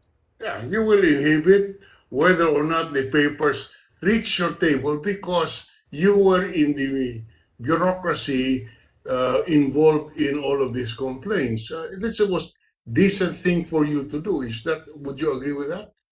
I would agree with that, Your Honor, Mr. Chairman. Okay, so yes, that's all that I want to get from you, Mr. Chairman. All right. In fairness to Mr. Leong, I sit in the JBC and I was not there when you were. I probably would. I think I voted for you, in fact. I think so, Your Honor. I think I saw your credentials. At that time, they were quite good. All right. So that's being transparent. And then I didn't know that you were appointed afterwards. But in the case of Anderson Law, who was also a fellow Davao lawyer, Anderson, would you mind, Mr. Law, to answer just a few questions so we can tidy this up? Yes, Your Honor. Nothing personal here for all of you. Let me just point out that you're working under the PMS, right? Yes, Your Honor. That is correct. Secretary of the President's Management Staff. Yes, Your Honor. Yes, and all of you were there also. Si Lau was there also, correct? Lloyd Lau, yes. Yes, we were together initially in 2016. And you're quite good friends, right? Ateneo de Davao, even in the Ateneo de Manila, magkakakilala lahat eh. Sa Davao, di ba? If I may qualify, Your Honor, if I may be allowed to qualify that statement of yours. Anyway, what is there to qualify? But go ahead. Okay, Your Honor, it is a fact that we both graduated from Ateneo de Davao Law School, but we never met in the law school. I was ahead of Yusek Lloyd around maybe 6 years, Your Honor. And as law practitioners in Davao City, before we were given the opportunity to join government service, Your Honor, I know of him by name. We met certain times in the Hall of Justice, Your Honor. But as far as law school is concerned, we never really got to interact in law school, Your Honor. Well, I didn't say that. All I was asking is you were both from Ateneo de Davao, and like Yes, Your Honor. That is a fact. We knew of one another. He belonged to the other fraternity. I belonged to the other fraternity. But nevertheless, we were good friends. Di ba? Along with others. And it's impossible not to go back to the old ties of the UP. It's impossible also not to go back to the old ties of Ateneo, if you will, right? Ateneo de Davao, correct? I would agree, Your Honor. In our case, I would have to admit, during our time together in PMS, we became closer, but not before. In other words, that's the glue that connects you all. The old ties that bind. You came from the same school. I'm sure you're very proud of that. I know Ateneo de Davao was a good school. Was it not President Joel Tabora was at one time president of the Ateneo there? I believe so, yes, Your Honor. He was. Father Martinez as well? These were all Yes, my Your Honor. contemporaries in Ateneo de Manila. But Yes, it's a Your very good school. Very impressed with it, quite frankly. And even if I didn't know, if you said you're from Ateneo de Davao, there would be a tie that binds us, right? More or less, Your Honor. Yes, I could say so. Right. Even just coming from the same school. Yes, and having said that, but you did join the Lex Talionis, right? No, Your Honor. I am not a member of the Lex Taliones fraternity, Your Honor. And I am what they say a barbarian. I did not Correct. join any fraternity in law school. We have those guys in the UP as well. But let me just point out that that in spite of that, you met each other at the presidential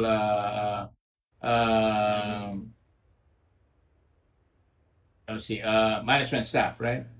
And Yes, then sir. it just so happened, and it just makes me wonder. All of you wanted to be in the ombudsman, correct?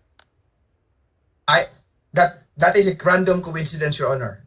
But yes, records would show that all three of us applied. Yes, that's correct. Yes. It's nothing to That be is a fact, ashamed Your of. Honor. It's nothing to be. Yes. It's just like I said, happenstance. All of you decided to join the ombudsman.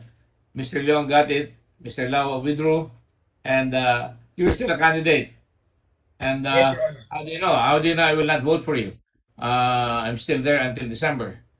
And no, you've already been submitted, no? I'm sorry, it's done.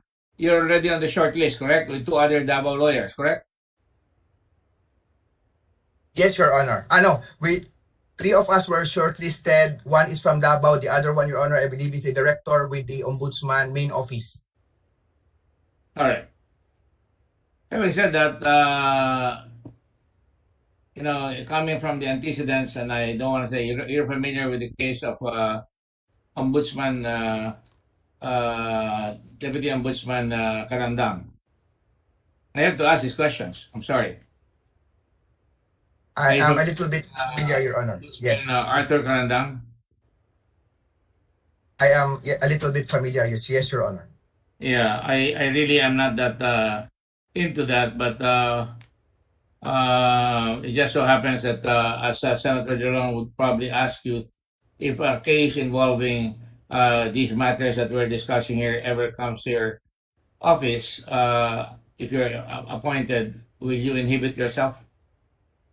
Your Honor, to answer, if ever I get the chance to be appointed, automatic, I will inhibit. No questions asked, Your Honor. If there are issues. That's good. There seems to be some decency left in our country. And I commend you both for that. Yes, Senator Pangilinan, did you want to ask a question?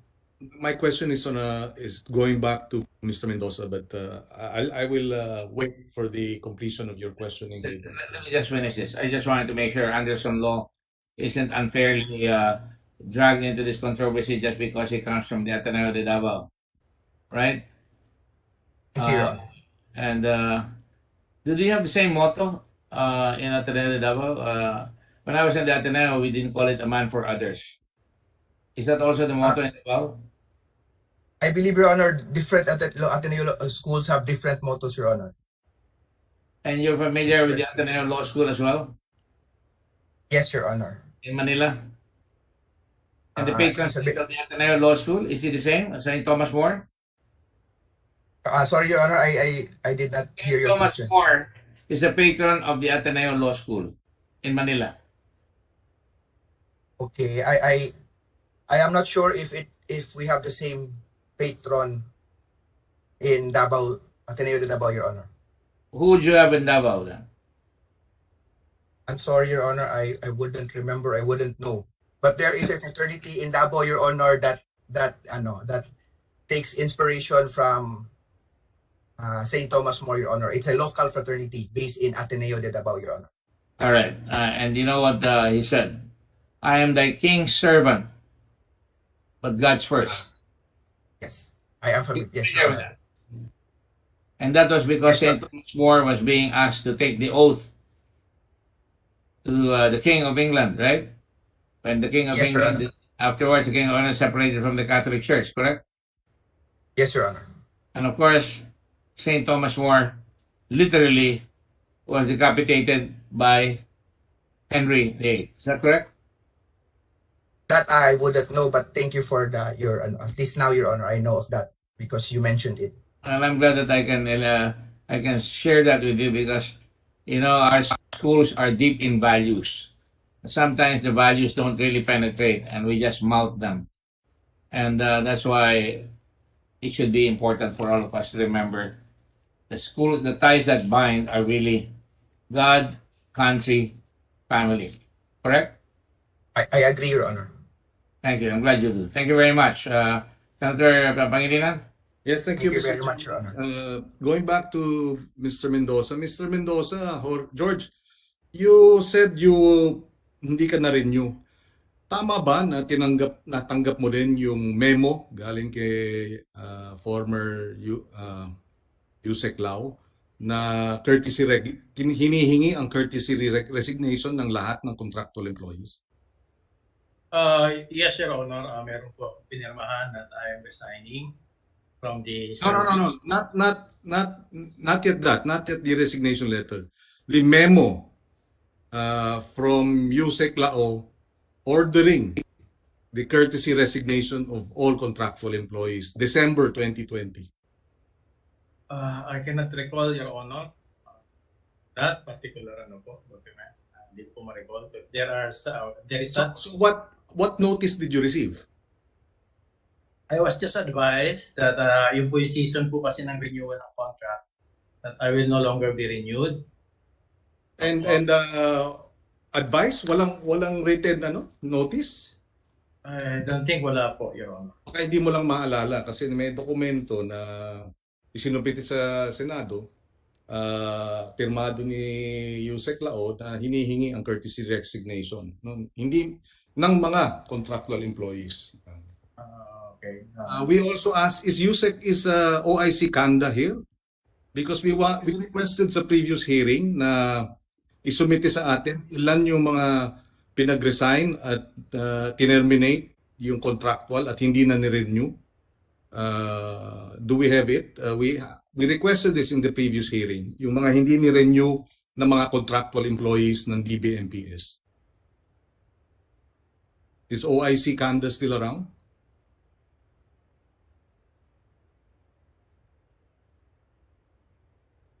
Mr. Chairman. Yes. Go ahead, please. I believe we already submitted the list of the employees who were not renewed as of 2020 and 2021, Mr. Chairman. We did not receive a copy. Would you have the figures? How many? Let me check, Mr. Chairman. Yes, please. Ilan? Ito ba yung version ng Saturday Night Massacre?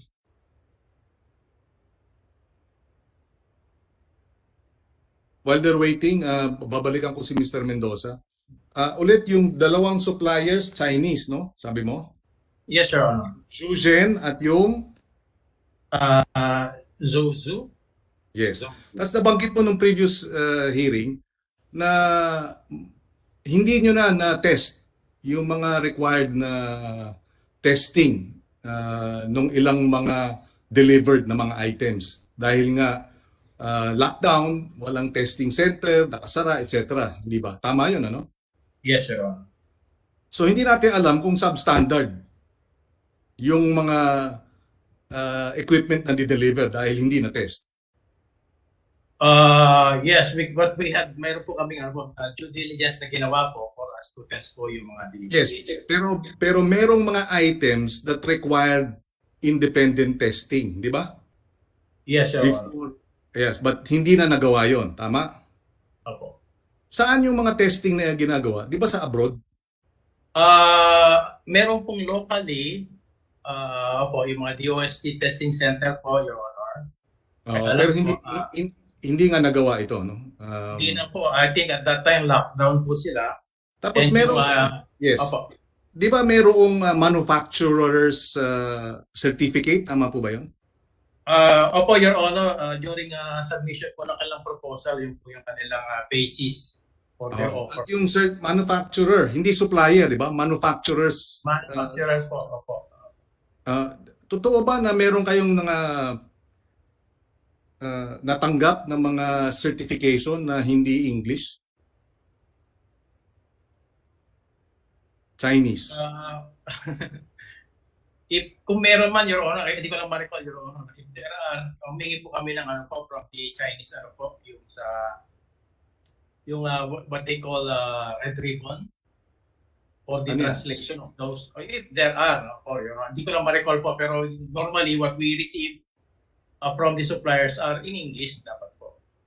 Kasi ang information na nare-receive namin, merong mga manufacturers certification na Chinese. So hindi natin maintindihan. Siguro hindi mo na alam dahil tinanggal ka, di ba?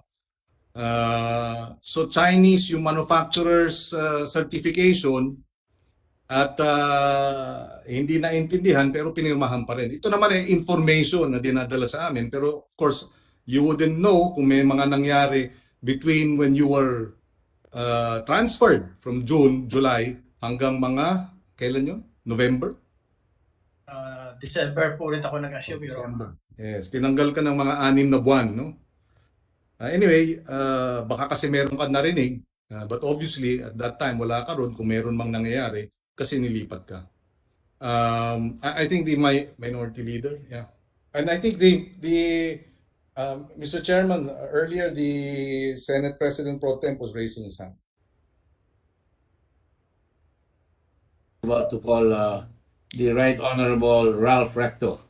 Thank you, Mr. Chairman. Thank you for the opportunity. Just very briefly, Mr. Chairman, just a few questions. There is 42 billion that the DOH transferred to the PSDBM. And that including a shopping list of some sort, no? A part of that was presented earlier. And if I'm not mistaken, 20 billion for PPEs and 10 billion for test kits. Is that correct, Mr. Chairman? Or Secretary Duque? Yes, that is correct, Mr. Chairman. Good afternoon, Your Honor. Okay, and what about the 12 billion? So that's 30 already. 20 billion PPE, 10 billion for test kits, and where's the 12 billion? The 12 billion, Your Honor, this is 1.35 billion mechanical ventilators. Okay, got it. So more or less, that list is with PSDBM and the committee will have a copy of that list. No? Now, let me move to the PSDBM. And the reason nga pala why you turned it over to the PSDBM, a shopping list, including the money to purchase this, para mabilis yung pagbili. No? So PSDBM, how much have you disbursed of that 42 billion? Magkano na na-disburse ng PSDBM of the 42 billion? Do we have the representative of PSDBM here? Yes, Mr. Chairman. Mr. Chairman, may I be allowed to refer the matter to our Director for Admin and Finance, Mr. Okay, Joshua then. Laure? Yes, kung pwede, briefly, quickly. Yes. Yes, Mr. Chairman, good afternoon. Yes. What is already obligated is 39 point. Not obligated, disbursed. Okay. Disbursed is around 20. Just hang on a second, Mr. Chairman. Okay.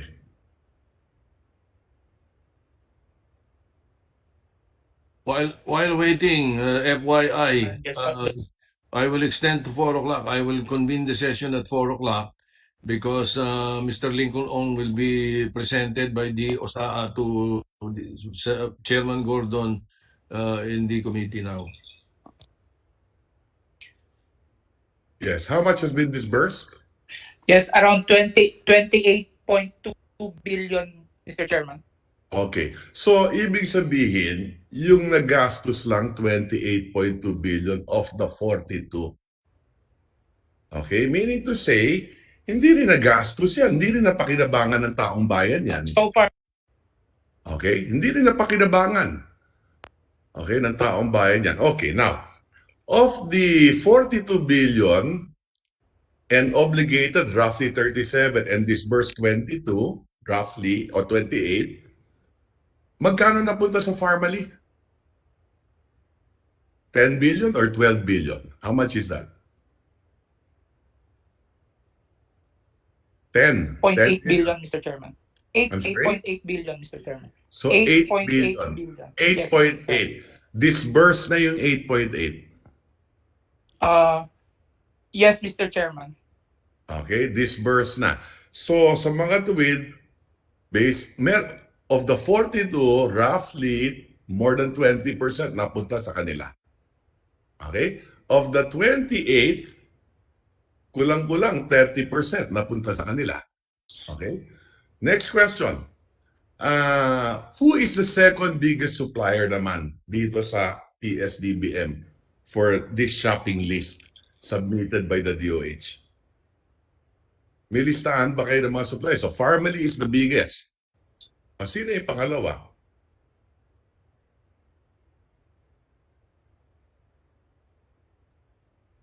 If I may help, it's a construction company in China, Zhushu or something, with 1.8 billion. That's the second highest. Also. So Chinese ulit. Chinese at construction company, hindi health related. Construction company. Okay. 1.8 billion. 1.8. Is that correct, PSDBM? 1.8 billion is the second largest supplier? The second largest supplier would be the Element Trade Limited, Mr. Chairman. Oh, and so trading company also. Magkano ang nakuha nila? That's a foreign supplier, Mr. Chairman. Yes. How much did they get? Just hang on a second, Mr. Chairman. Okay.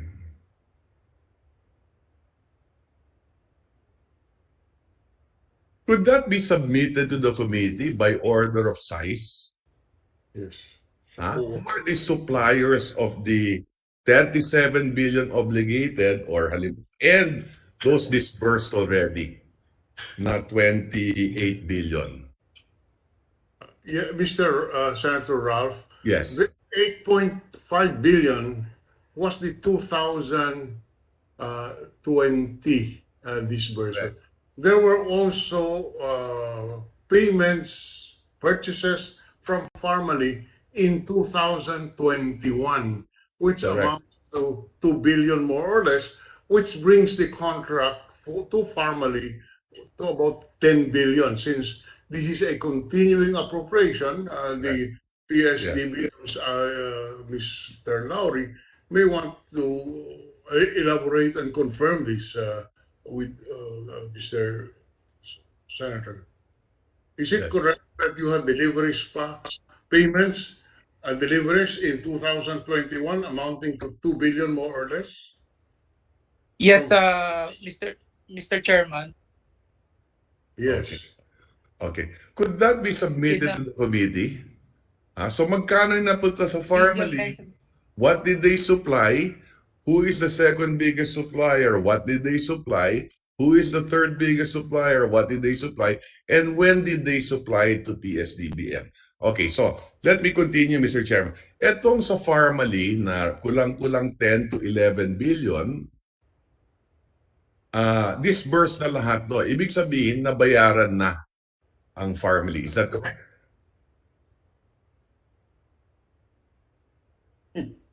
Not yet, Mr. Chairman. Hindi pa bayad yung 10 billion sa Pharmaly? Hindi pa po, Mr. Chairman. Magkano nabayaran na?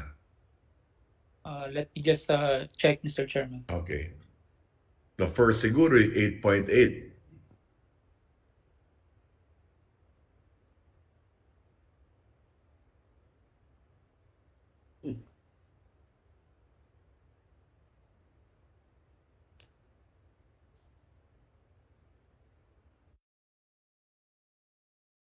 $8 billion na yung na-disburse ninyo.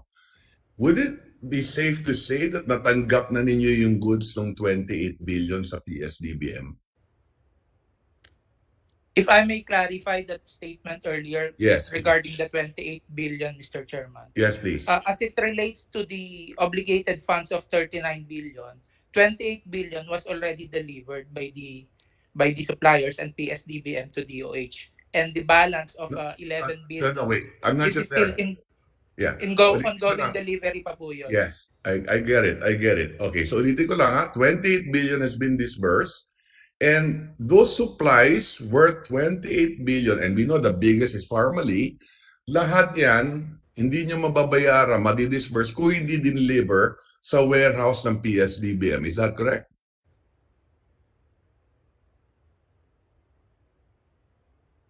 Say it again, Mr. Chairman. I'm sorry, I didn't get it po.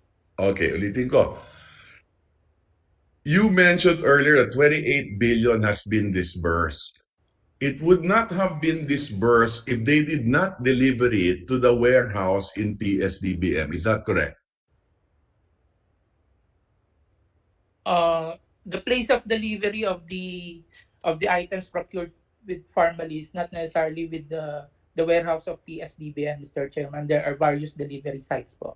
Okay, where are the delivery sites? Not owned by PSDBM, yung mga warehouse? May mga cases po na delivered siya sa PSDBM warehouse. There are cases where the items, especially for the test kits, they are delivered to our ITM. Okay. And then there's the XDE warehouse in Taguig. And the non-parallel warehouse in Parañaque po. Okay. But the delivery, kayo ang pipirma sa delivery receipt na na-deliver talaga etong worth 28 billion. Is that correct? Yes, that's correct, Mr. Chairman.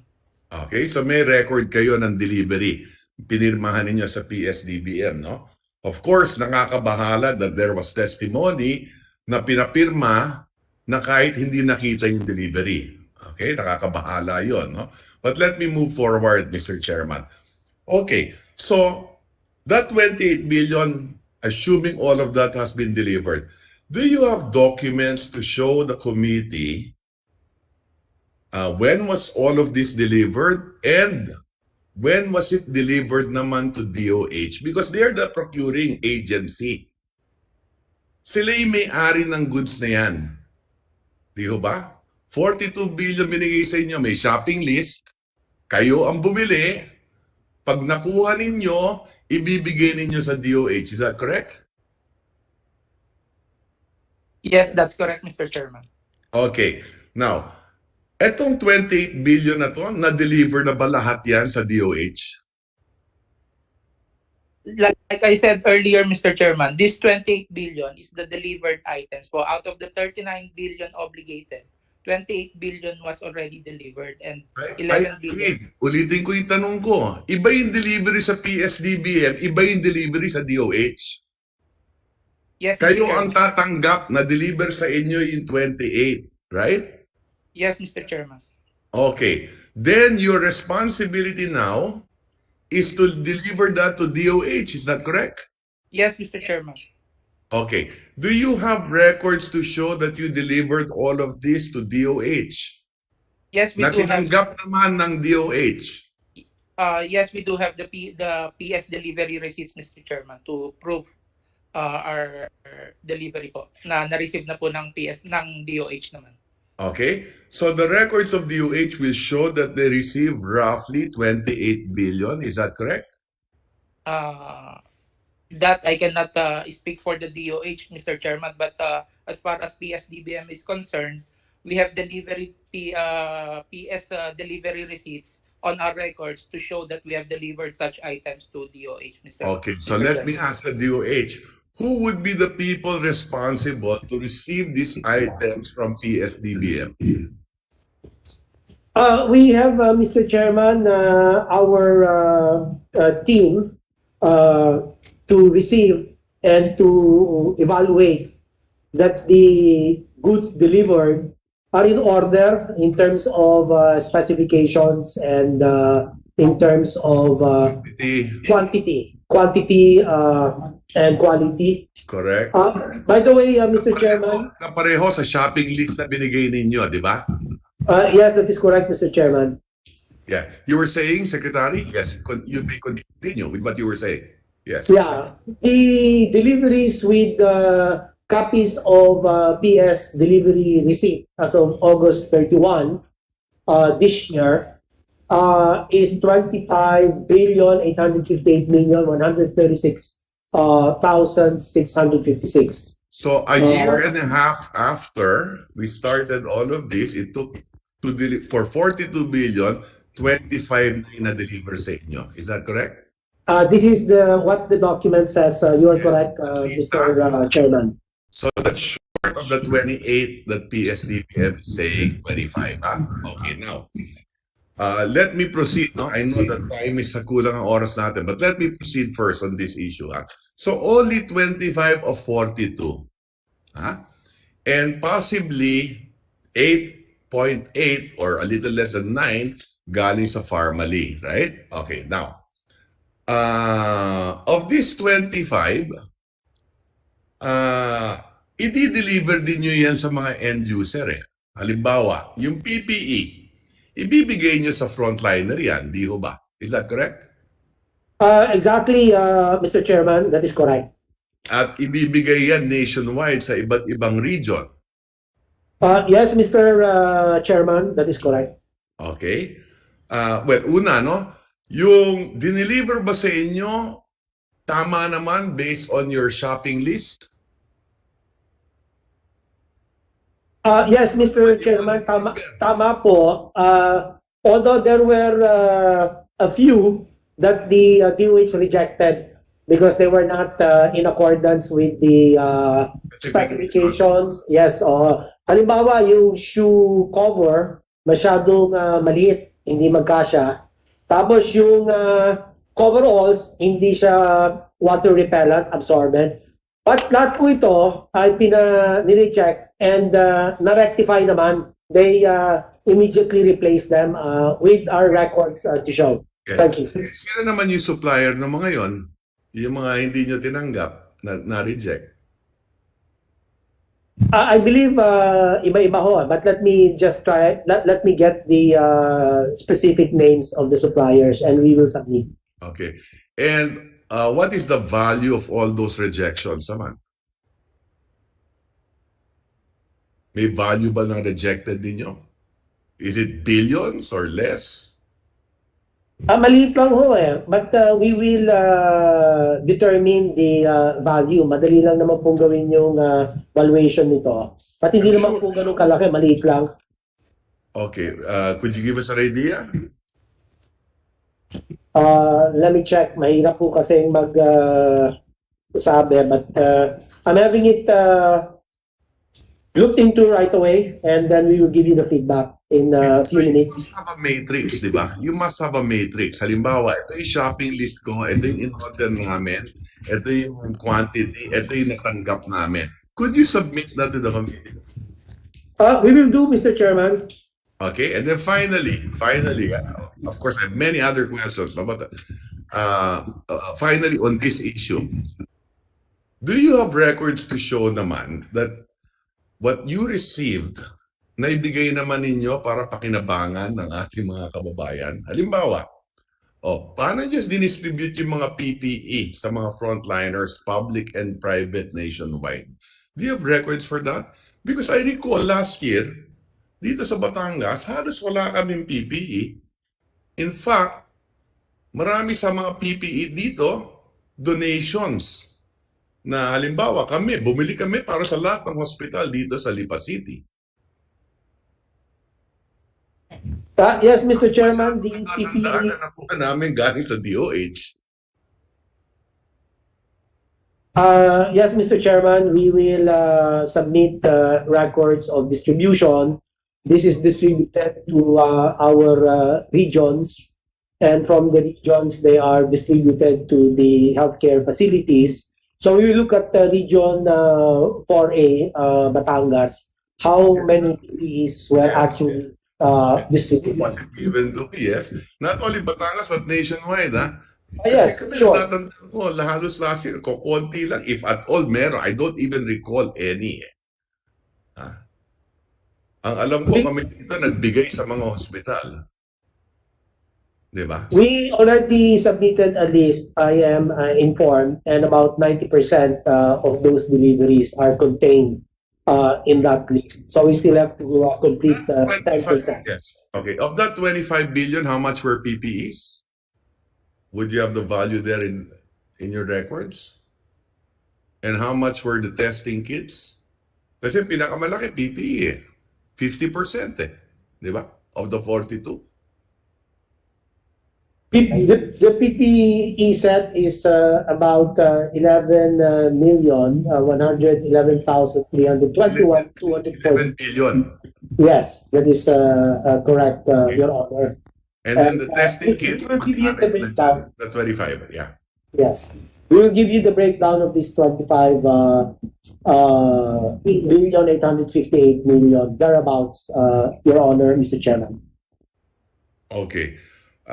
So we will wait for that. I have more questions, but at this point in time, let me end because I know that we don't have much time.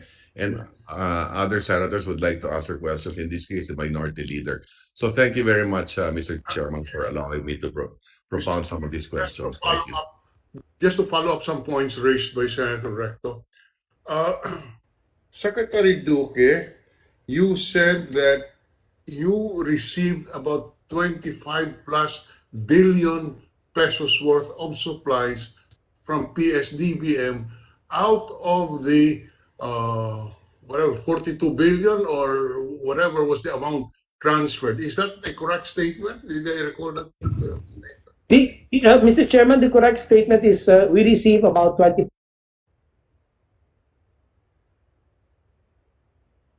in paid for or disbursed by PSDBM as of August 31, Your Honor. So this does not reflect the recent deliveries, but we will check on this, Mr. Chairman. How do we reconcile that with the testimony of PSDBM that they delivered 28 billion pesos worth of DOH supplies, of the supplies to you? There is a discrepancy of around 3 billion. You know, unless there is some inaccuracy here, this is worrisome. PSDBM, ulitin natin, ang sinabi ng PSDBM, 28 bilyon na face shield, face mask, test kits ang kanilang dineliver sa DOH. Ang sabi ng DOH, nakatanggap kami mula sa PSDBM mga 95 lang. 5 bilyong piso, more or less.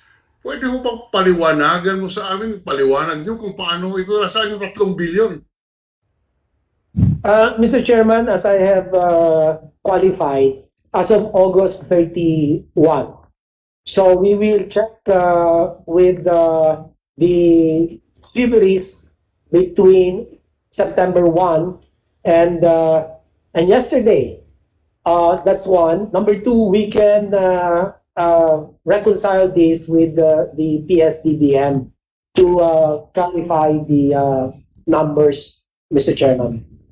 Well, so are you saying it's a question of updating the records? Yes, Mr. Chairman. That is correct, Mr. Chairman. Well, I wish you luck. I hope that, because the 3 billion is the difference between what PSDBM said that they deliver sa DOH as against what DOH is saying, the 25 billion that they received from DOH, but from PSDBM. Let's put it aside and just hope that you can explain this, Mr. Chairman. But I would like to. Mr. Chairman, if I may just add a very important information and then to the point that was raised by the Honorable Senator Drilon. Yun daw, may mga deliveries pa undergoing testing because we cannot just accept them without a certification of testing as to the correctness of the quantity and the quality of the supplies. Thank you, Mr. Chairman. No, the reason why nagugulat kami, Secretary, no, and we're not putting the blame on you or anything on this issue, no. We're just saying that the testimony earlier is that PSDBM delivered 28 billion. Huh? Your records will show, we've not seen those records, and that's why I'm asking PSDBM to submit to us, to the committee, and you to submit kung natanggap ba talaga ninyo. Your records today will show it is only 25 and not 28. Diba? That's correct, Mr. Chairman. That is correct. We will submit the records. Thank you. Mr. Chairman. Yes. May I be allowed to clarify on this matter? I think the reason for the discrepancy in the figure of PSDBM and DOH is the issuance of the PSDR. I think the records of the DOH is not yet updated, and as correctly stated by Secretary Duque, some of these items are not yet tested or ongoing testing by third-party facility testing. So we are still waiting for the test result, and as soon as we got the positive test, then we will release the PSDR or the PSDBM delivery receipt to the DOH. Sige.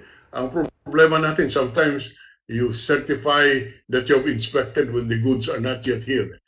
So those statements must be understood in that context. But while you are there, the prices of all these medical supplies would be delivered. I'm sorry, these goods and purchased for and in behalf of DOH would be delivered to the warehouses, either of RITM or PSDBM or Department of Health. Is that correct, sir?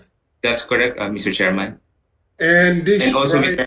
Chairman, may I be allowed to explain? The 28 billion referred to by the OIC Director for Admin and Finance refers to the items actually delivered to the warehouse of the DOH without necessarily referring to those which have already issued the PSDR.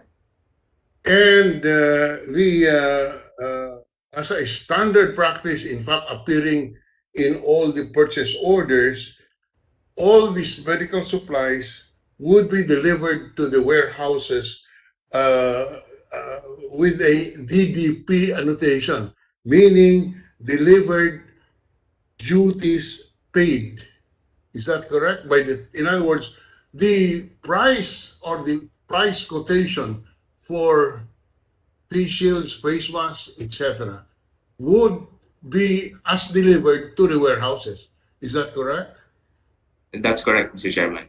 So that all the transport is included in that price. Is that correct? That's accurate, Mr. Chairman.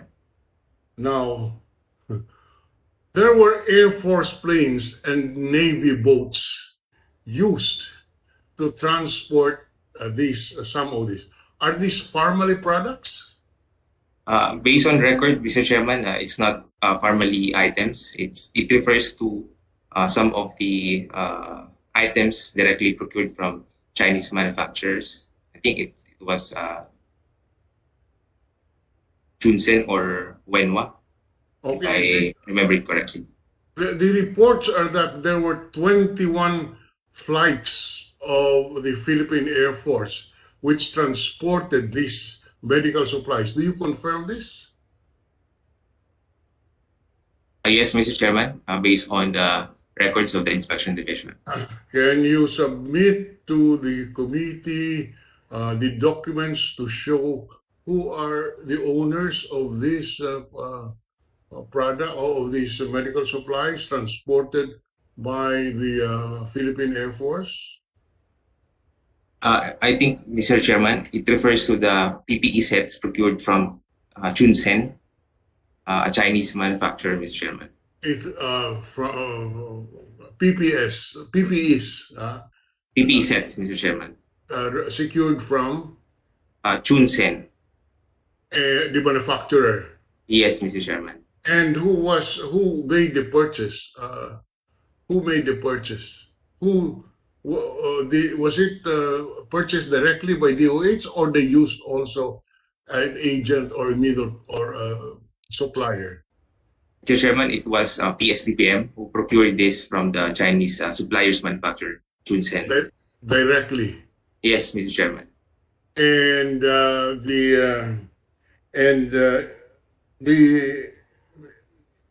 it was delivered duties paid. In other words, how much when they purchased this from the manufacturer, the purchase price was determined on the basis of the items having been delivered to the bodegas of PSDBM or DOH, as the case may be? Your Honor, I think based on the document, the delivery site is FOB China. So we had the PSDBM at that time had to pick up that supplies in China. Oh, okay. Can you submit to the committee those documents that will affirm your statement, sir? Yes, Mr. Chairman. Now, With the go ahead, Senator. I just wanted to add lang, no, because sayang we're on this issue, no. The order was initially 15 million PPEs. If I got it right, they brought it down to 10 million. And more or less what was delivered was 5 million. Okay, PPEs, more or less, no. Now, I'm also interested, and that's why I asked the DOH earlier, yung mga PPEs na yan, kung natanggap ninyo, useless yan sa warehouse. Dapat binibigay yan sa mga frontliners, no? Private and public hospitals, no?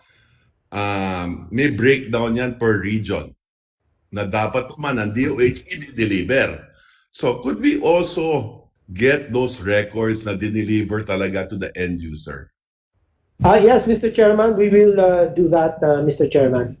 Okay, thank you very much. In connection, likewise, Also, a Navy vessel which was used to transport, if my information is correct, about 40 vans of face surgical masks were delivered by delivered from China to the Philippines using Philippine Navy boats. Is that correct, Secretary Duque?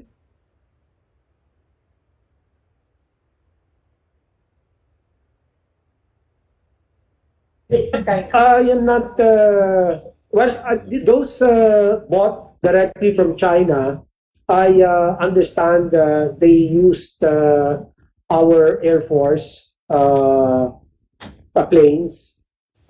So that's my recollection, Your Honor, Mr. Chairman. Okay, from the PSDBM, 1 minute to pick up. From PSDBM, do you confirm that the Navy vessels were used to transport medical supplies from China to the Philippines? RPS Bacolod City, if I'm not mistaken.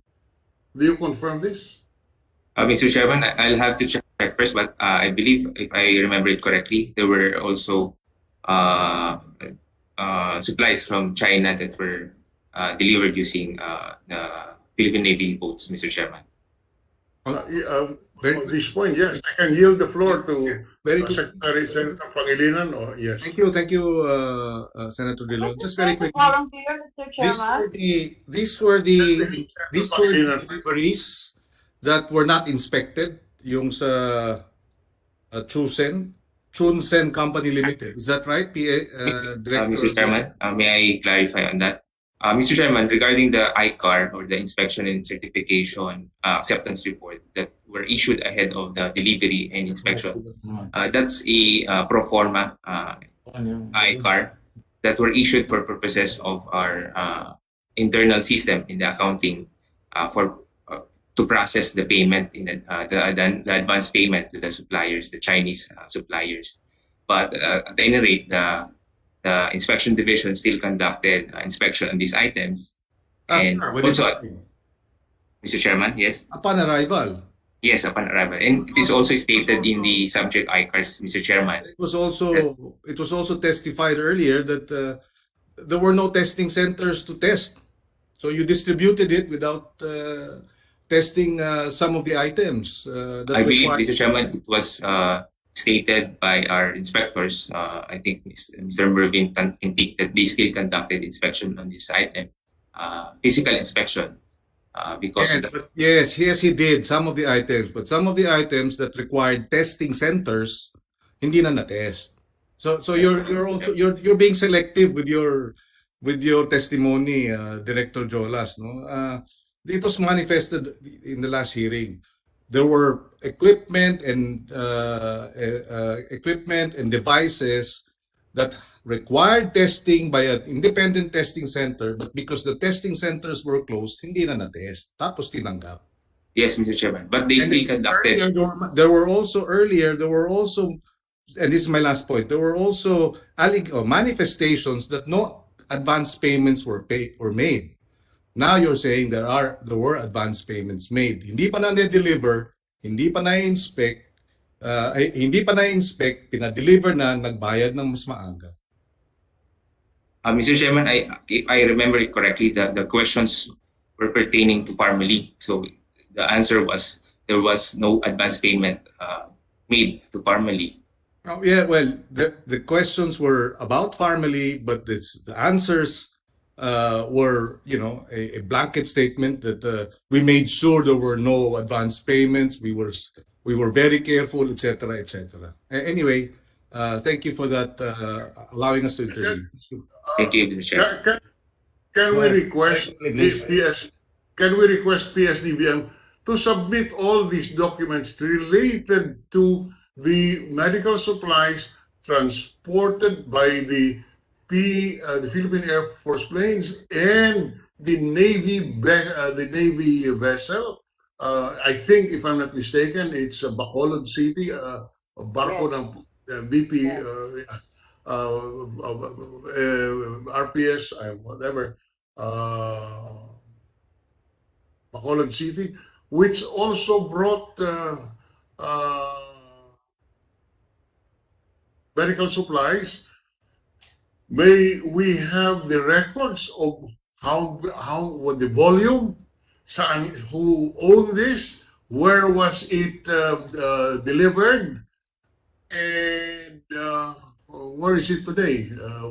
If it was distributed, we want to have the document showing receipt of these supplies. My information is that there were 40 containers that were delivered. And while I have the floor, once na lang, can I ask formally to submit Senator Frank, one moment. Yes. I want to inform the group that we already subpoenaed that we asked the Philippine Air Force to send us the details of their flights. Yes, thank you, sir. And we want, and you're right, you're on the right track because you're asking PSDBM and DOH where these goods were brought in and how they were brought in and where they were delivered, etc., including the military ships. We have done that already, sir. Thank you very much, sir. Yes. Just one more. Permission of Senator Blan, because I think there was something connected with what you were saying with Senator Marcos. Senator Marcos, is that connected with Senator Blan's presentation? Yes, I was merely going to share what Secretary Galvez told us with my question, similar to Senator Drilon, and he confirmed that there were 3 flights involving Cebu Pacific and the C-130, and none of these flights were compensated by Pharmaly or any of the suppliers. Further, that a May 1 shipment was made by BRP Bacolod by Commodore Rogelio La Chica on May 1st left for China and collected the goods in Xiamen, landed in Sasa Port, Davao City po. Okay. Yes. Related po. These are formality goods, right, Senator Marcos? Yes, that's correct. And all to the account of the government. Yeah, so that should be deducted from the payment made by the government to them, right? Yes, that's Related. very important, Mr. Yes, Chairman. before I call Senator Dillon again, go ahead. That's why we're asking for the delivery receipts, where this went, because this must be accounted for. These are public funds. I think we've already done that. We're running out of time. Senator Hontiveros, very quickly, because I have to ask him a few questions after Senator Dillon. Yes, Mr. Chairman. Yes, Just one document request. Can I request for the submission of the statement of management responsibility which accompanies the audited financial statements? It indicates which officer of formally assumes responsibility for the entries in the financial statement. Thank you very much, sir. Secretary General, Director General is ordered to get the information being required by the senators, including Senator Dillon. Yes, Senator Hontiveros. Thank you, Mr. Chairman. Very quick observation. Dito sa confirmed Philippine Air Force flights and reported and to be confirmed Philippine Navy trips, talagang ang hirap talagang depensahan yung Pilipinas sa West Philippine Sea. Kung pinapabora ng Commander-in-Chief ang ibang bansa from which these products are sourced, including from a dubious company na nagbebenta sa atin ng overpriced goods. At mas schizophrenic talaga yung ating armed forces na gusto lang namang depensahan talaga yung ating soberanya sa dagat. So just for the record, Mr. Chairman. Thank you. I would like to call the Tiger Phil again. Tiger Phil, please. Tiger Phil, Albert C. And the other guy, Stevenson. Yes, Your Honor. All right. You said you paid 11 million to PMS. I'm sorry, to Lincoln Ong. In your audited financial statements, Tiger Phil only has 1.7 cost of sale and total of 3.5 million sales. So you are not registering your sale to Mr. Lincoln Ong. Did you understand the question?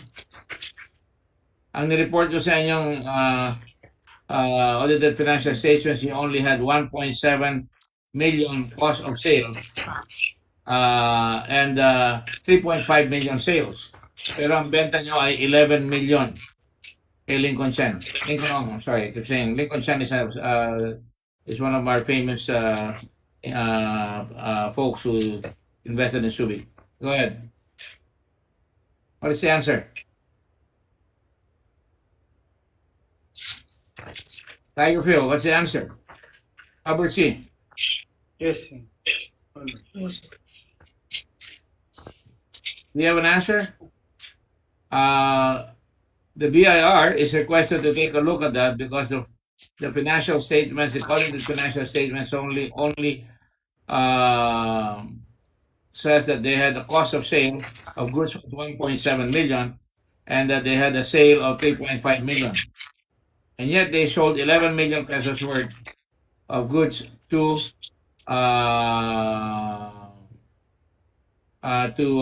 Farmally, and Farmally in turn made another profit out of that with the government. You have an answer, Mr. Albert C? We will check.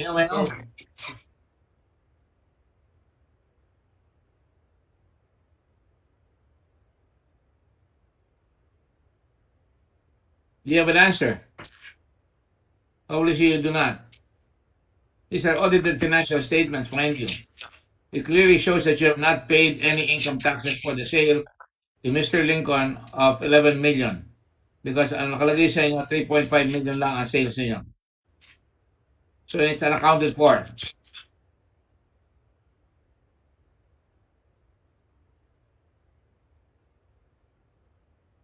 We just, Mr. Chairman, Yes. just to emphasize that, the financial statements indicate sales of 7.5 billion. And yet now we are receiving testimony saying that the deliveries were worth at least 25 billion. So there is a huge difference between what is stated in the financial statements as sales, 7 billion, and as testified to here, sales of the same company, formally, could be at 8 or 9 billion. Yeah. There's a lot of shenanigans, a lot of tax evasion, and the BIR is still there. Commissioner Cesar is there. I also, like I said, we asked for the records of the customs payments of all these deliveries here. And it is very, very clear that they're cheating the government. Attorney Dulay and Attorney General Guerrero, kindly give us the documents concerned, please.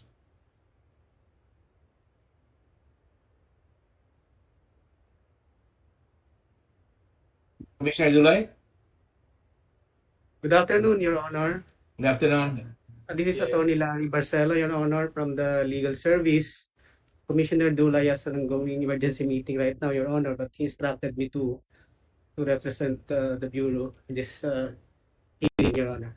What is your name again? Your Honor, Commissioner Dulay. What is your name? I'm Larry Barcelo, Your Honor. Barcelo. Yes, Your Honor. Barcelo. Barcelo, B-A-R, yeah, C-E-L-O, Your Honor. Yeah, okay. I didn't think you would misspell your name. Go ahead. So you have the information. Mr. Chair. And we have the receipts. So if you need it, we have it. Unless they can explain it to us. We will amend our VAT returns, Mr. Chair. Excuse me?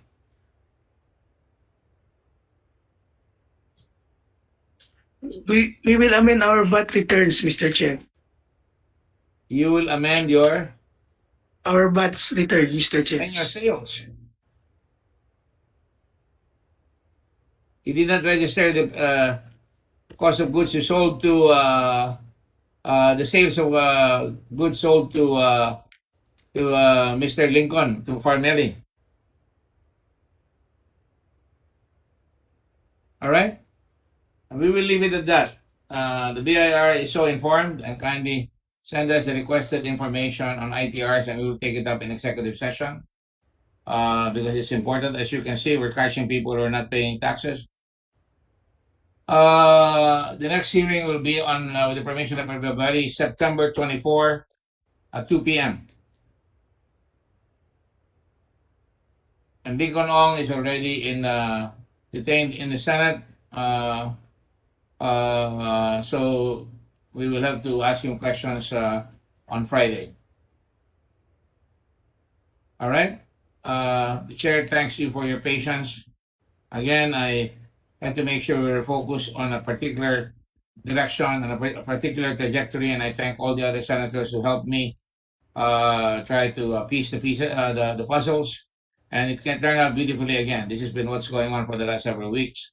We've been able to work together and piece the puzzles, and everything is moving the way it should. So again, thank you all, distinguished members of the Senate. Secretary Duque, thank you very much. I know that at least you're Thank you, showing sir. that really addresses my concerns about my respect for you, and that you're still there to face the music, and that I think you should really come out and answer some of the questions that are hanging out there. It would be very, very helpful. Yes, Mr. Chairman. Thank you. Thank you very much. Without any much further ado, I thank all of you, Secretary Hontiveros, Secretary Drilon, Secretary Marcos, Secretary Pangilinan, Senator Recto. Here I go again. I mix up my names and my titles, but anyway, it's so long as we get it rectified. It comes with fatigue and age, I suppose, but it's only a number. Thank you all very much, and we'll see you on Friday at 2:00 p.m., September the 24th. Thank you all very much. God bless the Republic of the Philippines. Thank you. Salamat po, Mr. Chairman. Thank you, Mr. Chairman. Thank you, Session is sir. suspended until September 24th.